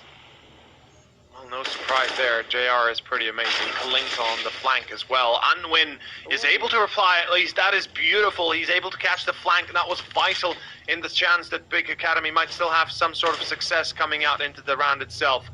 Flarich and JR, they've got 35 seconds. Time is of the essence here, and they'll make their move towards B. There's so far, by the looks of it, nobody down B at whatsoever. Maybe on ramp, if Anouin will be fast enough to make it down and actually try and contest this, but otherwise, this is a 2-on-3 retake that, or an afterplant for HellRaisers that is going to be very difficult to lose effectively, as Flarich is going to be holding Vents control. JR in towards long, he seems to be in control room itself, and if he gets the first on the cross, then he just has to hide and bide his time, and indeed he does that exactly. Does he re-peek though? Please don't tell me you re-peek. He does re-peek, he gets the successful shot though, and Flarich able to keep a tag on, a tag along.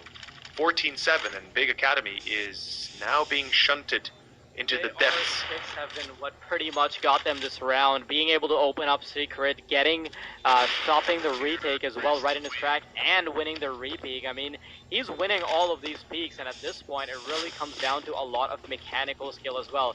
Are Big Academy just tired out from the previous game? Are HellRaisers actually beating them at their own game? I mean, both of these teams have already played a best of 3, and it went to the 3rd map on both occasions. I mean, I think for HellRaisers it even went to overtime. I'm not sure on that, but I think it might have.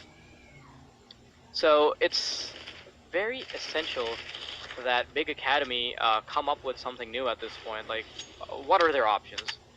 Honestly, when you think about it, their options would be, well, one, pushing into lobby, trying to do a bit of a tutti frutti attempt with a push through Squeaky and Hut, and even through potentially ramp.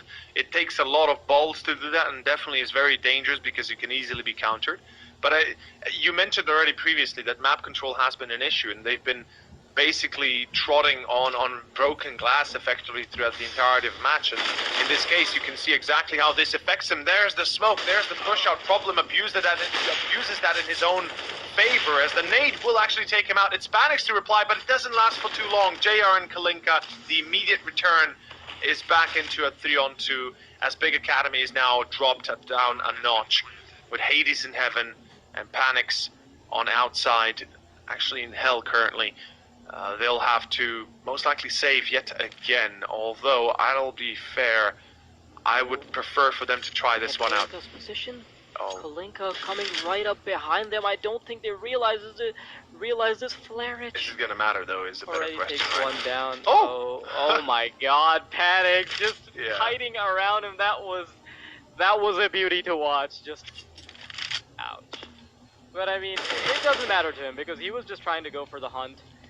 Unless if he had gotten knifed there by Panics, it would be a different story because everybody knows that in Counter-Strike, as soon as you get knifed, the scoreboard turns to 16, your enemy team loses all of its points, and you get named and shamed for the rest of your life just by getting one knife. Unfortunately for him, fortunately for him though, that did not happen, and that brings HellRaisers to match point with the Big Academy on not even half the points of the opposition. Problem is, Big Academy seem to be lacking in confidence right now. Like, they started off strong, they had a great beginning to go with, and they even picked up a relatively comfortable first half. 8-7 is not bad. T side, we talked about this on Nuke. You know, having 7 rounds T side is actually quite commendable. But it seems like the CT side, where we didn't really spot that as much against AGF, where there was not really much to spot. It seems to be a little bit lackluster. They're perhaps a bit too passive in their approach. Again, what that means is Definitely. they would need more map control to be even effective with their attempts of how they're playing. And in this case, again, look at how much HellRaisers is getting in return for absolutely no response. And sure, Panics gets one, but Kalinka, the reply, imminent. And we're back into a 4-on-4 where now Panics is caught in this weird spot towards Hell, towards Ramp. And if he dies, that pretty much opens up another can of worms where Big Academy then have to reply in kind. And luckily, or not luckily, thankfully, they're taking lobby control through doors and they're getting somewhere. It's pop flash into A, but here comes the attempt for the A take itself. JR, and we caught, still a 3-on-3 though. The good thing for the CT side, and perhaps the only saving grace, is the fact that they're not very high on HP, and the one player that did have some HP has now been taken out. Terrace side, losing yet another player, JM, in a 1 versus 3. If he somehow manages to pull this out of a bag, that would be insane, but it is not going to happen, and Big Academy finally pushing themselves past the point of having half points. Now they're on 8 points versus the 15 of HellRaisers, and now we have to look at what Big Academy needs to do to take this from here.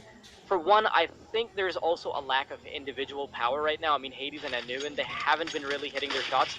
And as we saw, for example, earlier in the pistol round from Hades, the positioning just hasn't been right.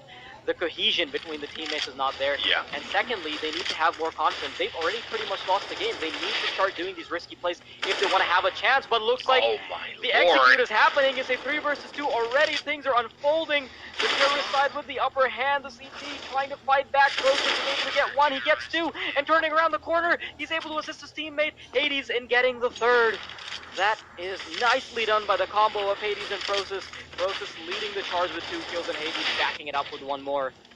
And we could see where the determination finally came in. Process decided that enough is enough. He had to pull something out of the hat, and of course it's not just the rabbit, it's 2. And that's more than enough. 9 rounds to the Academy of Big is something that, of course, will... a little bit of lag, but we're back. Will not be enough yet, and this is still, 6 rounds before they can even call it OT. Yet it's at least an attempt. And Jam, does he check the corner? He does, and he turns around, finds the headshot. The one time that Karimbo actually attempts himself a bit of an aggressive push, he gets shut down. As Process, he seems to be aware of the push from the outside. Luckily, they're going to be keeping tabs on that, and JM... There is a pop flash, or there should be a pop flash coming in, but Process turns around in the most unopportune of moments as JM again gets away with the free frag. Now, Anwin, he is in a position of power where he could potentially change the outcome of the round itself, but will it be enough? Will it actually be a difference to be made? The answer seems to be coming, and that is going to be a big detrimental no, as it is a clean round for HellRaisers. 16-9, final score of Nuke. And Big Academy, this is where the issue now can be raised and the question can be raised. How the heck do you win Train? I think the one thing it really comes down to is the fact that all across the board for all of these teams, the adjustments, they're just not coming in fast enough.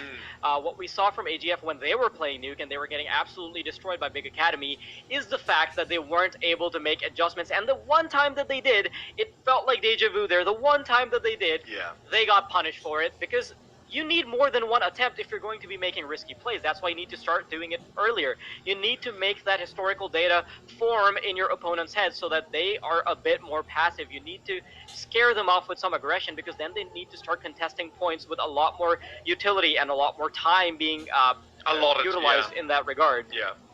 Along with that, we also saw the exact same the exact same thing happened with Crimbo. He pushed up towards outside, but it was very late. It was when it was match point, and that wasn't enough. Had Crimbo been pushing for a long time, it would have given them more information, even at the expense of Crimbo. I mean, you're losing the game anyway. Yeah, might you as need well to make these informational plays. Exactly, might as well try and pull something off, right? And it was a nice attempt, and we continuously could see that basically the big academy were, as you said, lackluster in how much they actually knew. And when the push came from HellRaisers, their response was good in a certain sense, but it was a little bit late to the overall picture that Big had already presented. And by the time that they got themselves the refrags, the site was lost, the bomb was planted, and then it was either an after plant they had to work with, or they were saved by the grace of Process or something of the like, where then okay, they got a little bit lucky with a double, a triple, or something of the like. But again, you cannot rely on that. You have to rely on hard information. You have to rely on team play to first pull through and then try and hard stop them in their tracks. There's going to be obviously rounds where you're going to lose to certain clutch plays. There's obviously going to be rounds where you're going to get certain clutch plays and you're going to save them. But if you rely on only that, then you are destined to fail at one point in time. As you said, that aggression coming just a little bit too late. And what will not be too late, though, is our second map, Train. Ladies and gents, we'll be going into a short commercial break. We'll be back in about 5 to 10 minutes as we get ready for our second one, Train, the choice of course, HellRaisers. See you soon.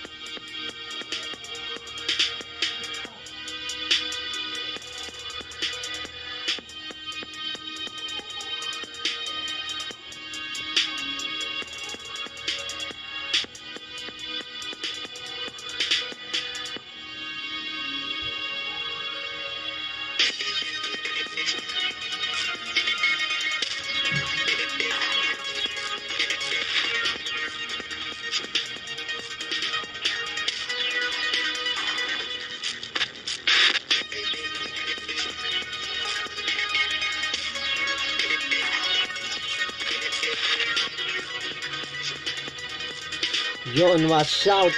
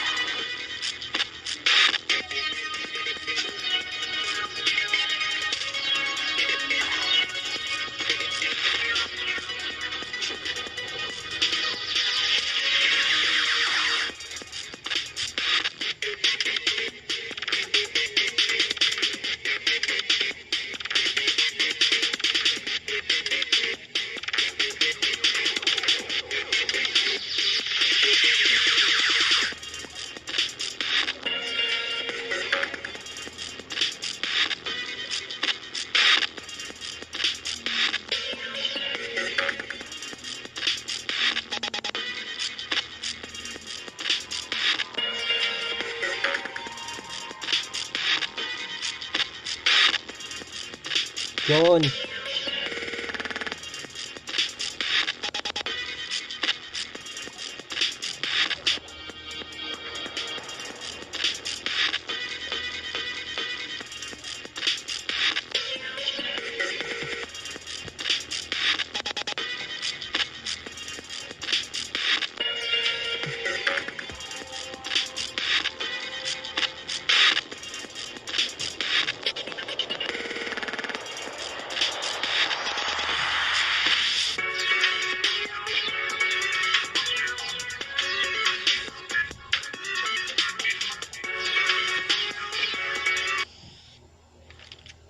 Okay, welcome back, and I think I stole your flame. I apologize there, Wild Deity. Please don't, okay. please don't strike me with lightning. This shot in the back. Oh. Feels so bad.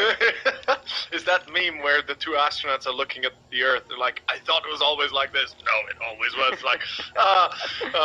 Well, speaking of which, the shot in the back, the shot in the dark, and the shot in the wild. It is going to be HellRaisers versus Big Academy, Map 2, Train, and our first pistol off the said map. So this is already a lot of information being given away. In short ladder, JR, he was fully expecting that push from Panix, and Panix got stuck in the ladder. That is just unfortunate, just wrong inputs. Or I'm not sure if he was trying to psych out the opponent by like going down and go back up quickly, but whatever, it doesn't matter. Panix just died to that. Problem is able to pick up one more kill, and JM follows suit. 2 versus 5. Terrace in a pretty nasty spot now because the bomb is dropped. They have all that information, and I don't think he's going to be able to flank either. Not really, yeah. Is are any of the T's paying attention towards him? Yeah, there's one player from the CT side that's watching all the way from highway, and he's going to be able to spot him. So even if he doesn't, it doesn't really matter. Now that the player has been taken down. Now Prosis, 1 versus 4, manages to get the second. How does that happen? He has 45 seconds on the clock, and let's see how this goes. He has the time. Does he have the strength? Does he have the prowess? Well, we're about to find out. This is going to be close. Low HP Kalinka as well. It does enable him to be a bit more effective, perhaps. Finds one, additionally. That was a little bit closer for comfort than it should have been, but HellRaisers do pick it up in the end, as Prosis is unfortunately not able to pull more than a hat trick out of it all, but definitely an excellent show of skill here at Prosis. I think he deserves the MVP medal for both series for Big Academy. He's certainly done a great job, right? He's been playing quite madly, and alongside Crimbo, they've been an excellent addition to one another. We can't take away from Panix, obviously. He's been an excellent player of his own right, but we can see that right now HellRaisers, they're not to be phased by the loss, nor are they going to be phased by the force, as they have the MP9s, the auto shotguns and the like. They'll be making a deadly duel here, even deadlier for Big Academy. 2-0 and a great start. Very nicely done by HellRaisers, not losing much of their money, and that's exactly what they need to hold on to on the CT side. One thing that I wanted to touch on is that I'm a little surprised that a lot of teams still, you've consistently seen across the board that teams still start on the CT side, and I'm wondering if that's going to change first, like if people are actually going to start preferring the T side, or if there are going to be meta changes that brings power back to the CT side first. Meanwhile though, while I'm daydreaming about what could be the future of Counter-Strike, a couple of players have had their futures decided. Oh boy! By the CT side. You make it sound so grim. You make it sound so grim. It's like no. Well, it is true though. I mean, Counter-Strike is a pretty depressing game if you've played it for like 6,000 hours and you're getting killed over and over and over. But more depression is to Strike now that there is an XM shotgun waiting on the other end. They barely grazed that bullet. This is what again, is that? it's jump, testing fate or something, I guess. He's playing Don't Touch the Lava with the shotgun. Lava floor everywhere.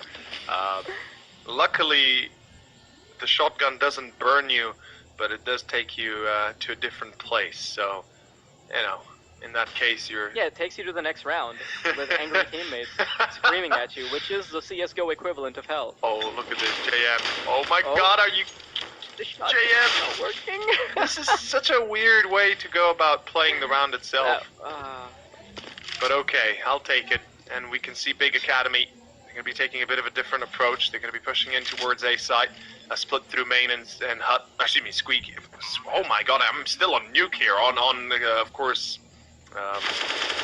on ladder, on drop. And 2-on-2 ensues. As both Flarich and JR have an opportunity to save the round, pull it into a 3-0 beginning here for HellRaisers. That certainly might be the chance and the case. A second, as they will defuse in time. Anwin even loses the duel against Flarich. In the end, HellRaisers taking it up 3-0. Though their money is not exactly equivalent to where it could have been, should have been in this position, but they have enough to rebuy and fully reinvest. Big Academy, barely any money to work with now in terms of utility. The good thing for them though is they're still able to buy a 5 AKs, and that's really what you need on the terrorist side, to have a couple smokes to be able to go for these executes and have the firepower. But now, Big Academy, they look like they're making some fast plays. Panics already takes down Kalinka. Flarich responds with a kill of his own. Hades jiggling around the corner is able to pick a player off of T-Box, and it all comes down to the 2 versus 4 situation, quickly whittled away by JR with the AWP. Problem, left alone. Is he going to be a significant enough problem for them to keep the nil activated on the T side? Gets 1, he must follow it up with 2. A minute and 13 seconds on the clock. The bomb has yet to go down. Is yet to even the be bomb retrieved. dropped all the way? Yeah, I think the bomb was dropped for a second there. So he does have time to maneuver. He does get the opportunity to come all the way from connector. So they're still worried. Is he on old bomb train, or as you love to say, 1.6? Or is he in connector? The bomb goes down now. The information is present for problem. The thing is, they don't know if problem could have gone the other way around completely. Luckily enough, they will be dealing with that issue in a matter of moments or seconds as Hades is able to connect. And the first round to Big Academy comes up. Certainly a lot sooner than what we saw against AGF, so that's already an improvement. And in my eyes, as long as they're able to keep up this kind of pace, they should be doing fine. Even with, let's say, a 12-3 or a 11-4 half in favor of HellRaisers, they'll be doing a lot better of a job than what they did against AGF. But in either case, HellRaisers fully investing, forcing up what they can. Oh, Panics, he's been spotted. Certainly he was, but it doesn't matter. Process, the reply comes through as JM will be caught. Hades, a secondary, make it double. Fair enough, more than enough. And it is problem left alone yet again. This is a very significant round for the T side. I mean, they've pretty much secured it. And, yep, there it is. The implication of this round is the fact that HellRaisers no longer have much money.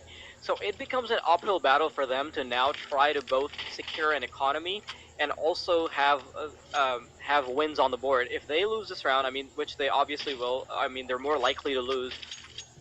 I'll say it like it is. They'll lose. Yeah, I mean, they're very likely to lose this round because they barely have any money to work with. But even then, they're not going to have that much of a loss bonus to be able to properly buy up an AWP and utility, etc. That's true. Like, they're gonna have to stick to basically bare bones. even utility-wise. If they really are going to want to have the kits and the nades effectively, they're going to have to most likely go for a few FAMASas here. And as we can see right now, there's not really much that HellRaisers could have done, and as you said, it's simple and easy. And the money currently for HellRaisers is a little bit wonky.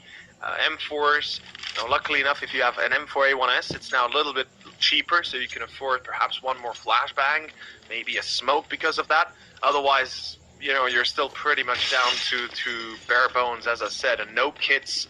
We do not have an AWP, as you mentioned well enough, and we do have, 3-4 smokes available? Actually, no, 5 smokes are available and 1 Molotov, and that's it. And already using the 3 out of the 5, and no Molotov, actually 2 out of the 5, excuse me, I missed it there for a second.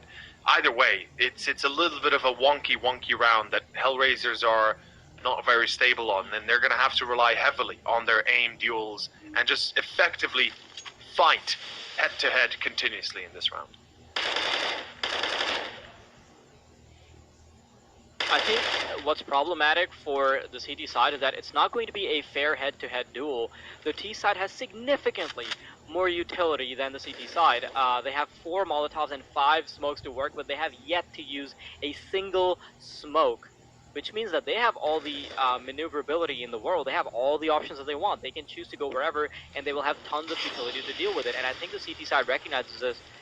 1 Molotov being deployed, the player in short ladder being pushed back. It does look like it's going to be a sandwich towards A. 1 player being taken down by Hades. Players will fall down. E-Box being obliterated as well. 3 players now left on the CT side. Linka, spraying out of desperation, is able to get 1, but on the way to heaven, he goes to hell.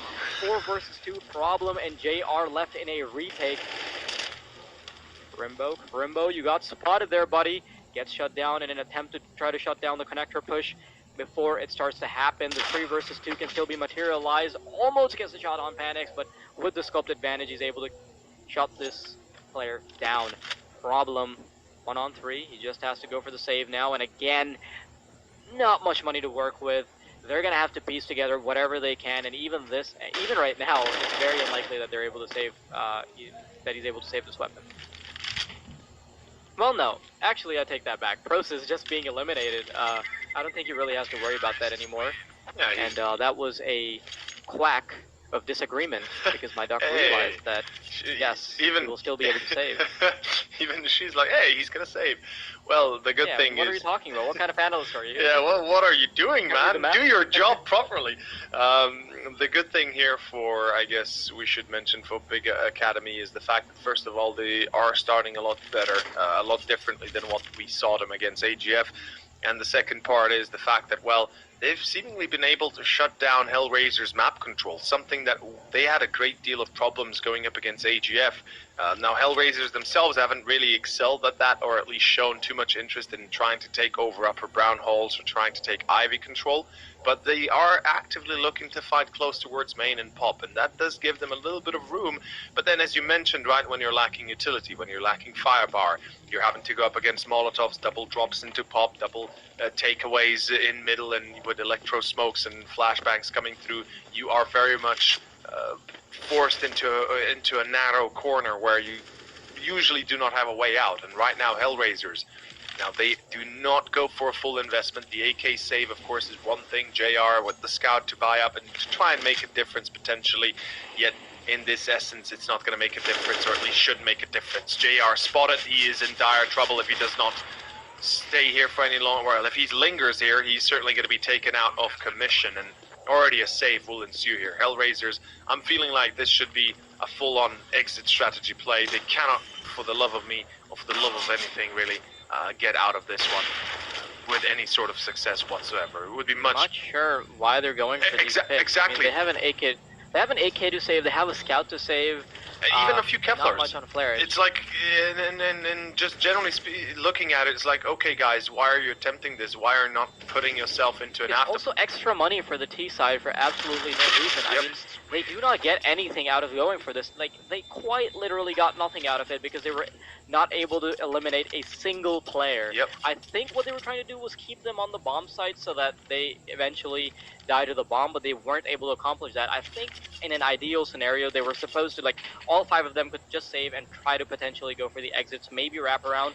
That would be the opportunity for damage and potentially picking up an AK, but that is not going to be the case here. JR and Kalinka, though, this time around, they're going to have the AWP, and this is an interesting buy because they're foregoing utility for the privilege of having a double op setup. Now, is this going to work out? Remains to be seen.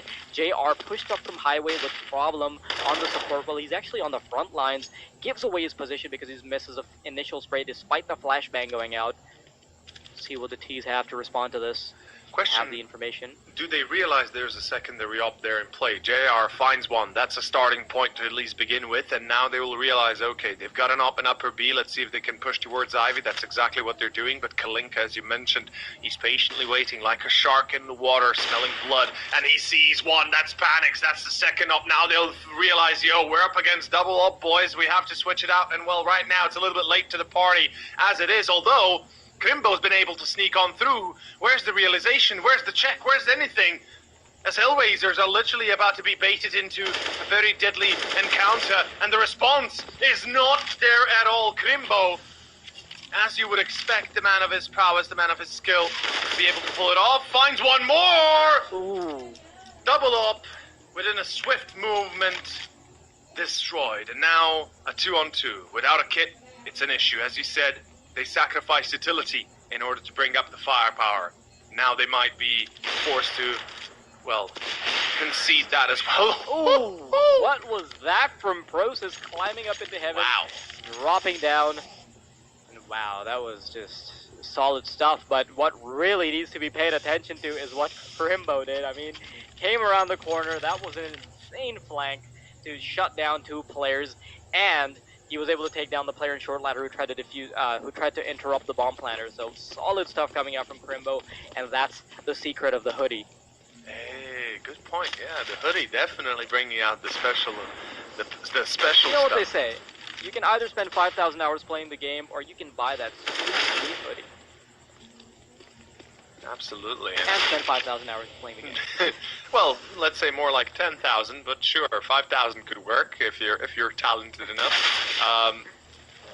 Then again, in this case, Big Academy, they are proving to be a worthwhile opponent and definitely a nuisance, if we can say so. They are continuously able to counter their the strats of HellRaisers, and what I'm more surprised about is this round, this replay here, is how they kind of ignored the smoke that was deployed into Ivy, and they literally ignored the fact somebody could have crossed it. So that's actually more on part their own fault than anything else. HellRaisers, they knew there was a cross in Ivy. They knew that somebody must have already crossed by that point that the first or the second shot came in from Kalinka, and I'm just kind of perplexed that they had no response to it.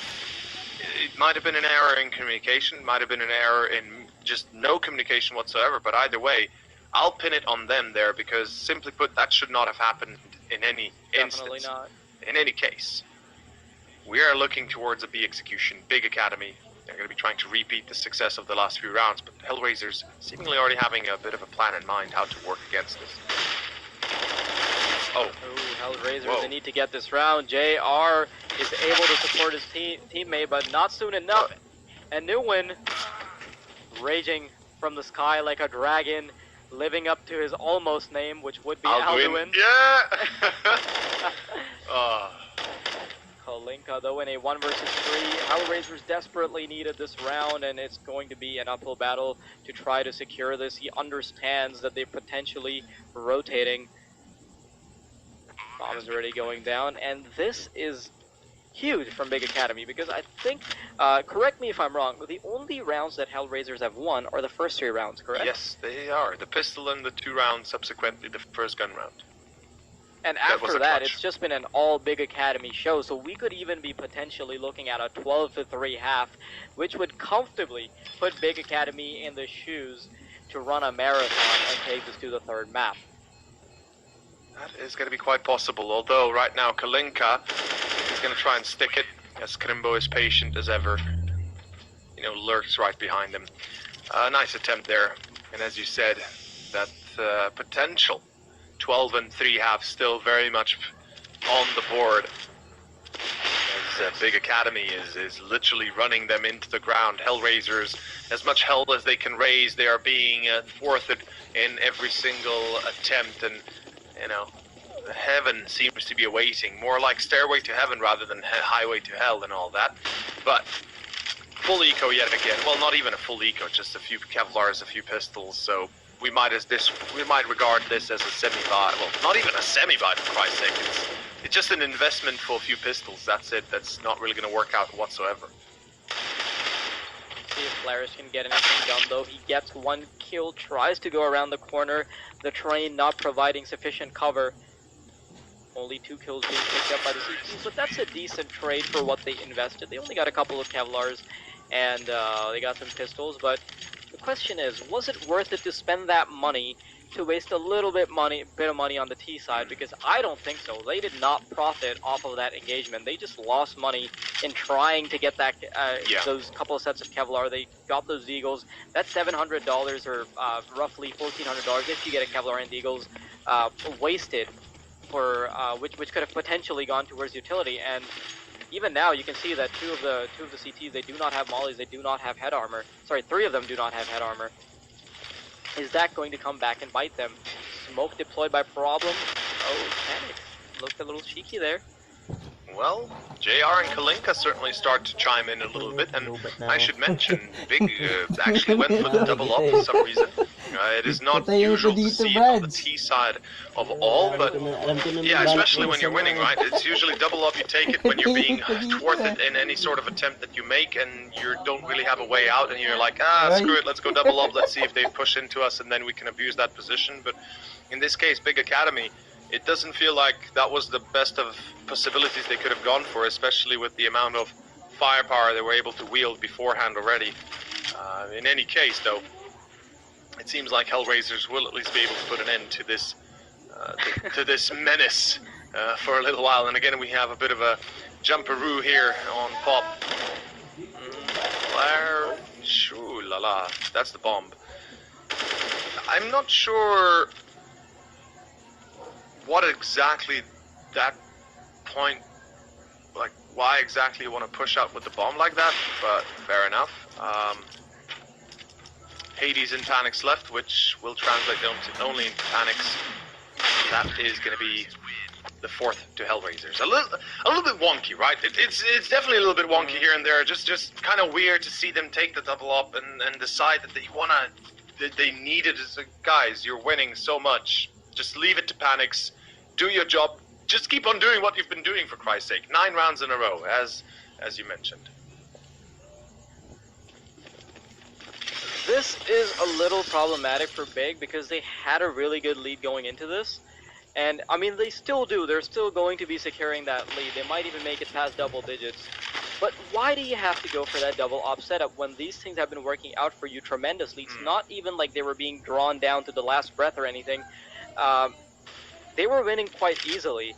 But now they've suddenly just given away a round to HellRaisers. That doesn't necessarily mean it was because of the double op, but still I don't agree with that adjustment that they made for no reason. But let's see. HellRaisers, now they're the ones that have a double op setup because I believe it was salvaged in the previous round.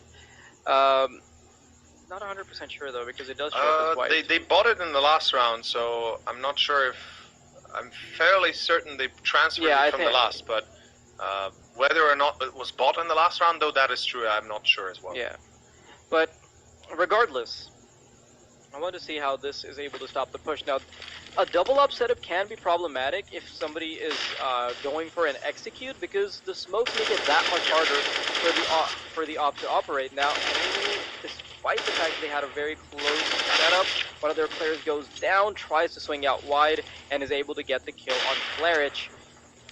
For a second there, it looked like the CTs just had a really strong hold on that, but it still came down to a 2 versus 2. Speedway is no longer a permissible area to be in, as Panics is the last person alive. Another shot from JR, nicely done. HellRaisers putting themselves back on the map despite the fact that they only won the first 3 rounds and then lost all the subsequent ones, just coming back to life.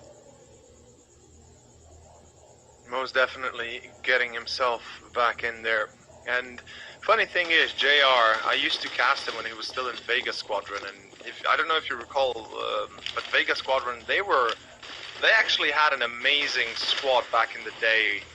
They actually, I think they were on par with the majority of the CIS teams that are still operating today. And if they continued on, God knows where it could lead them to. But you know, JR, he'd always been an excellent player if he'd been given the space. But speaking of excellency here, the last round of the first half seems to be coming to a close with a bit of a better connotation to it than what we've seen in the first few 9 rounds in a row from Big's Academy. Hades gets 1, it's Flowers though, an immediate reply following suit. And with this Ivy push behind it all, the flank succeeds. It becomes a problem for Big Academy, and it is down to Panics. Let's see if he's able to avoid that mass panic. This situation happened like in the previous round where he stuck with the AWP, but this time he has 3 people to worry about. Exactly. Luckily enough. Play catching though. Oh, yep, there it is. Headshot through the box. I mean, through the train.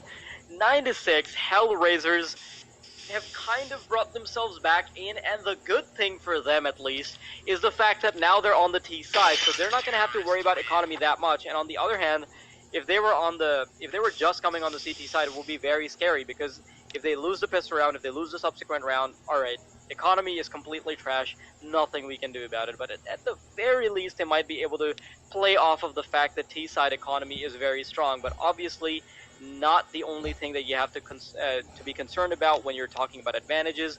They will be going to the side that has less of a positional advantage now, so obviously being down 3 points could come into play here.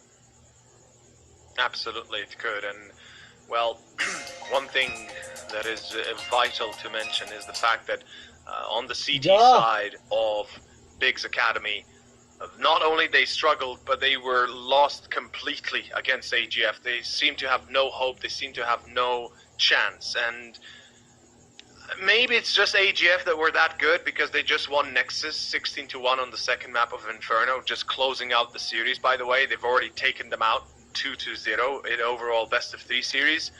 So AGF definitely showing prowess in that sense. But let's see if Big's Academy might be able to make a difference this time around. HellRaisers. It's not the best to be in this kind of position, but they've got 6 rounds to work with. If they win the pistol and the gun round, they're pretty much back on the horse, and they might even be able to take the lead soon after. Let's see for ourselves. The game has been paused, though. Well, that's a technical, wasn't it? Oh, are you sure? Usually when there's a tactical, there's like a little clock on the top, but when there's a technical, it like literally says a right, pause. because technical pause can be indefinite. Gotcha. Yeah. Let's look at the buys here from Big Academy. They're opting for 4 Kevlars and a diffuse kit and a smoke, and on the other hand, we're seeing significantly more utility on the T side because they have 3 players only that have Kevlar. So they have a lot of faith in these smokes. Let's see if this is going to work, though. I mean, it should against the one-tap accuracy of the USC. Anuin. 1, 2. Looking for a third now, but he's just going to back off. He knows he has the advantage. He doesn't need to go in further. He understands that there's a player around the smoke, tries to spam, but it's a bit of a one-way for problem. And it comes down to a 3 versus 3. Process is in a pivotal position to shut down any pushes towards Speedway, but I think he might have been spotted. Crimbo coming around the back, spots the Ivy player, always the flanker to shut things down. Makes things significantly harder for the terrorist side. It's just JR and Kalinka left to fight for their lives now. Is the bomb dropped, though? That is the question. I think it is dropped towards Ivy, which makes it significantly harder. JR, I think he realizes that there's a player towards heaven. Is Process wary of this, though? Oh, JR trying to slide up the ladder, but still gets shut down. A 90-degree shot by Process. Very nicely done, and Big Academy are up on their feet, and they're ready to fight. So we trade pistols again. HellRaisers taking the first, Big Academy taking the second. And interestingly enough, this is exactly how it went against AGF. It was basically Big Academy taking the first pistol on Nuke and then losing the the first pistol on Train, and vice versa. It happened here the same way. Interesting how history tends to repeat itself. But luckily enough, the scoreline this time is not the same. Big Academy going up against a not even an investment, just pistol upgrade here from HellRaisers. 5 Deagles. I'm actually kind of fond of seeing the 5 Deagles, but I'm not too happy about how they go about using them. If you're going to be wanting to play with 5 Deagles, then it's more about having a chance with every single 5 of them instead of just waiting for your opponent to push into you. Although it might work out that way as well. Flarage, good respawn, says Hades comes in hot. Well, truly his realm is hell, and well, HellRaisers, they should feel like at home. 11-6, as Big Academy are taking the lead a little bit step further, and this is now starting to go into that double digits lead itself, where 6 rounds could be more than enough for Big Academy to close out the second map with success and push us onto dust again. Big Academy, they desperately want to take it to the third map. Could we see a reverse, though, of what happened? I mean, previously, they won Nuke and lost Train and Dust too. Is it possible that this time around they lose Nuke and win Train and Dust too? That would be very interesting to see. Big Academy now up by 1 for the bare minimum of having double digits. They're on 11 now. 11-6. What's funny to me is the fact that HellRaisers did choose Train, and so far they have yet to show a reason why they chose Train. Like, T-side Train is where you usually excel at. Now, I'm not going to say CT is not the same, and certainly you can show your prowess, and they had a few moments here and there, but for the most part, they were pretty much shunted into the dark, whilst now, on their T-side, they better, show the reason why they chose Train, show the reason why they wanted to play it.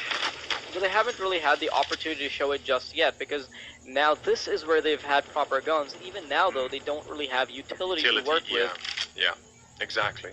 And in this essence, again, that's also one of the parts of the game. So they have to ride with it, right? They went for Deagles instead of a full eco, and they knew what they were doing.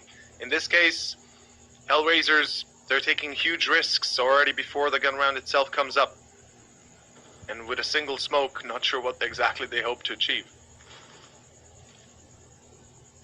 Broses, though, he's making a case for Big Academy to make it to the third map as he takes a head off with the MP9. The MP9s have gotten so annoying in the metagame, to be honest. They're just such a force to be reckoned with. The low price of $1,250. 4-on-4 as Problem makes it a little easier for his team. Crimbo, though, still jiggling around the bomb site, hoping for somebody to push right into his deadly Venus flytrap. Good way to put it, yeah. Going into limbo. Double drop, does it succeed? Surely it does. Oh, damn.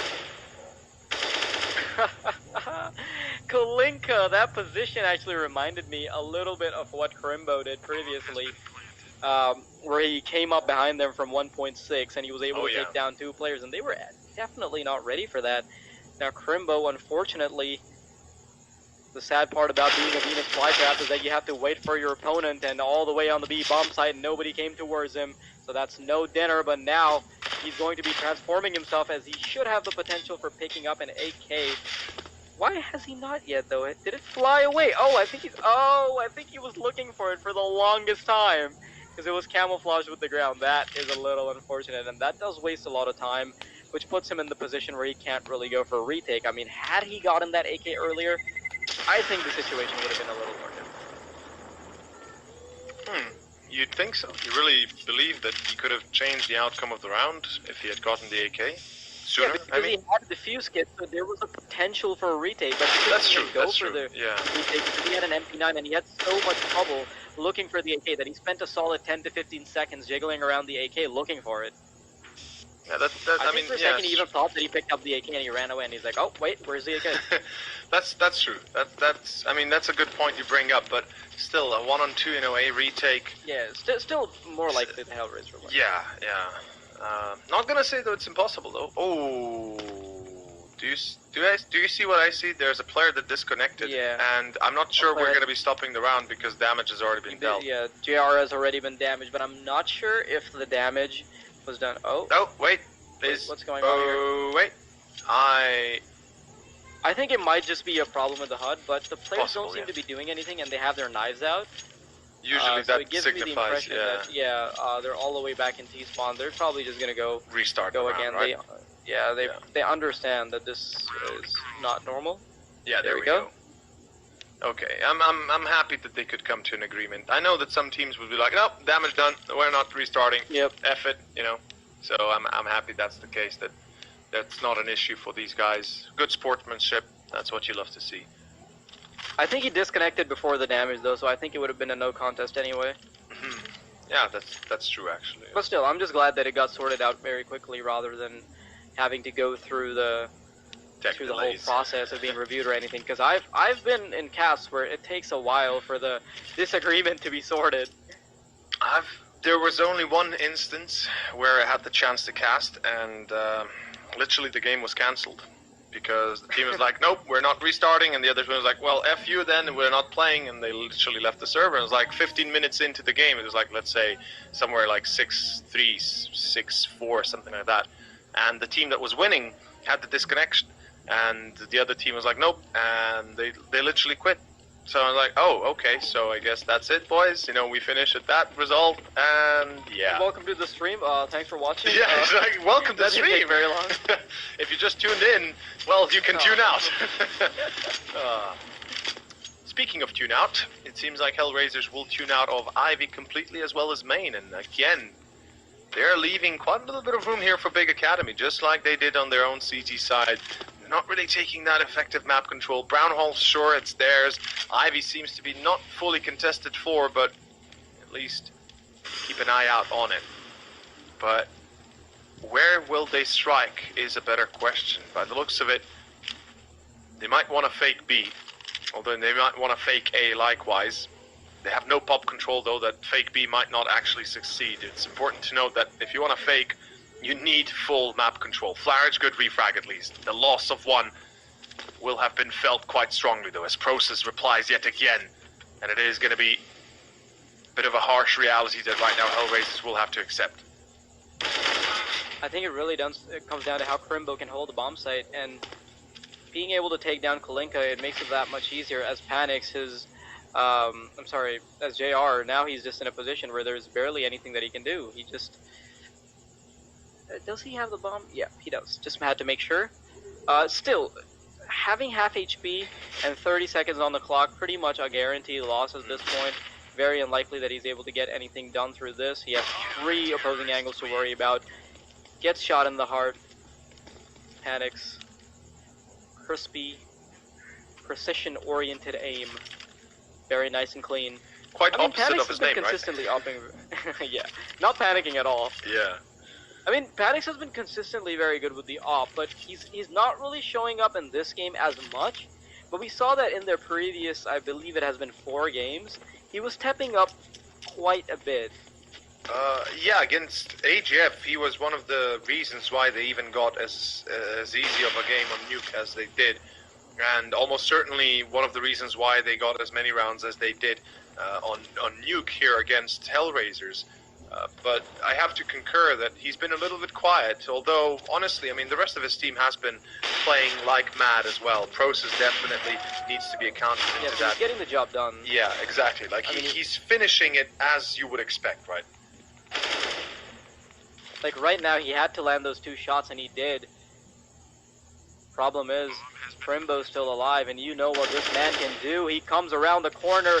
Ivy is his playing ground. He gets one, and it's just a 1 versus 1. Very little for him to worry about. He's going to run straight through the smoke.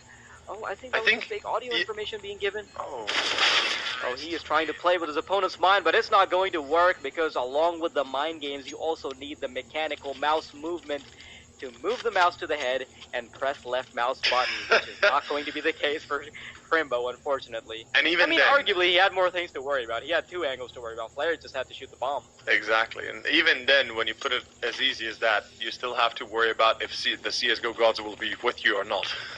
Yeah. So, whether or not that sweet 99.999% accuracy will be in your favor. yeah, exactly. It's like there's always one that's like, oh goddamn, one chance that you fail and it happens. And Flair's problem, well, the problem of I was trying to make a pun and they don't even allow me to do that. It's as easy as that. It's like, yeah, that's a problem, I think. Hey, yes, to steal it yes, from you. Thank you. You hit the nail on the head there. It had to be squeezed in there somewhere. I love it. Had to. No, I love it. I really do. It's like, the name itself writes itself. Like, it's like my nickname, Over. It's like, over and out. How many times I've heard that. It's like, I like it. So as long as you can make it funny. I mean, if you drop a pawn, you don't need to panic. I've got your back. Hey, there's no problem about it. We can go all day, but we can. That would severely deteriorate the quality of the screen. We can dance the limbo later on. Anyway, I don't think it's gonna drop the quality, but it's definitely gonna drop a problem. No, okay, enough. That was a shaky one. That was questionable at best. Yes. In any case, jump boost succeeds in Ivy, tags along on Anwin, and we see Big Omen's Big Academies, reply in kind, go into total defense mode. I kind of like how Big is currently responding. They realize that perhaps they've been a little bit too eager, and they have main control, so that's a lot already to handle with. So let's see if they can actually push HellRaisers further down into the mud.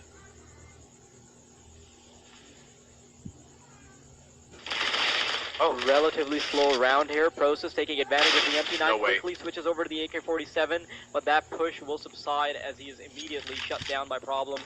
4 versus 4 now, AWP in the hands of Anu, and he has so many angles to worry about, just wiggling around. The bomb train panics, is taken down by JR, who's already situated all the way in Ivy, waiting for the push. Kalinga follows suit with a kill of his own. Hades now trying to bring his team back into it. The position of at least one of the players has been given away. Bimbo.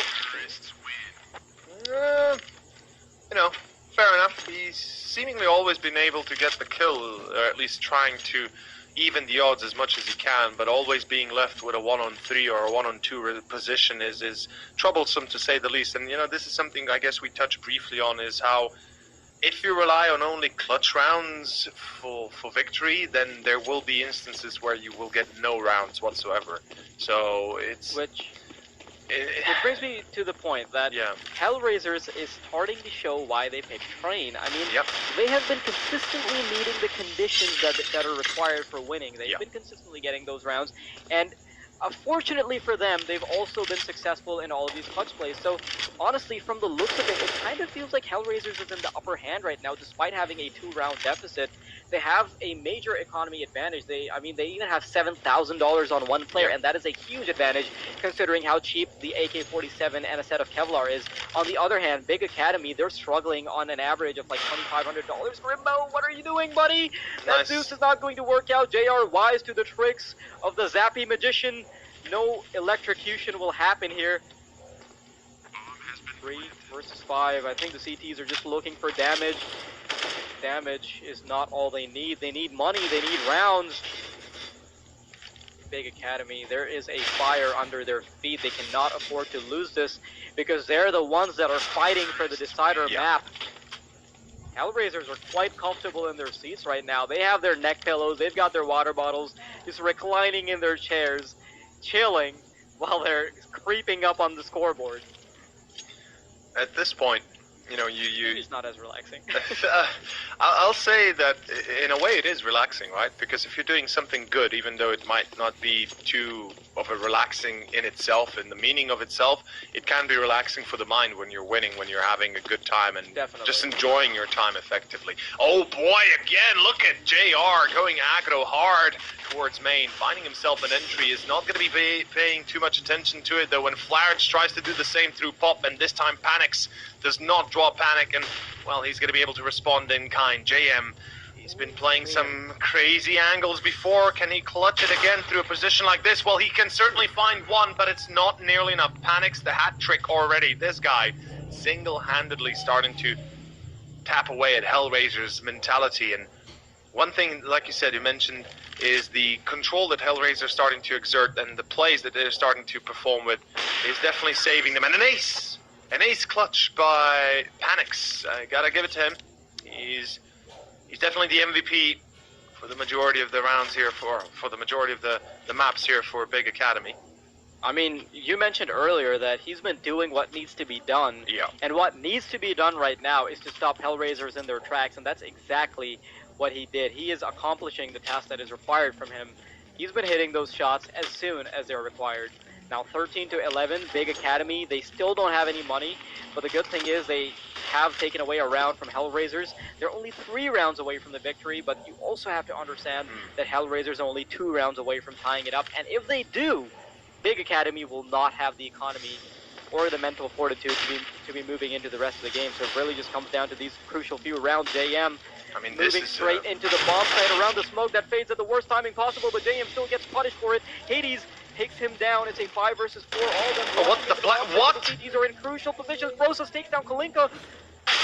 What is going on there? HellRaisers, that is a bit of a critical error right now. Flarage, good return as the second drops. That's Process to fall. Anouin from Ivy able to defend the line, the cross. Now this is a long way from being done yet, but HellRaisers, we praise them for the raise of quality. We praise them for how well they were able to rise in the ranks here and then show us why they chose Train. You know, they had confidence, they had patience, they took map control, they were effective with it. Now they seemingly lost a little bit of their own patience, a little bit of their own wisdom, and they're just pushing out hard.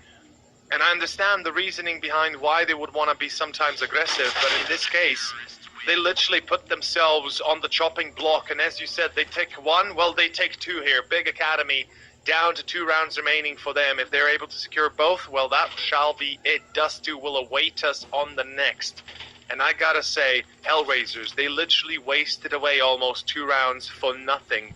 They do not take map control, they do not even attempt to try and take it, and they let Big Academy take fights that one-on-one challenges that in the end can go 50-50, right? Even if you're the better team, if you go for a challenge, there's always a chance it goes wrong. Ooh, Krimbo, what a fast shot. Anouin on top 3 as well as he takes himself 2. It's going to be Kalinka with the reply, though. Quick enough and easy enough. Although this 3-on-3 still to be determined how it switches and how it goes. This is going to be a tough one despite the fact that they've already gotten these kills. Flared so low on HP, so there's barely anything he can do. Process has managed to sneak his way around the bomb site and only has to deal with a 10 HP Flare. Tries to follow it up with a spray. GM with only a Mac 10 in hand gets one, but it is not going to be enough because Hades is there to pick up the kill. Big Academy putting themselves on match point. And HellRaisers, seemingly, Big Academy was starting to look so shaky. HellRaisers looked like they had the stronghold, they had the vice grip, but that is not the case. The chokehold almost, and in this case, Big Academy, they've finally put their foot down and said enough is enough. I love the fact they go a little bit more aggressive, that actually Krimbo takes that advanced pick into upper brown halls and forces HellRaisers into an immediate response. The thing is, HellRaisers didn't necessarily need to push down B, yet they decided to go on a buy in towards that execution, and, well, they failed magnificently.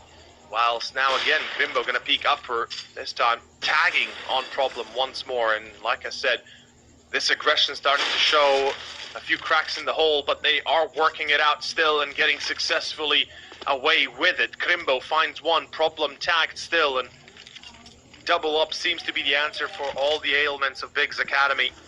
And a 4-on-5 for the last round potentially here for Train as Dust 2 is right behind the corner. There it is. That shall be the end. JR Kalinka are out, and it is only the 1 man left. It is, well, 2 men left, Problem and Flarich. And I'm not sure if this is the GG lag or not, but yeah. There we have it. Yeah. There we have it. Well, the GG lag happens. Nothing we can do about it. Yeah, you know, something we haven't seen in a little while, but times to times it happens. Zinni's gentlemen. Yeah, I think it was pretty cut out anyway. It was pretty obvious who was going to win there. But Exactly. As soon as the first 2 kills happened, right, from that point forward, you know that it's going a very, very single route. Yeah, for sure. Well, on top of that, I'm not sure if we're jumping back into the studio, but either way, we will be going into our third map. Dust 2 is going to be our third and final one of this best of 3 series, the Elimination 1. As HellRaisers and Big Academy will be coming down to the last point, the last chance here for one or the other. Seeing is believing and all that good jazz. So folks, don't go anywhere. Back in about 10 minutes or so as we get ready for our final map of the day.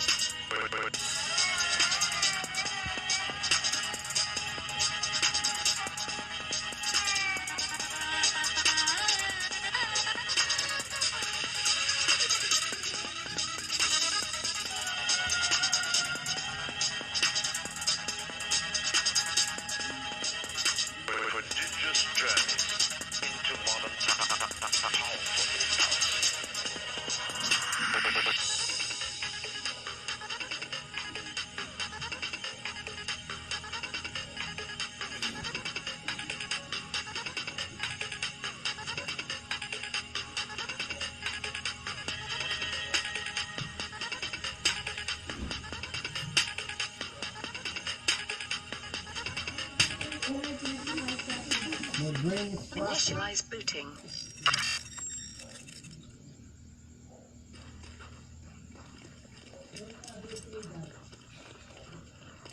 Okay, ladies and gentlemen, we are back at it again. It is the third map and the final one, as we are jumping into HellRaisers versus Big Academy for Dust 2, the final map to decide who is eliminated from Group A and in general from our first 9-5 tournament, or who will be then facing off, of course, none other than, in this case, help me out, not AGF, rather, but, oh my god, my brains are melting. Nexus, yes, Nexus was the one I was looking for. So the winner, of course, here having to face off Nexus in another best of 3 covered by Sir Danny and Kieran. Of course, they had a splendid, or they did a splendid job, and they had a very quick winners match between AGF and Nexus, respectively, at 16-9 and 16-1, both going to AGF. Yeah, it was critical, man, real critical.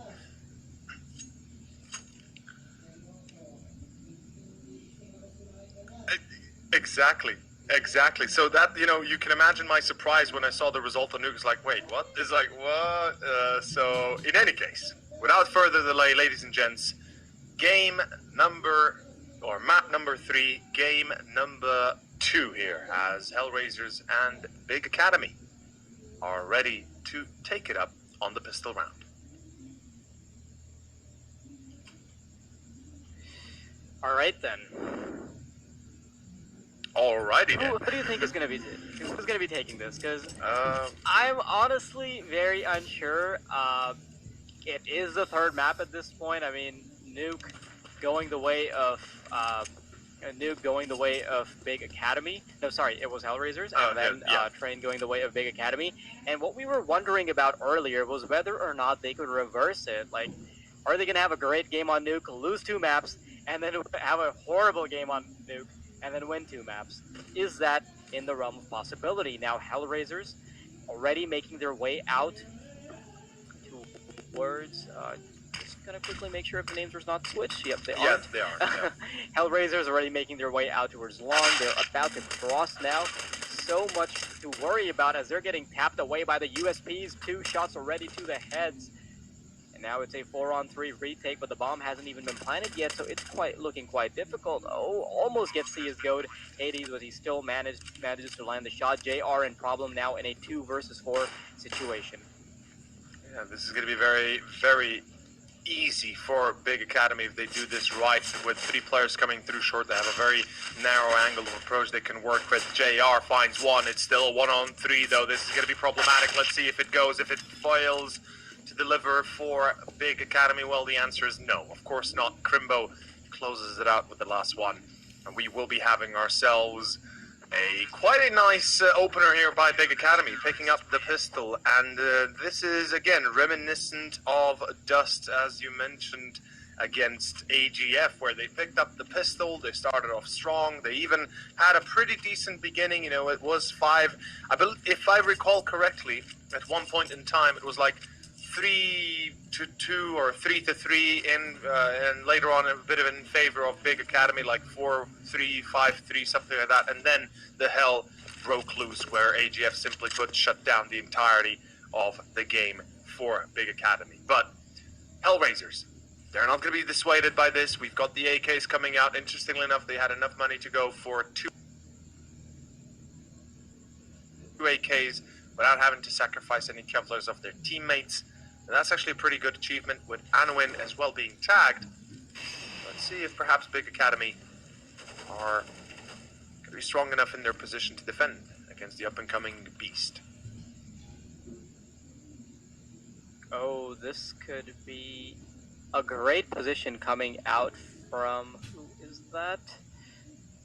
Anwin, because he's very close, up close and personal to the tunnels. But he's going to have an AK-47 and a MAC-10 to deal with, maybe 2 MAC-10s if I'm not wrong. It does look like the terrorist side is decidedly going towards mid and B now, though. They just have 1 player that's waiting around mid to potentially catch off the rotators or help them pincer in. Anwin, though, wonderful position there for the MP9. Unfortunately, only able to get 1 kill, but it's not going to matter, because Kimbo gets 1, gets 2, gets 3, makes it look so easy. That That was very nicely done by Crimbo. It really was, wasn't it? And we can see right now that this execution by HellRaisers was well thought out, was well even kind of not really countered, but they had the good idea of covering the corner there against Anwin, but Crimbo from window. Oh. And that's all that it took. Yeah, exactly. Like it was 2-3 seconds of them not paying attention, and that was the end of the round immediately after. And we can see right here, Big again starting off strong, 3-0. What a perfect beginning to the map once more. Man, I really like how Panix plays, to be honest. Like, he is so quick on the op when it's required, but when it's time to go passive, I've seen him hardscope for ages. Like, I'll see him hardscope for 40 seconds and also be a super dynamic, hyper fast, flashy player when the time is right. So I think that's sort of a quality that's very rarely seen in players. Like, you might see somebody that's very passive, you might see someone that's fully aggro playing the AWP like an assault rifle, but to have cohesion between the two sides of the AWP playstyles, that is something that's rarely seen. But the terrorists now, it's like, they do have mid control, pretty much uncontested, pushing up towards short. Yeah, we spoke a little bit about Dust 2, right? And we spoke about how it does, of course, favor aim over anything else. Yet still, there are a few basics that Ts do need to achieve, as you like to put it, basically having those, how to say, ticks filled out or slots filled out in order to have a chance of victory. And in this case, short is one of them. If they wish to control a site, usually if you want to go for an A split, obviously short and long is the way to go. Now, if that is the case, you can't really risk going through a single point of entry. It does limit you very well.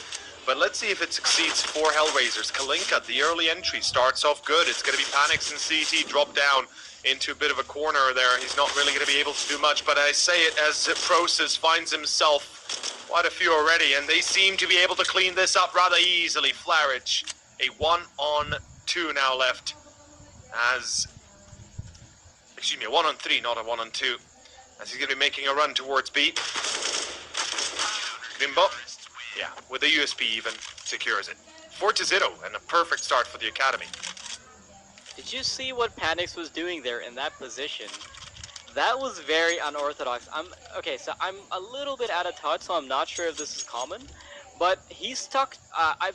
You can see people hiding towards Ninja, but he hid on the other side of Ninja, and he turned his head around so that they could not see him, so they'd be close enough for him to swing out wide. It didn't work out, but just to see the prospect of it potentially working out in the future, now that is something that I like to see.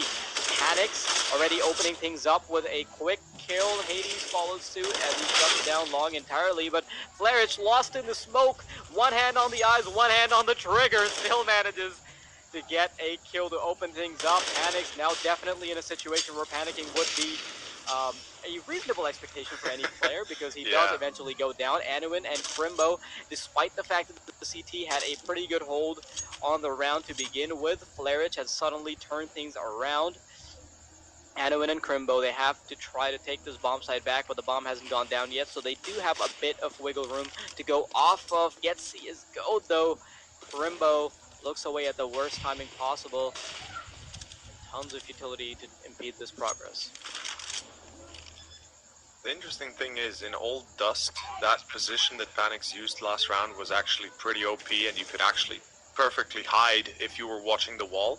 But here, you see the shoulder, you see the back of the player regardless of what he's doing. So it's not as used because it's not as effective as much, but it can definitely work out if you play your cards right. Anuin though, 1-on-1, back into this challenging moment with Kalinka in tow and CT waiting for a chance. Kalinka, does he jump? Nope, he's going to be a bit patient and he's going to walk up the ramp just as Anuin tries to challenge, and well, HellRaisers will find themselves the first round by the grace of Kalinka. And that shall be better late than never, we can say, in the fifth one. And HellRaisers certainly starting to be perhaps a little bit concerned with given how this map started off and given how good Big Academy looked even against gun rounds against them.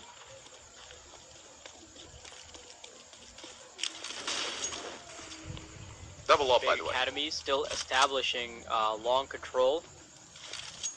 But I like this play from them. They're backing off. They've only asserted dominance here on long so that HellRaisers don't eventually go for it. But then they can back off because they know that they don't need to have more than one player just to have the information. Is HellRaisers going to realize it though? Because they have 3 players towards long. They're not sure if there's an Opera and Rifler crossfire sort of setup going on there. But the big thing here is that Big Academy has a double op setup, so they have to be very wary of that. Flarich once again getting a kill on long, but is he going to be replicating the successes of his past by getting a double kill? Panics quickly, shifting his focus away from long towards the dangers that lurk on short, and JM will prove that he was a danger indeed as he gets 1 kill with the MAC-10 from a gap in the smoke. 3-on-3, the pressure is on the T's now to push, but there's still 50 seconds on the clock. It's vital here. Oh, Process, okay. It's vital that, I was about to say, HellRaisers keep short control, but for some reason JM then decides to pull away from it, even though they kind of cleared side already. Still a 2-on-3 though, and right now Kalinka and Flarich. Well, Kalinka succeeds with the first, and oh boy, it looked like for a second there that Kalinka might be done for. Double peak though will work out together, as Skrimbo cannot really do much, as HellRaisers again successfully pick up a round, barely, but they do, pulling it back notch by notch. By the way, I was a little bit surprised the way Big Academy decided to then approach this retake. I mean, they got the 3-on-2 retake, yet they decided to go in, I'm not going to say 1 by 1 exactly, but they certainly kind of ignored the fact that they have to work it together, and the CT player was focused more on short rather than car, rather than the cross through long or ramp sites. And right now, Big Academy forced into an eco. This is where HellRaisers can start causing trouble because the economy just isn't on the side of Big Academy. Good thing for them though, they've ecoed as soon as the opportunity presented itself because they don't want to get stuck in a cycle of just having really bad buys. HellRaisers though, pretty clean round coming out from them so far as they have 4 players alive, kicking and healthy. Are they going to be losing this AWP though? This could be essential for Big Academy because they want as much damage as possible. Nope, not going to be the case, and the potential of an op there could have completely changed the landscape of the future rounds because you save almost $5,000 if you can pick up an AWP. That's, yeah, that's definitely a hefty amount that you can work with if you're able to pull it over, but let's find out if perhaps right now JR can make it worth its while or worth his while. Blinded a little bit. The Molotov as well gonna burn him quite a little bit, but the timing, the chance there gonna be taken as JR times it like a boss. And you know, if we didn't know any better, we'd say this guy is definitely on something and he's having a great night, but that is gonna be perfect for the moment as Big Academy have no response yet. An interesting decision. They leave B completely wide open. As HellRaisers seem to be going for a B split, Big Academy, they're going to be gambling everything they have on towards A, and I respect that choice actually, I really do. It's very hard to hold B with a single player if he's not going to be ready for what comes next, and they would rather keep to A, and if it succeeds, if it is an A take, they'll defend it to the last. If it isn't, they're going to save it to the last. So in this case, it's a tactical decision that one must basically respect, and certainly they do. Yeah, like I said, it's very easy to snowball if you start losing control of your economy. Yeah. They know that either they have to win the round comfortably, or they have to hold on to their guns. They're not going to take the maybe 20 to 80 chance of this 20% to 80% ratio chance of potentially getting the retake and losing tons of guns, and even if they do, they have maybe 1 or 2 people alive. Yeah. It's probably not happening anyway, especially with the amount of rotational time that it would take from the gamble anyway, so just, I can definitely respect that decision. But the question is this decision going to materialize? Because this is starting to look like a worst case scenario. where they don't go for the retake and they still end up losing their weapons because of a poor strategy in terms of saving. They didn't have great setups to be able to protect each other. They just didn't have the right crossfire setups, and they were punished for it. Over on short, because of how players were able to isolate the angle on A and pushed up close to short, they just lost 2 guns for absolutely no reason. And beyond that, it's obviously going to be fair game for the T side, just because of how much easier it is because of the numbers advantage. And now Big Academy back on the economic deficit, just an AK to their name, and looks like they're going to be playing these close angles.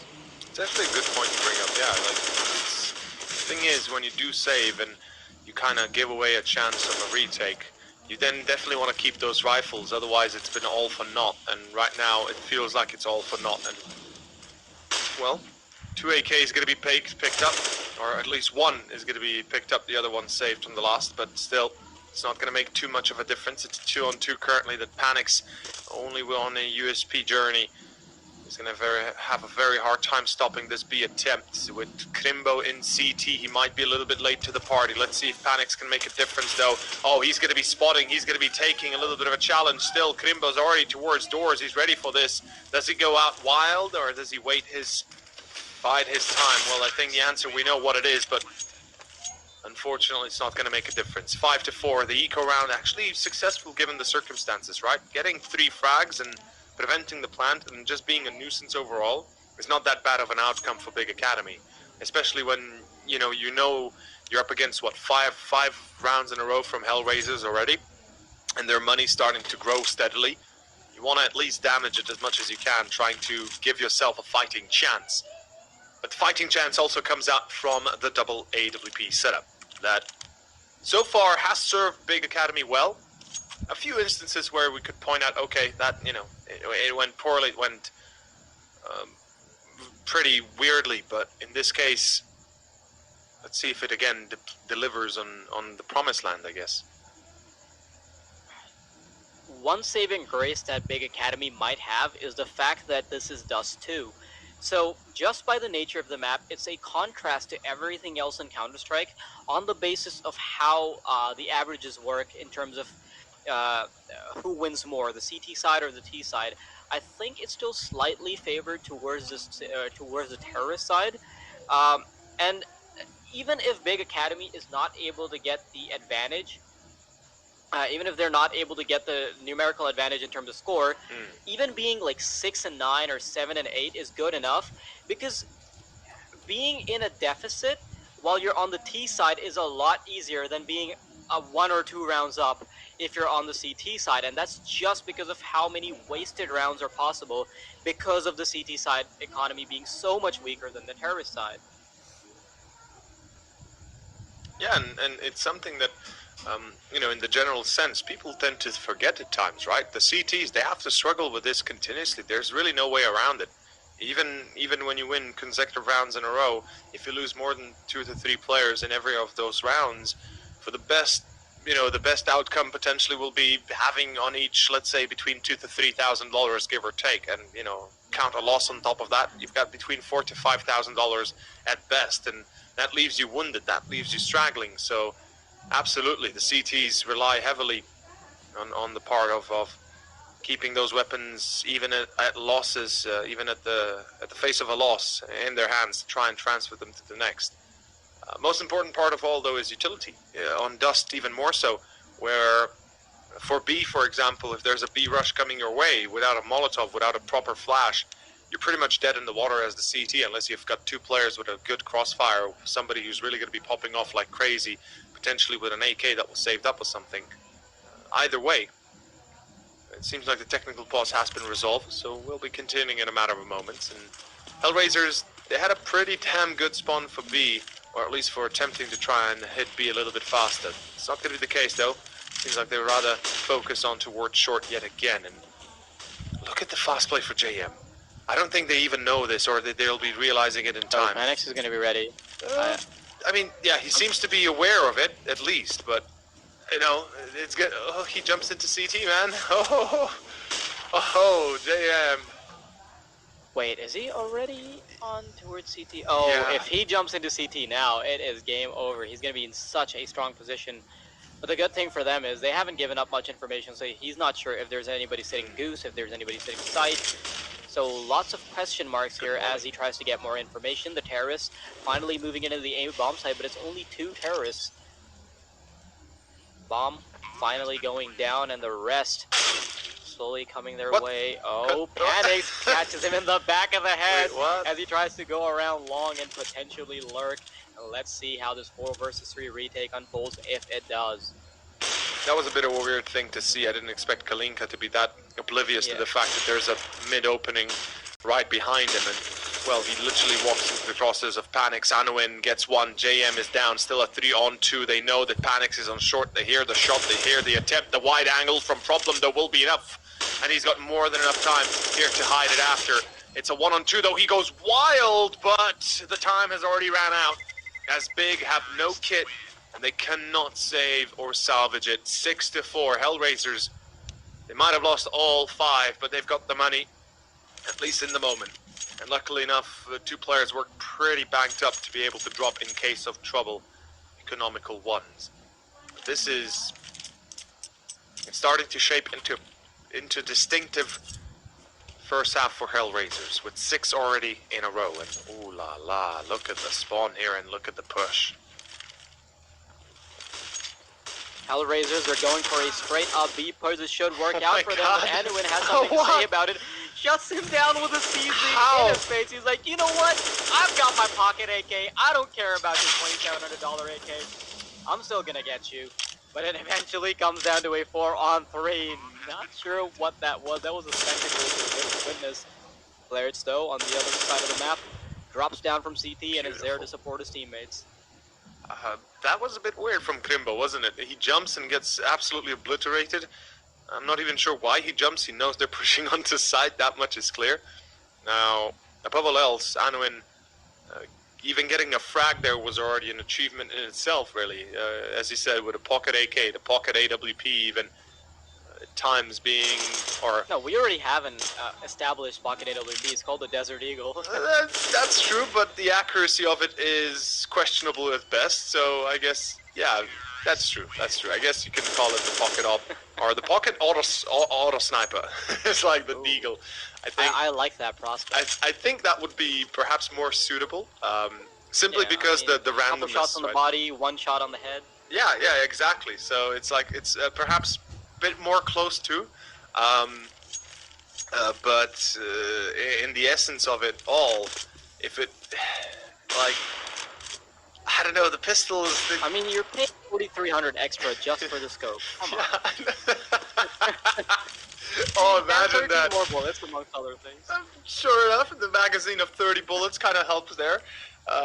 Although, if we're honest, I mean, just slap a scope on the Deagle and you can oh god, imagine that's gonna start an entire new apocalypse. Imagine that. Slap a scope on the Deagle, put the price up to, like, say 2.5 or something like that, and then see people go crazy.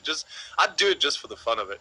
Just to see the reactions of people. Just watch somebody watching long from barrels with a Deagle.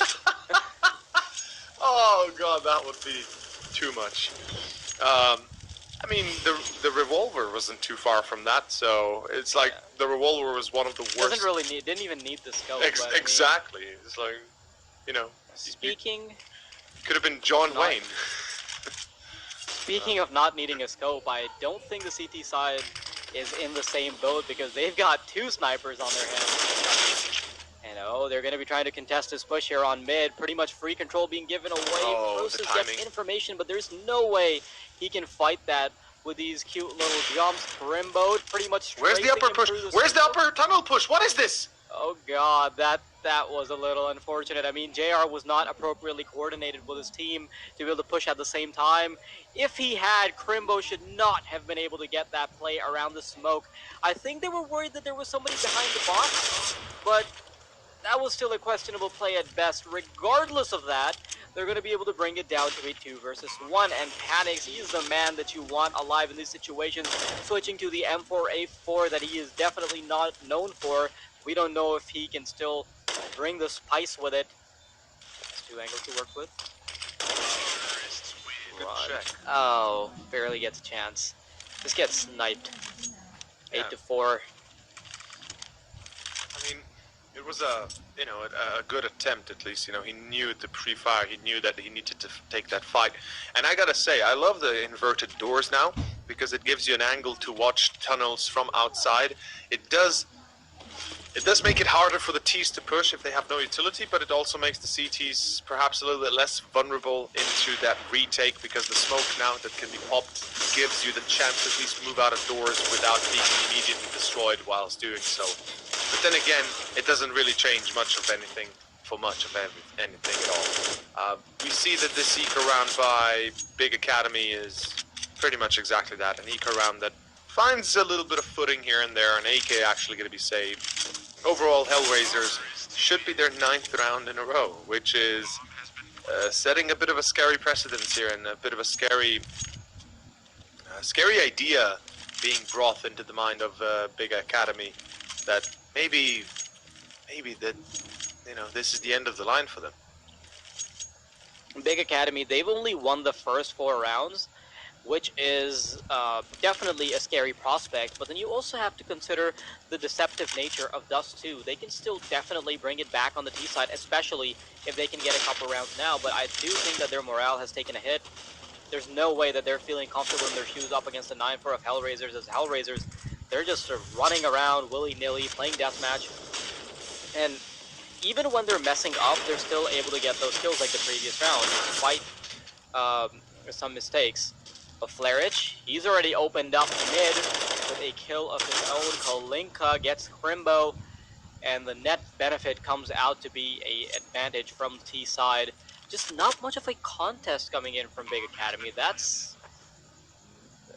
You saw there how shaky they look. Like, they were just getting mowed down entirely. Yeah, they're losing straight up duels.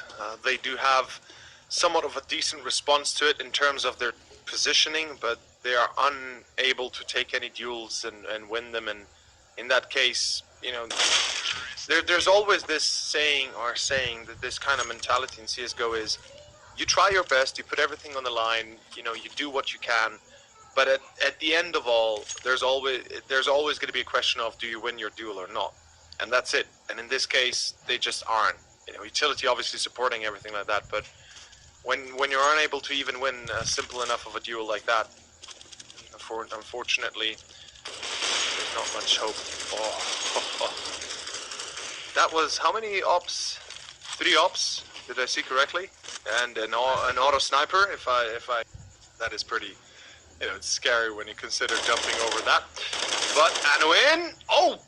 Okay, now this is bold. I like it. I like what they do here. Yeah, pushing, despite the fact that they were just being challenged with an auto sniper and 3 AWPs, that requires some guts to do, but Flarich is eventually going to put an end to this madness as he takes down the one player that pushed in and killed 2.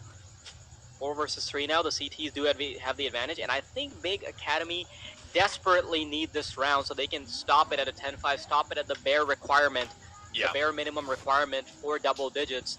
Otherwise, they're just going to be in an uphill battle. They might not be able to take advantage of the economy advantages that the terrorist side inherently has. Hades taking down Flarich now. He spots the player, but he doesn't really have much HP to work with. Still, landing the headshot, that's going to be enough to put Kalinka in his grave. JR left in a 1 versus 3 situation, feeling very uncomfortable. He has 3 angles to worry about, and the auto sniper, cheeky little tap there, takes down JR and puts Big Academy sort of back in the game. I don't know what to say about that. Well, I mean, look, 5 rounds, right? It's something. As you said, it's the minimal requirement to at least have some sort of a chance on Dust. The problem is, if they lose the pistol, okay, let's even say they lose the pistol. Let's give him that much of a benefit of the doubt. They lose the pistol, but then it's basically the gun round that they have left. They have to absolutely demolish HellRaisers on the gun round. It's simple as that. And right now the pistol is already in question. Oh, they spotted JR. I'm fairly certain they did. Doesn't really matter, does it?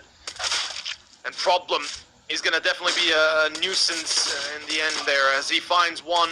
It's Kalinka to support Hades. Good return, but the flank has already been set from tunnels, 2 players come through, but they don't even need to get there in time. They already find the frag before anybody else, and, well, Flarich will find himself a final. That pistol looked a lot easier than one imagined. Also, go on. Sorry, I wanted to say, funnily enough, we just saw, well, 9 pistol rounds, and all 9 pistol rounds are equally proportioned across the board. Wow. Legitimately, Big Academy have won the first pistol on Nuke against AGF and against HellRaisers, lost the first pistol on Train against AGF and HellRaiser, now won the first on Dust and lost the second on Dust. So we're literally just back and forth. Back and forth. Pretty much 50-50. Explains the state of pistol rounds in general. Exactly. But one thing that I really want to point out is the fact that Flarich has really been popping off. I mean, if you look at the scores, his teammate JM, I mean, I'm not trying to throw any flack at him, but he's on like 3 or 4 kills, I believe. Yeah. What, like as soon as the kill feed turns up again, I think he's like on 4 or 5 kills. But on the other hand, Flarich is on 26 kills. That's almost a 30 bomb already. Yeah, he's really popping off big time. He's definitely having a performance that one would expect out of a player like Flarich. And right now this A-long push might work, although they have to get rid of JM. You might have dissed him a little bit, and he's going to be dissed by the Molotov in the end. Oh, poor guy. Well, doesn't matter, and still it's not catching a break. Yeah, just can't take anything here. A bit of a surprise here by Flarich, by the way. I'm not sure why he goes through the smoke that wildly, that crazily, but he does it, and JR and Problem will be able to clean whoever is left on the edge, as HellRaisers, not only do they take the round, they pretty much succeed, where Big Academy required desperately to pick up something. A bomb plant, for Christ's sake, would be better than nothing here, and I gotta be honest, I'm no longer seeing the end of the light at the light at the end of the tunnel anymore.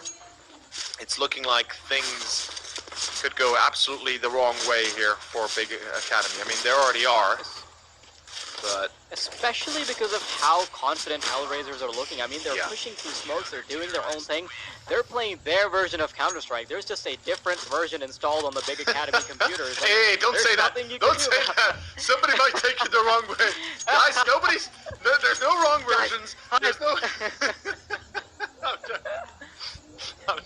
Somebody's just sitting there and going like, hey, that's not fair. Hey, they're having illegal things. No, don't worry, folks. It's just their mindset that is currently in a different state, and it's showing, like you said. Not the update yet. Oh, okay, I'm just being a little too harsh. But yeah, HellRaisers. HellRaisers are truly staying true to their name and raising hell, because right now 13-5. This is kind of it. Already being taken out. And I'm not saying it's over. It's just this is where the Academy of Big have to prove their worth, have to prove their quality in a way. It's all or nothing for them.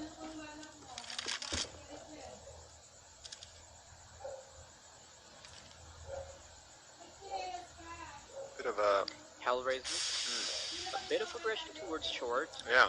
But they know that they don't need to contest it, and I think Big Academy is a little easy to read in this regard, because in the previous round, every time they've taken short control consistently, they've always had tons of flashbangs and smokes and whatnot, so it would be very obvious that they're coming. This time they've given away no information whatsoever, so this sort of gives you the idea that maybe it's a little bit more predictable than we anticipated. Luckily though, Big Academy, they have gotten 2 kills, which were secured by, I'm not sure, I think it was a new one, yeah. Well, this is not yet done completely, although they seem to not be aware of the long push, and yeah, Crimbo and Panix and Anwin. Just as you said, that you couldn't see the light at the end of the tunnel. Panix reaches into his pocket, pulls out a flashlight, blinds me in the eyes straight. Well, I'm thankful. Like it wasn't a flashbang. Oh, hey, I like it. We're going dirty, huh? To be fair, in the old iterations of CS and Half-Life, you had a flashlight actually. So, yeah, no, you even had night vision goggles. So yeah, that was cool. They need to bring it back. They need to bring back the stat track flashlight. Oh, dude, It's like you can blind people who have night vision on. Yeah, it's like new tactics abound. But honestly, this is 5-man flashlight push. Dude, imagine the strategy behind that. Oh, but speaking of strategy, though, the strategy for the T side is unfolding, but unfortunately, they've taken quite a hit here as they make their way towards long. Already on the bomb side, I don't think they're ready for the threat that is Flarage. Hiding behind Ninja, truly staying true to that call-out. Panics all the way on long. Anduin has to pretty much hold the bomb site alone because there is no contention coming towards long. Should be a pretty difficult defense. Freezers coming straight in. Flarage gets taken down, and Nguyen not able to pick up the second kill. Panics realizes now that there's 2 players on the A bomb side. He has to try to get them off the bomb. A 10-second defuse, so he does have the opportunity. Now he has to run towards the bomb. He's got the head. He's snapping away. Is he going to be able to get it? There it is. I'm a little bit surprised that HellRaisers then decide to hold it after he loses his teammate right here. It's like, you know, that's a good 6 seconds still left. And yeah. Now, without a kit, the round is gone anyway, and okay, I get the reason why he holds it, because obviously Panics might not have known that it was being diffused. He might have been oblivious to it. And with a kit, that would have been unlikely. Yeah, exactly. The kit was unlikely to be had, and it's like, you know, Panics. There could have been a way where he might have ignored the defuse and not even picked into it, but in the end, it is as it is. And Big Academy are definitely saving themselves a little bit of headache here and there. Yet it's only Nico they have to face off. They seem to be pretty well adjusted to it, thankfully enough. 8-13, HellRaisers. JR, I mean, now he's just having fun at this point. Most definitely, yeah. If he manages to get the Zeus on anyone, that's going to be a little embarrassing, but like I said, it's kind of similar to the knife, but if you Zeus someone, because it has a little more range, it doesn't take you directly to the 16 and it takes you to 15 points. So you still have to work your way up to that last round. That's the beauty of the Zeus. It still lets you feel like you did some of the work. It lets you feel like you've done so. I like it. I like how you put it. I imagine somebody's watching Counter-Strike for the first time and they're like, wow, they really put something in like that? Yeah, you actually have tasers. Oh wait, is this America? I was like, oh, okay, that was too far. It is gonna be a bit of a B-split behind all of this, and Kalinka's realized this. Good smoke. Actually, Problem gets the kill.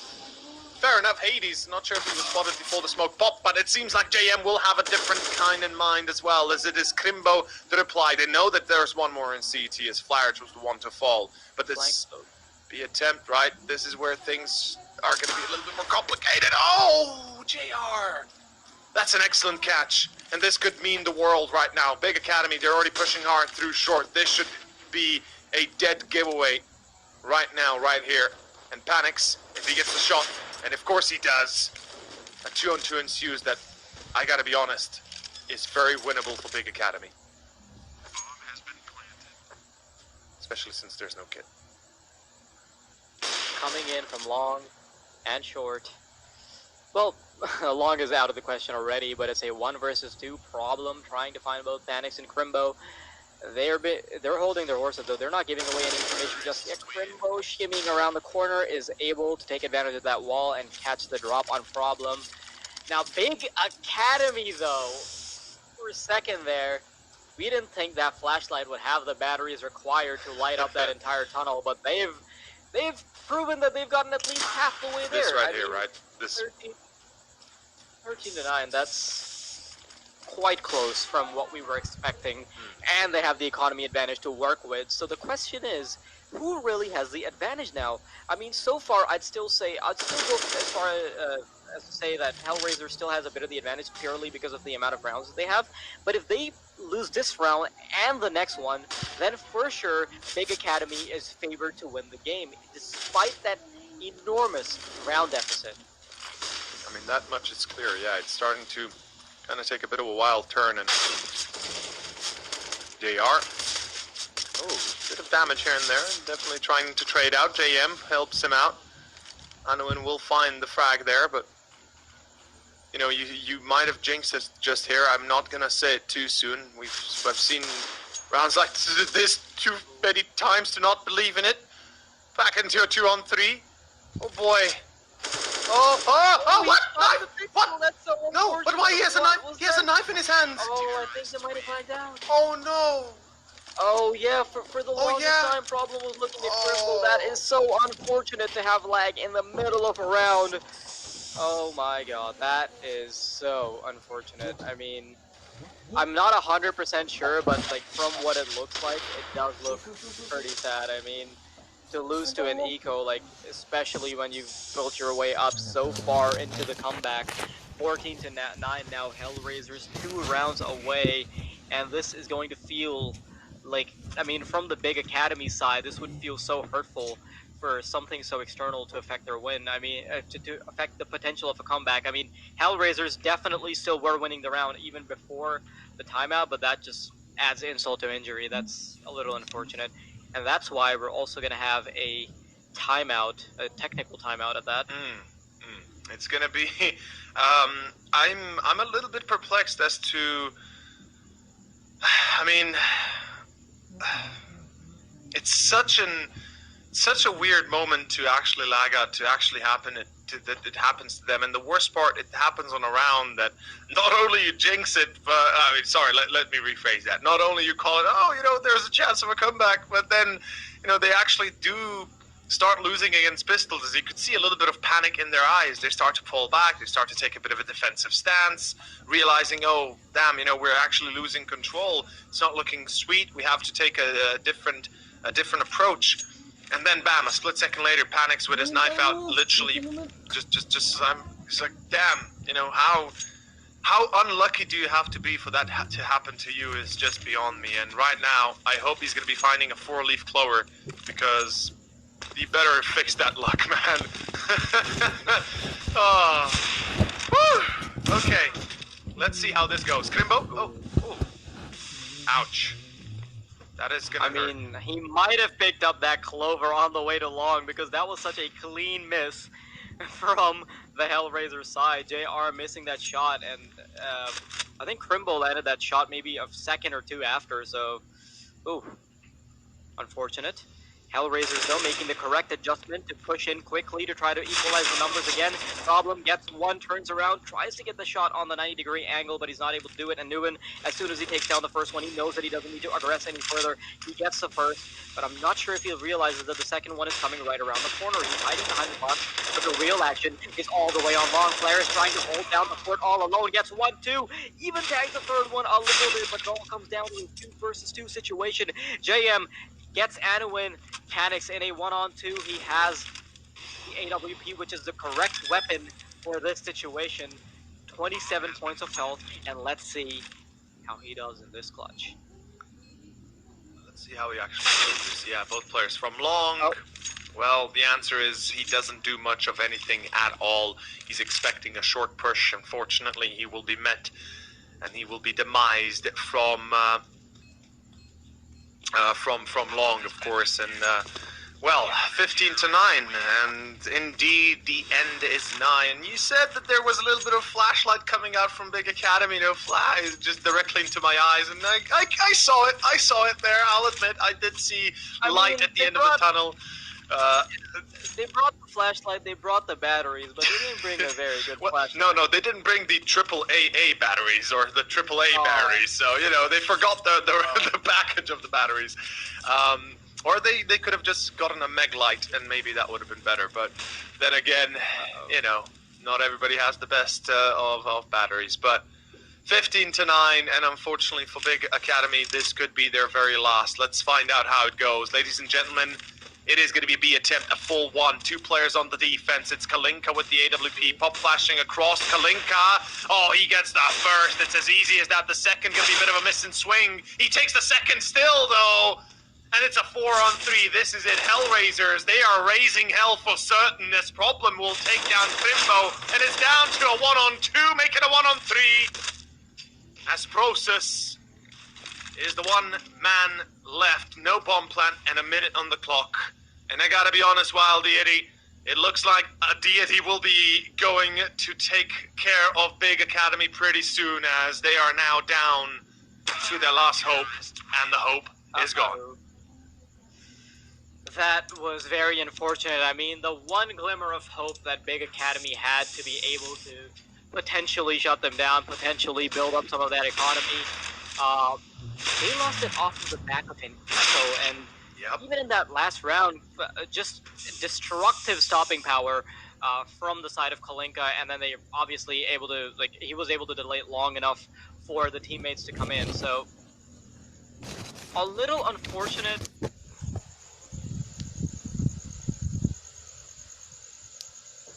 When you're playing online, so these are issues that you need to sort out. Yeah. But at the same